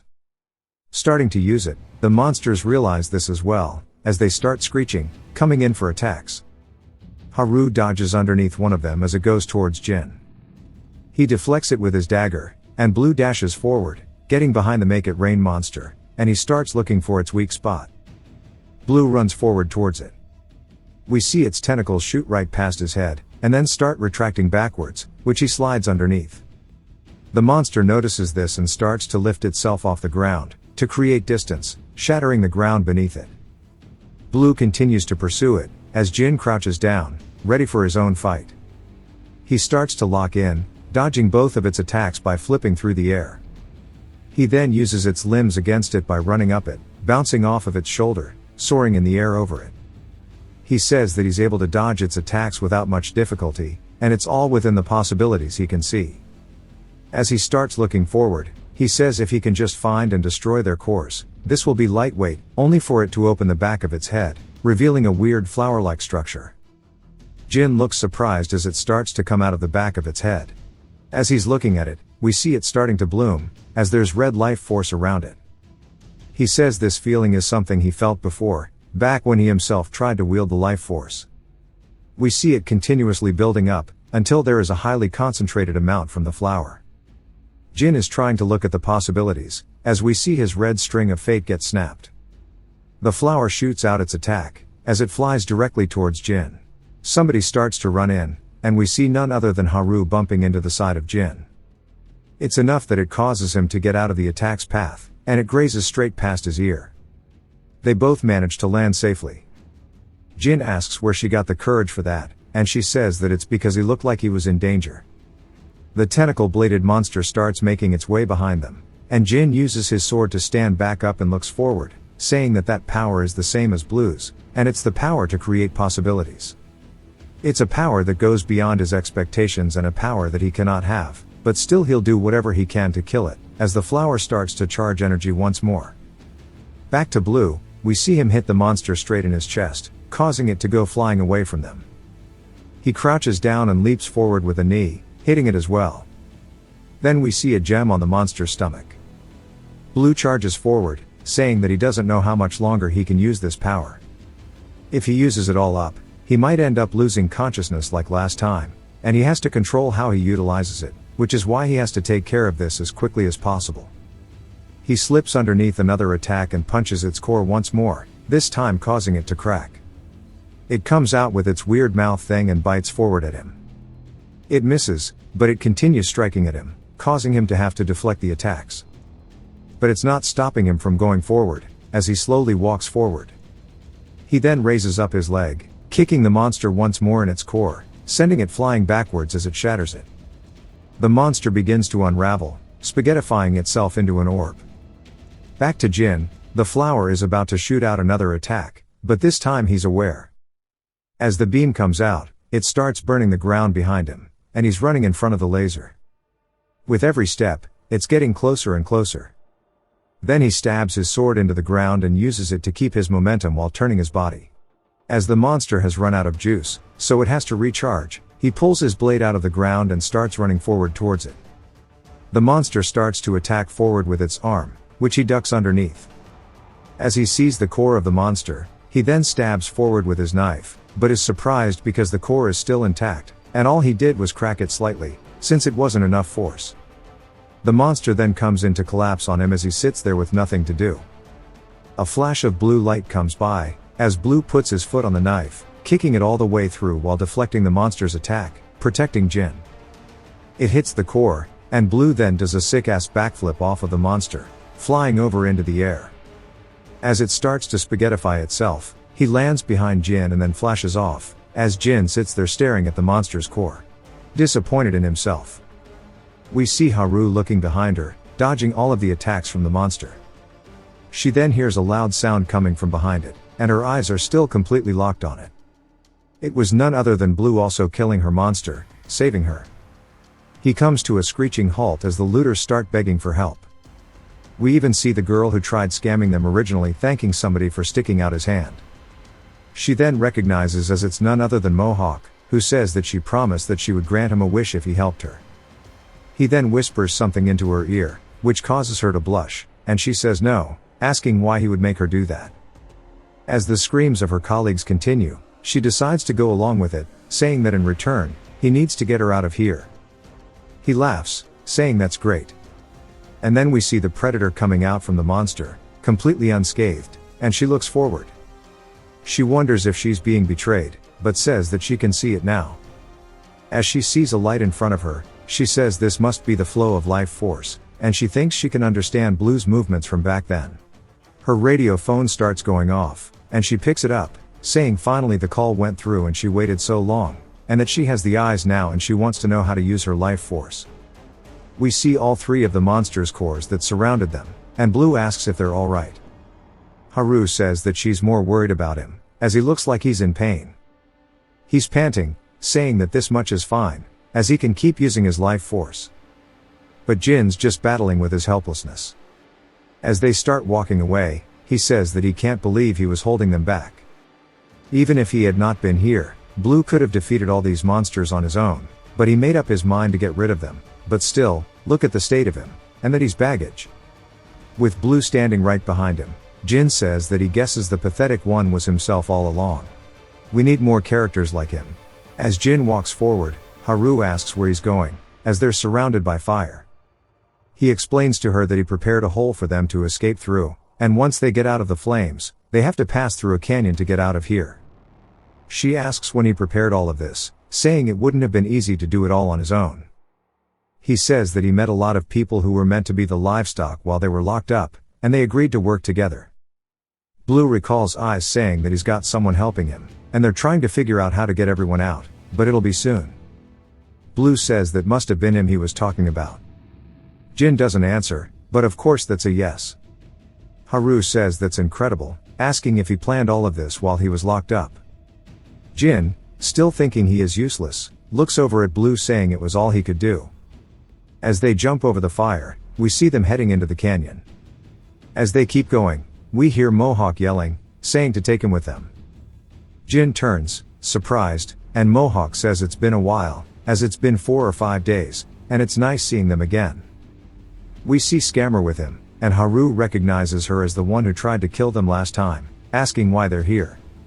Even Glasses is there, saying to take her with them too, and Mohawk says it's nice to see her. Jin says that he didn't think there'd be so many people, and this is annoying, and if Scammer shows even a hint that she's going to betray them, he'll kill her on the spot. She says that she understands, and she won't get in their way. They all start running together now, heading deeper into the canyon. Jin then slides down a part of it, and does some Assassin's Creed type parkour, landing beneath it. Blue just leaps off that shit, because he ain't got no time for it. As they're all down, Haru looks up, spotting monsters looming over them from the cliff tops, as they are completely surrounded, and some are even falling into the canyon behind them. Blue says they need to keep running, and Jin says it's going to be easy to get surrounded in the canyon, so making this longer would be dangerous, and it's safer to simply pass through it. In front of them, we see none other than Chainsaw Man's autistic cousin, Table Saw Man. As it's whirling its head, Jin says not to stop, and he'll take care of it, but before he can finish a sentence, Blue dashes past him and hits the monster straight in his head, causing it to unravel, killing it instantly.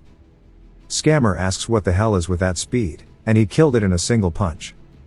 Even more monsters start to RKO off the top rope, landing before them all. One of them is really close, and Blue puts his fingers together, and starts dismantling the monsters one after the other with rapid precision, taking care of 3 of them in a flash. Jin runs up behind him, catching up to Blue, who is panting, saying they need to go.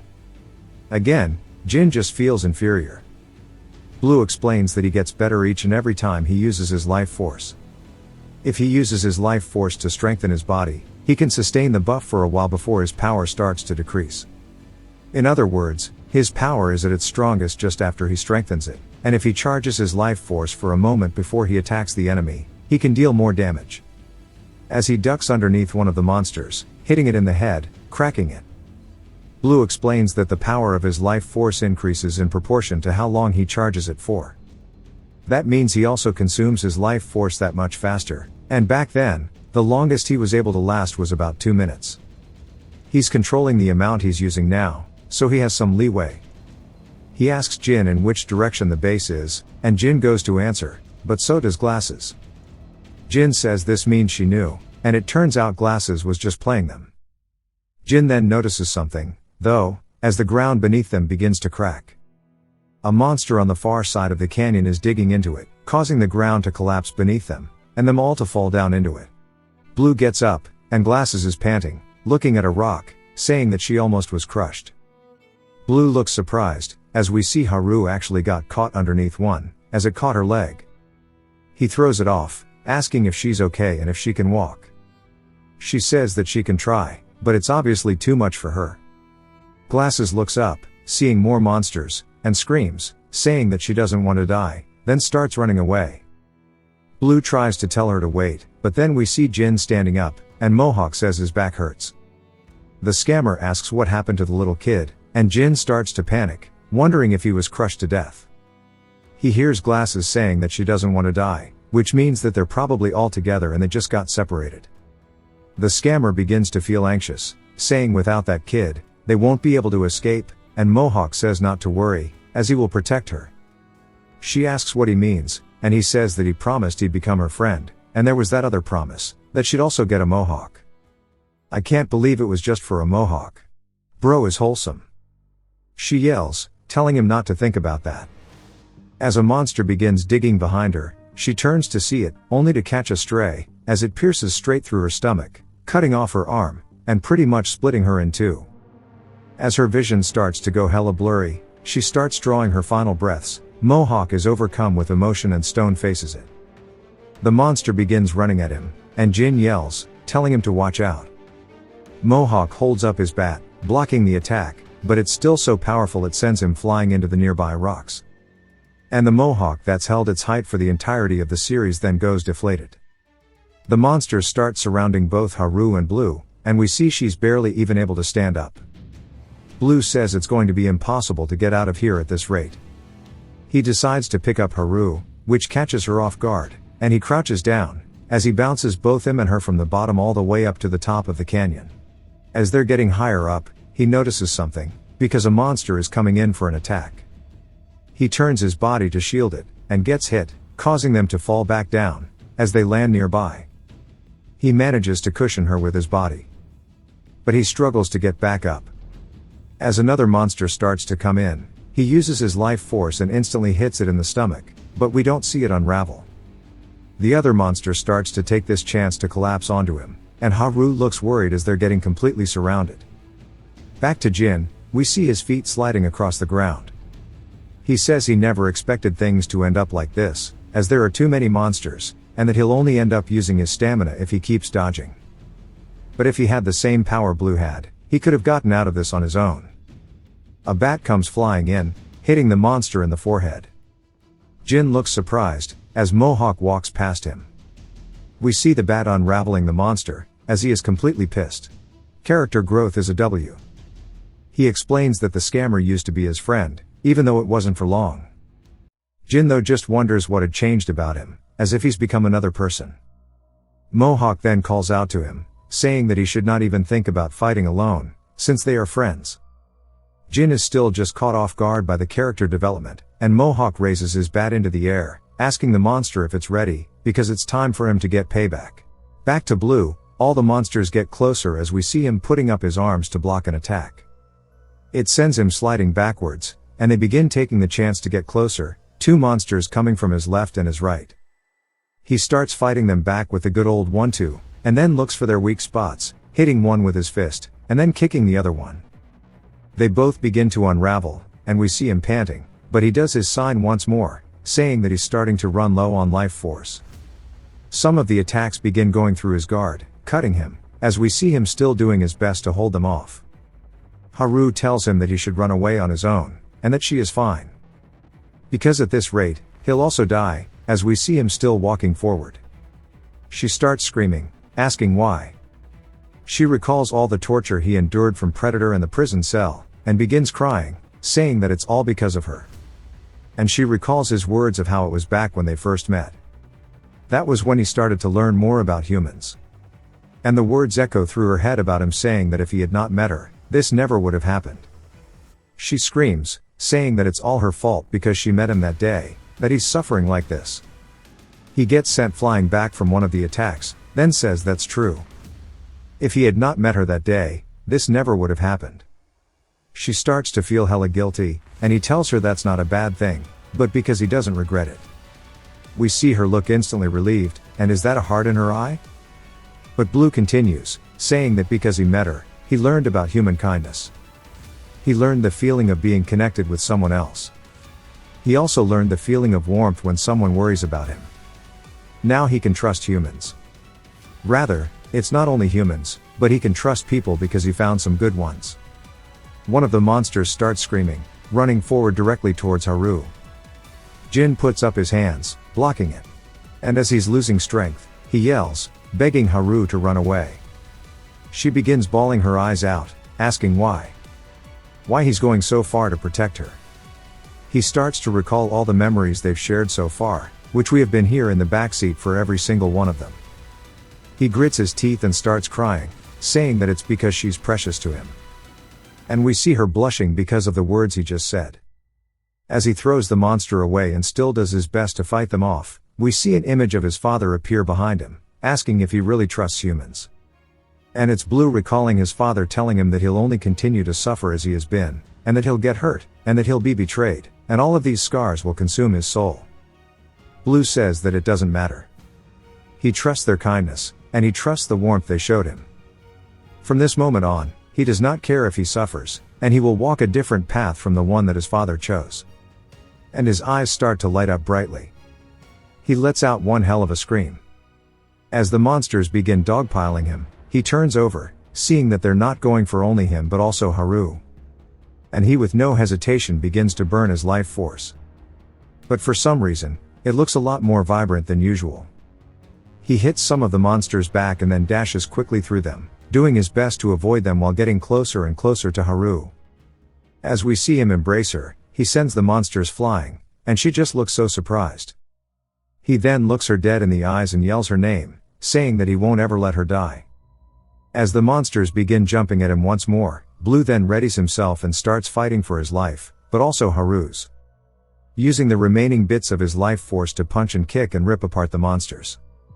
Haru cannot do anything but sit there and watch, as he's even using his teeth to bite them apart. And he's just doing his absolute best to keep those words as true as he can. We even see some of them unraveling. It's obviously taking a heavy toll on his body, as the life force is getting thinner and thinner. We see countless monster cores laying on the ground beneath him as he's falling to his knees. We see his vision going blurry. Haru runs over, calling out to him as he starts to fall over onto the ground. He then hears loud vibrations as his ear is on the ground, and he looks up only to see a colossal monster peering over at them. It slowly marches forward, and Haru starts to feel nothing but despair. Blue looks up, with his eyes completely hazy, saying that he doesn't have any more strength. And his eyes begin to roll back into his head as he loses consciousness. It jumps to a flashback of him as a child in bed, and his father says that his heart resembles his mother's. No matter how many times he told her to keep her distance, her kind heart would make her get close to them, and she'd end up getting hurt. And that's all the more reason he can't send him to the surface, as he can't bring himself to see that again. Blue begins crying and opens his eyes, still recalling his father's words, saying that if he still ends up running after humans, that he needs to make one thing sure, and that is that he becomes stronger. Blue begins to struggle getting up off the ground. As the monster hits the side of the canyon, scraping away at it, sending debris straight towards them, Blue's father says that he has to become even stronger than him. One of the rocks hits Blue straight in the head, causing him to begin to start pouring blood, but he starts to stand up, still struggling. His father's words still echo in his head about how he has to become stronger. Blue moves his hands in front of him, gathering life force at his fingertips, making his father's pose once more. His father says that the reason he needs strength is so that he does not experience hardships, and he can keep his convictions in check. As it seems as if time itself began to slow down as the ground cracks beneath him. It shatters from just the pressure of his life force. The colossal monster begins to go in for an attack. As its palm gets closer towards Blue and Haru, Blue looks up at it, trying to look for its core. He then dashes up off the ground, directly towards its chest, and puts a hole straight into it with a single hit. He grabs onto the core, and his father says that this is the potential of those who share his blood, the blue flame. Back to Jin and Mohawk. Jin asks him how he knows where the monster's weak spot is. He says that he can see it, as those guys made him do a test. He figured it was life force, and like Blue said, it flows straight through their bodies. The monster who killed Scammer starts running directly at them. It dashes off the ground, but Mohawk dodges the attack, then zigzags to its blind spot. He then sends his bat forward, hitting its side over and over, but he doesn't pierce, and the monster just deflects his bat. Jin wonders why he's not targeting its weak spot, despite knowing where it is. Mohawk recalls Scammer's final moments and grits his teeth, yelling, asking the monster if it really thought he would let it off easily. He starts attacking away at its chest, then dodges an attack while continuously attacking it. He then realizes that his movements feel as though he's not afraid of the monster's attacks anymore, and that he's akin to a wild beast, but his methods are stupid, because if he ends up hurting himself, he's going to drag them down. Mohawk sticks his hands out, telling Jin not to come over here, as this one is his. Jin is confused. While Mohawk was caught off guard, the monster comes in with an attack, which he manages to block in time, but it still sends him flying backwards into a nearby rock. Jin calls him an idiot, asking how he could look over here when he's fighting. As the monster turns towards Jin, Mohawk comes out of the smoke, asking the monster if that's all it's got. Now back to Blue. The giant monster begins to unravel, and with his hazy eyes, he says that he had forgotten that memory. His father was worried that he would get close to humans. He said that, expecting that he might go to the surface, but he wonders why he was so wary of them, and what in the world happened for him to be that way.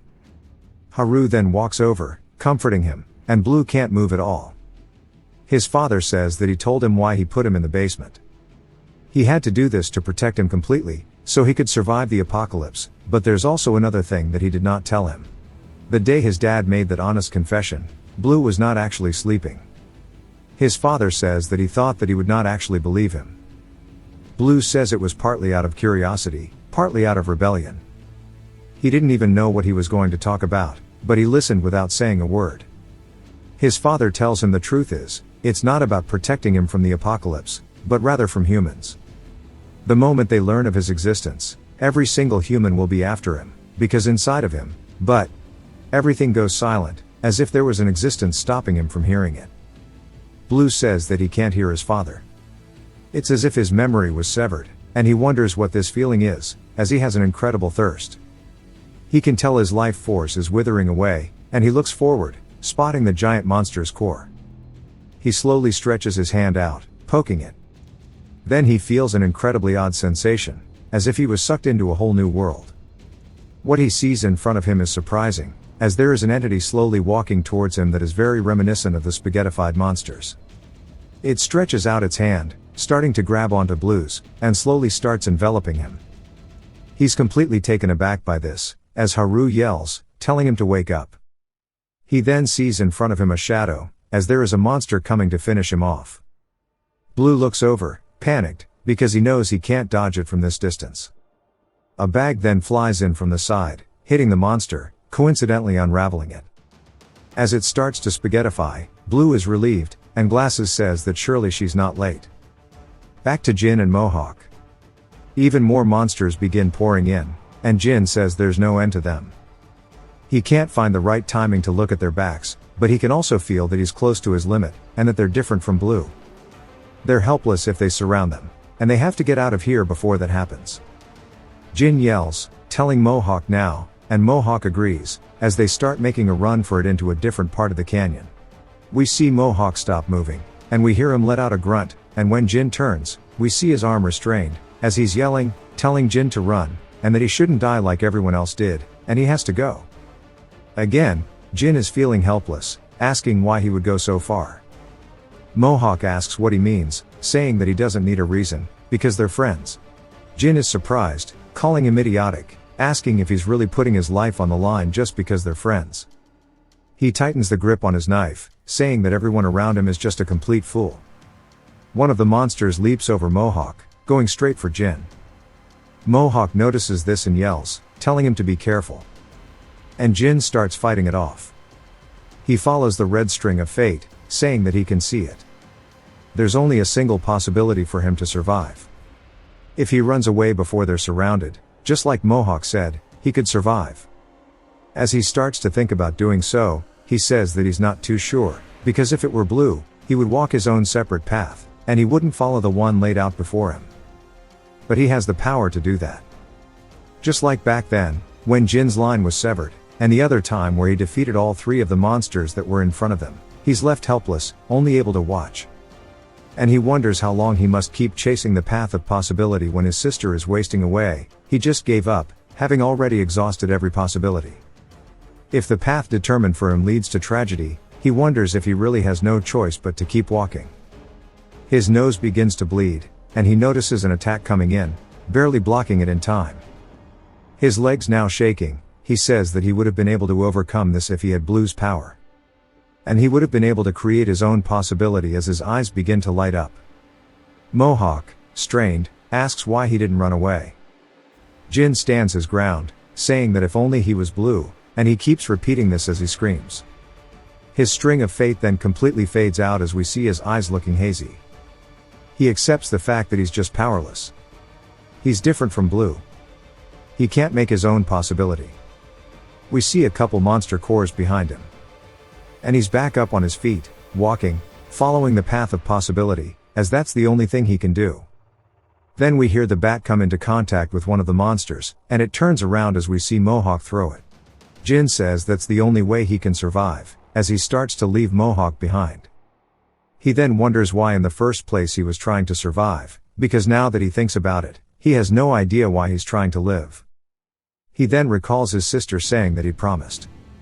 He instantly stops moving as she says that he told her he would avenge her, and he said that he would kill all the monsters and eradicate them just for taking her life. He stops walking and tightens the grip on his sword, saying that he had completely forgotten the reason that he lives on to begin with. He then starts to slowly turn around, saying that he lives to kill all of the monsters. Even if he's not strong enough, that means that he just has to get stronger, and that he will find a way no matter what. He starts focusing on all the possibilities, saying that there's surely a way to kill them, and that he'll give it hundreds of tries. Rather, even if it took him 1,000 tries, he would try to figure out which path to take. He recalls how Blue uses his life force, and he starts to grab onto his hand, saying that he knew it, that he can't fight the way Blue does, as their life forces feel different, and he could feel the type of life force that he has when he fought that monster from before. As he starts to get into a horse stance, Mohawk wonders why the hell he's not running away, and starts to cough up blood. Jin sticks his hands out in front of him, and the monsters start to realize something is up as they leave Mohawk, running forward. Jin explains that Blue told him that he had to focus the life force at his fingertips. As the monster gets closer, he wonders if he has to gather more life force than what he is now, as it's so hot, and if this is maybe what it's meant to feel like. He says that this is different from that time, as it felt even sharper and stronger back then. He starts to feel pain, saying that it has to be strong enough to kill the monster, and he can endure this, as he needs revenge for his sister. At this point, it's not a want but a need, and he needs the power to create new possibilities, as well as the power to kill all of the monsters that stand before him.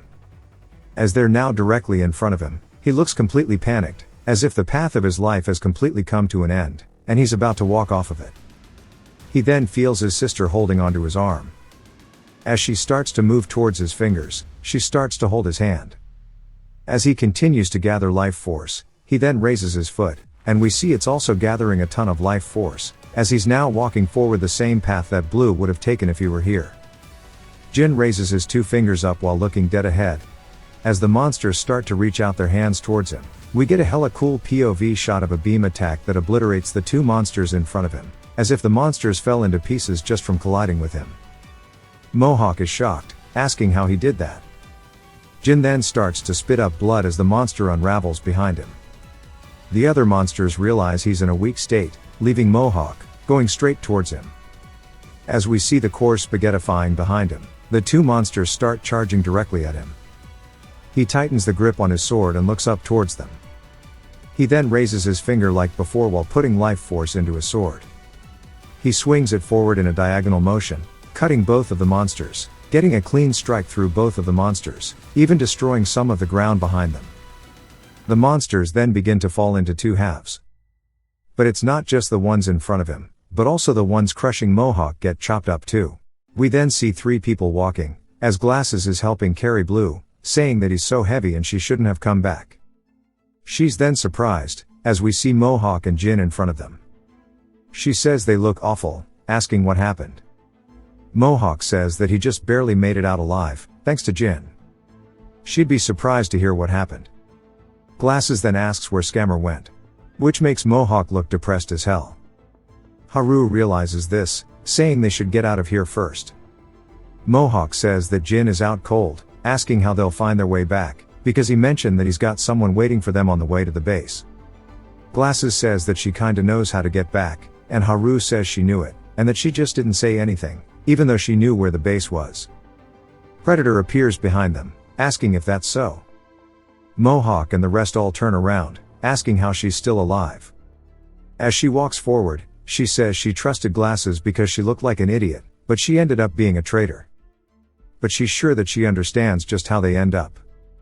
Mohawk turns pissed, as Glasses then yells, asking who she's calling an idiot, saying that she's the one who looks funny. Then she points out how many people they have, as there's powers and numbers. She starts to launch out her scalpels, which Mohawk blocks with his arms. He then tells Predator not to talk down on Scammer. As he pulls out the scalpels, he says that she was his friend until the very last moment. Predator tells him to cut the bullshit, because in this world you either hunt, or you are hunted. Mohawk says not to look down on him, as she won't be able to take him down easily. He then glances down at Jin. He says that seeing him, he can't be complacent. He tells Predator to bring it on if she wants, and she starts laughing, saying in that case, she wants to go ahead and thank him in advance for the meal she's received, as she puts her hands together just like Blue does. Mohawk looks surprised, as she dashes straight past him. After swinging her weapon, we see her leave a giant cut on his chest. She begins feeling so proud of herself. Back to when she was on the radio call, she says that now that she was taught how to use life force, the guy on the phone says that what they taught her is a very basic way of reinforcing it, but asks how she figured out about this if she's met someone who can use it. She says yes, as she met this boy who moves in a way she's never seen before. What a freak. She made up her mind after seeing him that if she's going to target strong prey, she must become stronger than it. She then has no idea where she's at, saying that it looks very far from the start of the canyon, but she recalls Eyes, saying that he had a blue blaze, so she'll just follow that. The person on the phone tells her to wait, asking if she's sure it's Blue, telling her to stop right now. She asks why, as they tell her it's not a problem she can handle. She seems pissed that they're looking down on her, and goes to hang up, but he yells, telling her not to. She just wonders why he made such a fuss, as he couldn't even do anything. As we see Jin, Glasses, and Mohawk on the ground, I hope Mohawk is not dead. She laughs at Haru scared, asking if she really thought she could do something. She then throws some scalpels, which Haru bobs and weaves under. She then goes in for an attack, which Haru dodges, and then backpedals from to create distance. She starts to use her life force, saying that she knew she'd be a hassle. A bit later, we see her grabbing her by the hair. Predator wonders why her nose is bleeding, saying that the power must be taking a toll on her body. She then mentions to Haru that she told her before she regrets not cutting her tendons. As she tightens the grip on her weapon, she puts it right to her knees, saying that she'll make sure she can't ever run from her again. She then starts cutting away at Haru's leg, but Blue comes in, stopping her, leaving only a minor cut. Predator asks if he's really awake, and looks down at Haru and kicks her in the head, saying that she wants to fight him. She wanted to see who the true predator between them was. Blue comes in with a punch, which she dodges, and then uses his own power, and starts rocking his shit, saying that things are different now since she can use force just like him, and that he should hurry up and attack her, saying that he was the only one that she felt was just like her. She starts knocking him around. As he's unable to fight back, he then falls to the floor. She says that she'll give him some motivation. Even if he loses this fight, she won't kill his friends, but she'll cut off their arms and legs so they can't run away. Then she'll eat their meat where everyone can see, and it wouldn't be a bad idea to use them for experiments too, as she has to do at least that much, so it feels like she's received enough compensation for him killing all of her men. Blue grits his teeth and starts to stand back up as Haru watches. He's finally back on his 2 feet again and starts to raise his hands, and Predator yells yes, saying this is what she's been waiting for. As the life force starts to gather, Predator looks happy, only immediately to seem disappointed, as there's barely any left at his fingertips, to the point that it completely fades out. She looks so disappointed that she lets out a long-winded sigh, and tightens the grip on her weapon, cutting Blue's arm off in one swing, saying that this is no fun. We see Blue's arm laying on the ground, as his eyes are going hella hazy. Haru calls out to him, yelling about his arm. Predator starts to relax the grip on her weapon a little bit, saying this is no fun, and he did not have this look back then. His eyes burned with the desire to survive, but now when she's staring at him, she says that it looks like he's all out of life force. Haru, with tears in her eyes, grits her teeth as she dashes forward. Much to Predator's surprise, Haru even goes in for an attack. Predator then starts laughing at her, saying that she's probably only used to being able to dodge, and it suits somebody like her, as she's a coward. Haru then trips, causing her to straight up eat shit, and as she struggles to get back up, she says that she won't let her get away with this. Predator starts smiling, saying that she should try even harder, that way she can watch her fall into an even deeper despair, and then kill her. Some time later, Haru is still chasing after her, as Jin is watching faintly as she goes in for an attack. Even Mohawk is watching, as he calls out to Blue. We see a puddle of blood from his arm, and Blue's vision is starting to go out. As he's looking up at the blue sky, it starts to get closed more and more, until it gets fully closed. He then hears a buzzing sound, as there is a fly trailing around. He immediately opens his eyes once more, glaring at it. He starts to raise his arm that is cut off up into the air, imagining as if it was still completely attached. He reaches out towards the fly, trying to grab it, but it flies through his fingers. He tries again, but it flies through them, and then he tries one more, as it this time starts to escape towards where Predator is. As it's right on her head, we hear a loud sound as we see him clapping, and then licking up the fly off of his hand when he was a kid. He said it was so bitter. His dad asks why he keeps doing this, saying that it's nasty as hell. Blue asks if it's really gross, saying that he won't do it then. His father explains that's not what he meant. He was just wondering why he did it. Blue asks what he means by why, saying that it's because they keep moving in front of him. His father looks down at him, a little uneasy. We see Haru on her knees, panting, as Predator is smiling, saying that's enough playing, and she'll do the same thing that she did to Blue.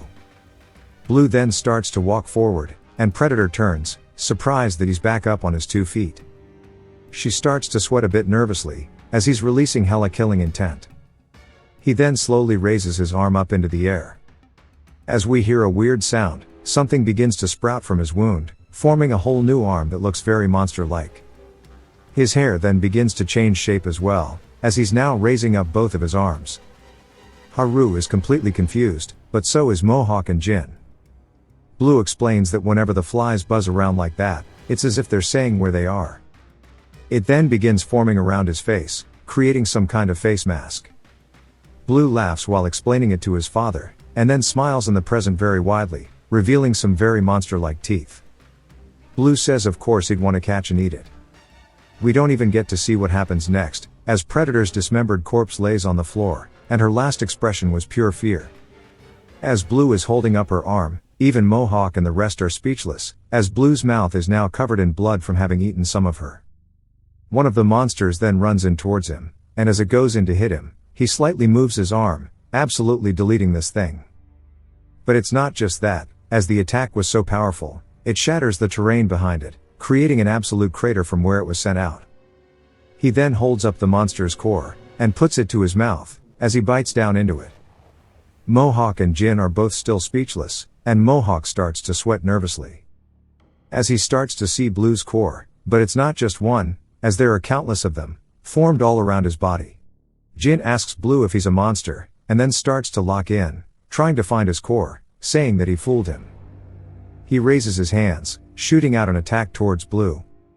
As it gets close, Blue stretches his arms out, grabbing onto it. Jin looks hopeless, as Blue shatters his attack completely, and dashes forward, closing the gap. Before he can even react or see the possibilities, Blue raises his finger and pokes him right in the shoulder, causing him to start spitting blood from his mouth and nose, as he slowly falls backwards onto the floor. Mohawk yells at him, and Blue does the same thing, raising up his hand, poking him in the shoulder, causing him to fall over too, as he hits the ground. He then walks up to Haru slowly, and grabs onto her shoulders. As if he was draining the color from her, she starts to spit up blood, and he opens his mouth widely, as if he was going to eat her. Hey guys, before my final thoughts I just want to say, I hate how big of a cliffhanger this ended on, and since I usually wait for enough chapters to make longer parts, if enough of you guys want, I will release the next chapter as a standalone video. It will be pretty short though. This manhwa does a lot of things right. I'm not usually into apocalyptic settings.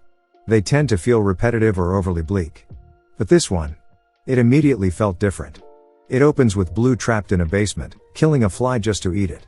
Yeah, it seemed weird at first, but it ended up being way more meaningful than it seemed. That small moment carried weight. Symbolism. And that alone told me the story was being written with intent, something a lot of other manhwa tend to lack. So many series feel like they're being made up as the story progresses, but here, everything feels placed for a reason. The basement scenes built the tension carefully. Blue's this curious kid, desperately wanting to see the outside world. Meanwhile, his father comes across as totally unhinged. Tells Blue his mother is dead. Rambles about the apocalypse. And just generally behaves in an off-putting way. It makes the eventual breakout feel inevitable, but also unnerving. And honestly, it reminded me of the vibe from Bastard by Kim Carnby. That same slow burn intensity, though in a much shorter form obviously. Blue clearly hates his father, for locking him away, for putting him through torturous training, for robbing him of a normal life. But his father claims he did it out of love. And at first, we kind of just think he's a batshit loon. But as the story unfolds, we start to see there's way more to it. There are lies, or rather half-truths. It's not just about the apocalypse. It's not just about his mother being gone. We get the sense there's something way bigger going on. Blue, understandably, doubts all of it. Who wouldn't in his case, if you spent your whole life hearing about some world-ending event that never actually happened? Of course you'd think your father was just crazy. That skepticism is what fuels his desire to escape. And that desire, in turn, leads him to become incredibly observant. He listens through the pipes. He memorizes his father's routines. He teaches himself to plan, to predict. In a strange way, his father was preparing him. He even picks up on his father's lies, like about his mother being dead. While to some it may have not seemed to be planned from his father. I believe he understood the bigger picture as a whole. Now, before I move on from the basement, there are a few moments I hope get explained later, because if this author's track record holds, they definitely will. There's that phone call his father gets.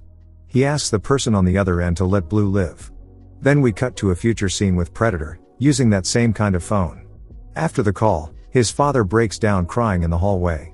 That was the first real emotional crack we saw in him. The first confirmation that, yes, he really does love his son. But then he ties Blue up. Slaps him. Laughs like a maniac. And suddenly we're not sure if he's back to being a psychopath or just spiraling emotionally. Maybe it's a coping mechanism. Maybe it's something else. But then Blue sees his father's face, sees the tears, the pained expression, and it confirms that there's more to this man than we thought. That emotional whiplash. It worked. It made the first few chapters land hard. So when Blue finally escapes, it's not triumphant. It's tense. Because he notices everything is unlocked. His freedom came too easily. And he knows his father's not careless. Then we get the twist. Blue looks up at the sky, and the apocalypse begins. It's happening. His father wasn't lying. That emotional roller coaster repeats all over again. What I love is how the manhwa uses echoing dialogue, characters' voices lingering across panels and scenes. It adds so much atmosphere. As Blue watches the world fall apart, those echoed lines reinforce everything he's feeling. The fear. The doubt. The regret. He instinctively knows something is wrong. And that instinct is part of what makes Blue stand out. Then, when the monsters arrive, they don't just attack. They dive straight into the basement. It confirms everything. And then his father shows up again. Finds him. Saves him. Leads him away. When Blue gets caught, his father risks himself to save him. That's not something a lunatic does. That's a parent. A parent who's terrified. Who loves his child. Blue tells him to run, fully expecting him to leave. But instead, it led to a much deeper scene. It wasn't just the bridge collapsing and his father disappearing. He ain't dying with that ass chin. It turned out to be his father confirming his suspicions of his mother being alive. Then, like I have mentioned about the recurring words that echo through the scene. Just like always. His father's words guide him through his first real trial, his first right kill on a monster. Now, stepping away from Blue for a bit, let's talk about the rest of the group. The way this story introduces characters is super deliberate. Each and every one of them get a very brief introduction in some way, shape, or form. Then the important characters always get their backstory expanded upon, which I notice to be a key sign for if a character has the potential to die or not. Is based on if their backstory has been rooted out. While there are some important characters so far that have had yet to be expanded upon backstory-wise, their actions show to us that they are good people, but I'm going to stick to my backstory theory for now, that if there's no backstory given, the character may just die. Still, even without full backgrounds, we learn a ton about these characters through their actions. Such as glasses, bomb, and so on. But these first little meetings with characters show us a lot about who they are. Take Haru. She protects Blue when she doesn't have to. Mohawk comforts a little girl. Bomb genuinely wants to help others. These small gestures show us who they are better than any info dump ever could. And this kind of character-driven world building. It's rare. And really well done. Even the monsters are unique. Not a single encounter has felt like a rehash. They're all distinct. Dangerous. Mysterious. And each one raises new questions. Are they aliens? Something else? There are small clues, like the strange flowers and the connection to Blue's parents, but nothing concrete yet. And I love that. It keeps the mystery alive. There's also the survivor groups, another trope, yeah, but executed well. It's realistic. And it adds more variety to the world without feeling forced. But back to the topic of characters, let me just briefly cover some of the character development. In Blue's case, when he first met Haru he was very on edge, and this continued with every person he met. It did the first thing I hated, which was them using his mother's picture against it. I just hated the fact they hard nerf him for plot convenience, but I fully understand why it was done. It's valid, and helps us remember that he is just a boy. I just personally disliked it. Back to the development, he met Freckles and she showed him a lot of attention that was a foreign thing to him. But she was also the first person to show him warmth, as she said she'd be sad if he died. Sometimes the death flags are obvious, like when he said he wouldn't care if she did die, but also her bringing it up in the first place. Later he kept talking to her, only to wonder if it would be okay for him to trust her. But as soon as he made that decision she was stabbed, he stood there completely swirling in emotions. As he felt her life force draining, showing he's also unique. She asked why he was so serious with her final breaths. Reminding him that he said he wouldn't care. But of course he just started to feel warmth, which caused a cool scene afterwards. Then it just spiraled with him continued to make friends and getting closer and closer to them, such as Bollcut and Eugene. But those interactions led to him feeling more human and fitting in, such as it being a wish to greet others and make friends. But another common theme for Blue is the feeling of loss. With Freckles being the first real loss, he found it hard to trust others.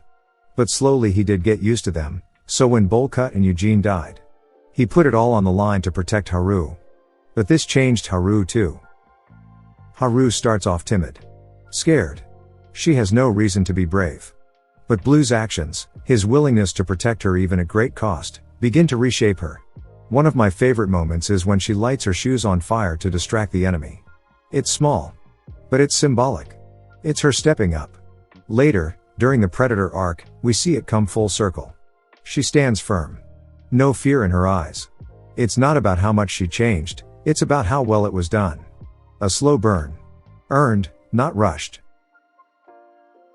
Now, up until this point, you might be thinking this manhwa is nothing but trauma, pain, and death, and yeah, it is heavy. But what really keeps it balanced is the humor. It's got a surprising amount of it, and it hits at just the right times. There are moments that genuinely made me laugh out loud. Some of my favorites include Mohawk, since he is just a lovable goofball. But the first instance was his father's ass chin, kidding. It was when Baum treated the patient only for him to read vet on his name tag, and have a PTSD stare. The comedy doesn't feel like an afterthought. It's baked into the characters. Mohawk in particular starts out as the go-to comic relief, big muscles, small brain, constantly messing up the plan. But that's not all he is. From the beginning, he's painted as this rude, brash guy, but that first impression is totally flipped. He immediately shows that he's got a good heart. He wants to help.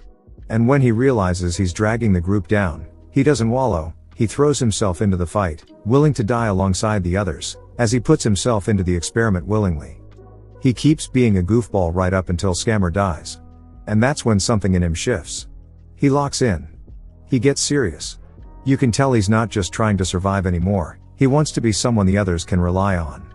But even as he grows, we're reminded, especially during the Predator arc, he still has a long way to go. And I really hope his journey continues in that direction. Glasses, on the other hand, is just, really no idea yet. She's the idiot of the group, but in a charming way. She hasn't had a huge arc yet, but one thing stood out, when she didn't rat the group out to Predator. It was a small moment, but it spoke volumes about her loyalty. And I'm looking forward to more from her. Now let's shift to Jin, because his arc is probably one of the most layered so far. Ever since joining the group after coming to terms with his sister's death, Jin's taken on a leadership role. But the irony is that he doesn't feel like a leader. He's constantly battling this inferiority complex. He's hyper-logical, a master strategist. Because of his chess background, he's always thinking 5 steps ahead, but that thinking sometimes traps him in doubt. Still, he grows. When Mohawk is bleeding out, when his own life is on the line, he pushes past it. That moment where his sister's spirit helps him unlock the power of his life force. That's the kind of moment that shows you he is a genius. Just one stuck inside his own mind. He exhausts himself to uphold his role. And that kind of emotional payoff. It hits. Even some of his harsher decisions feel justified. Like when the team got found out because of Mohawk's recklessness, but Blue didn't want to kill them. Jin agreed to doing so, knowing it would bite them in the ass. Or when Blue got locked up in the prison cell to teach him a lesson, he taught Predator about how to restrain him properly. It's tough love. But it's good development. And speaking of development, Blue's growth continues to shine. During the prison arc, his relationship with Haru really matures. There's some back and forth between them, but by the end of it, with them stuck in the canyon on the verge of life or death, he acknowledges something important: she's precious to him. And so are the others. He's not just surviving anymore, he's living for these people, as he has changed. That steady buildup of emotion and connection. It really culminates in that moment where the whole team is exhausted and falling apart. It reminded me of the One Piece pre-time skip fight, when Luffy watches his friends disappear one by one, completely helpless. Except this time, Blue isn't helpless. He ends up turning into the threat. As he's hurting them. And I really hope the story doesn't go the predictable route, having his dad show up to stop him, only to get killed in the process, and then Blue becomes scared of his power for 100 chapters. That would be such lazy writing. This story has done too well so far to fall into that. Now, as for the art, what can I even say? It's just so uniquely itself. You see one panel, and you know exactly what series it's from. But what really stands out to me is how the action is drawn. It feels animated. Almost frame by frame. Like in Northern Blade or The Sword King in a fantasy world. That style really pulls you in. You feel every hit. Every dodge. Every close call. It's immersive as hell. And then there's the tension. Every single monster encounter feels like life or death. No throwaway fights. No recycled designs. Each one brings a unique threat. And that's something I really respect. A lot of series lean on the idea of weak-ass monsters most of the time, with the strong ones barely coming out, but here, every enemy is terrifying. Every creature feels like it could wipe the squad. Even the human threats are well done. Predator and her group were hoarding humans to eat them, which will definitely make the group wary of other survivors. Same with Jin's house, booby-trapped to hell. That kind of environmental danger adds another layer to the survival aspect of the story. And it's good tension, that led to an unexpected ally. There are still so many directions this story can take. And that's part of what makes it so exciting. It's one of the most unique series I've read in terms of tone, story, and especially character development. The repeated use of certain visual or thematic motifs, the echoed voices, the fly, Haru's frozen eyes, just further show how intentionally this is all being built. These details aren't just cool. They matter. And I'm positive there are more of them waiting to be paid off with the other characters that we have yet to delve into. I can't wait to find out the truth about the monsters, about Blue's family, about his power, and the whole blue flame thing. And, most importantly, how his dad ended up with that legendary diamond-ass chin. If you've watched till the end, comment, Alien, to let me know. Subscribe for more videos like this, leave a like or a comment to help the channel out.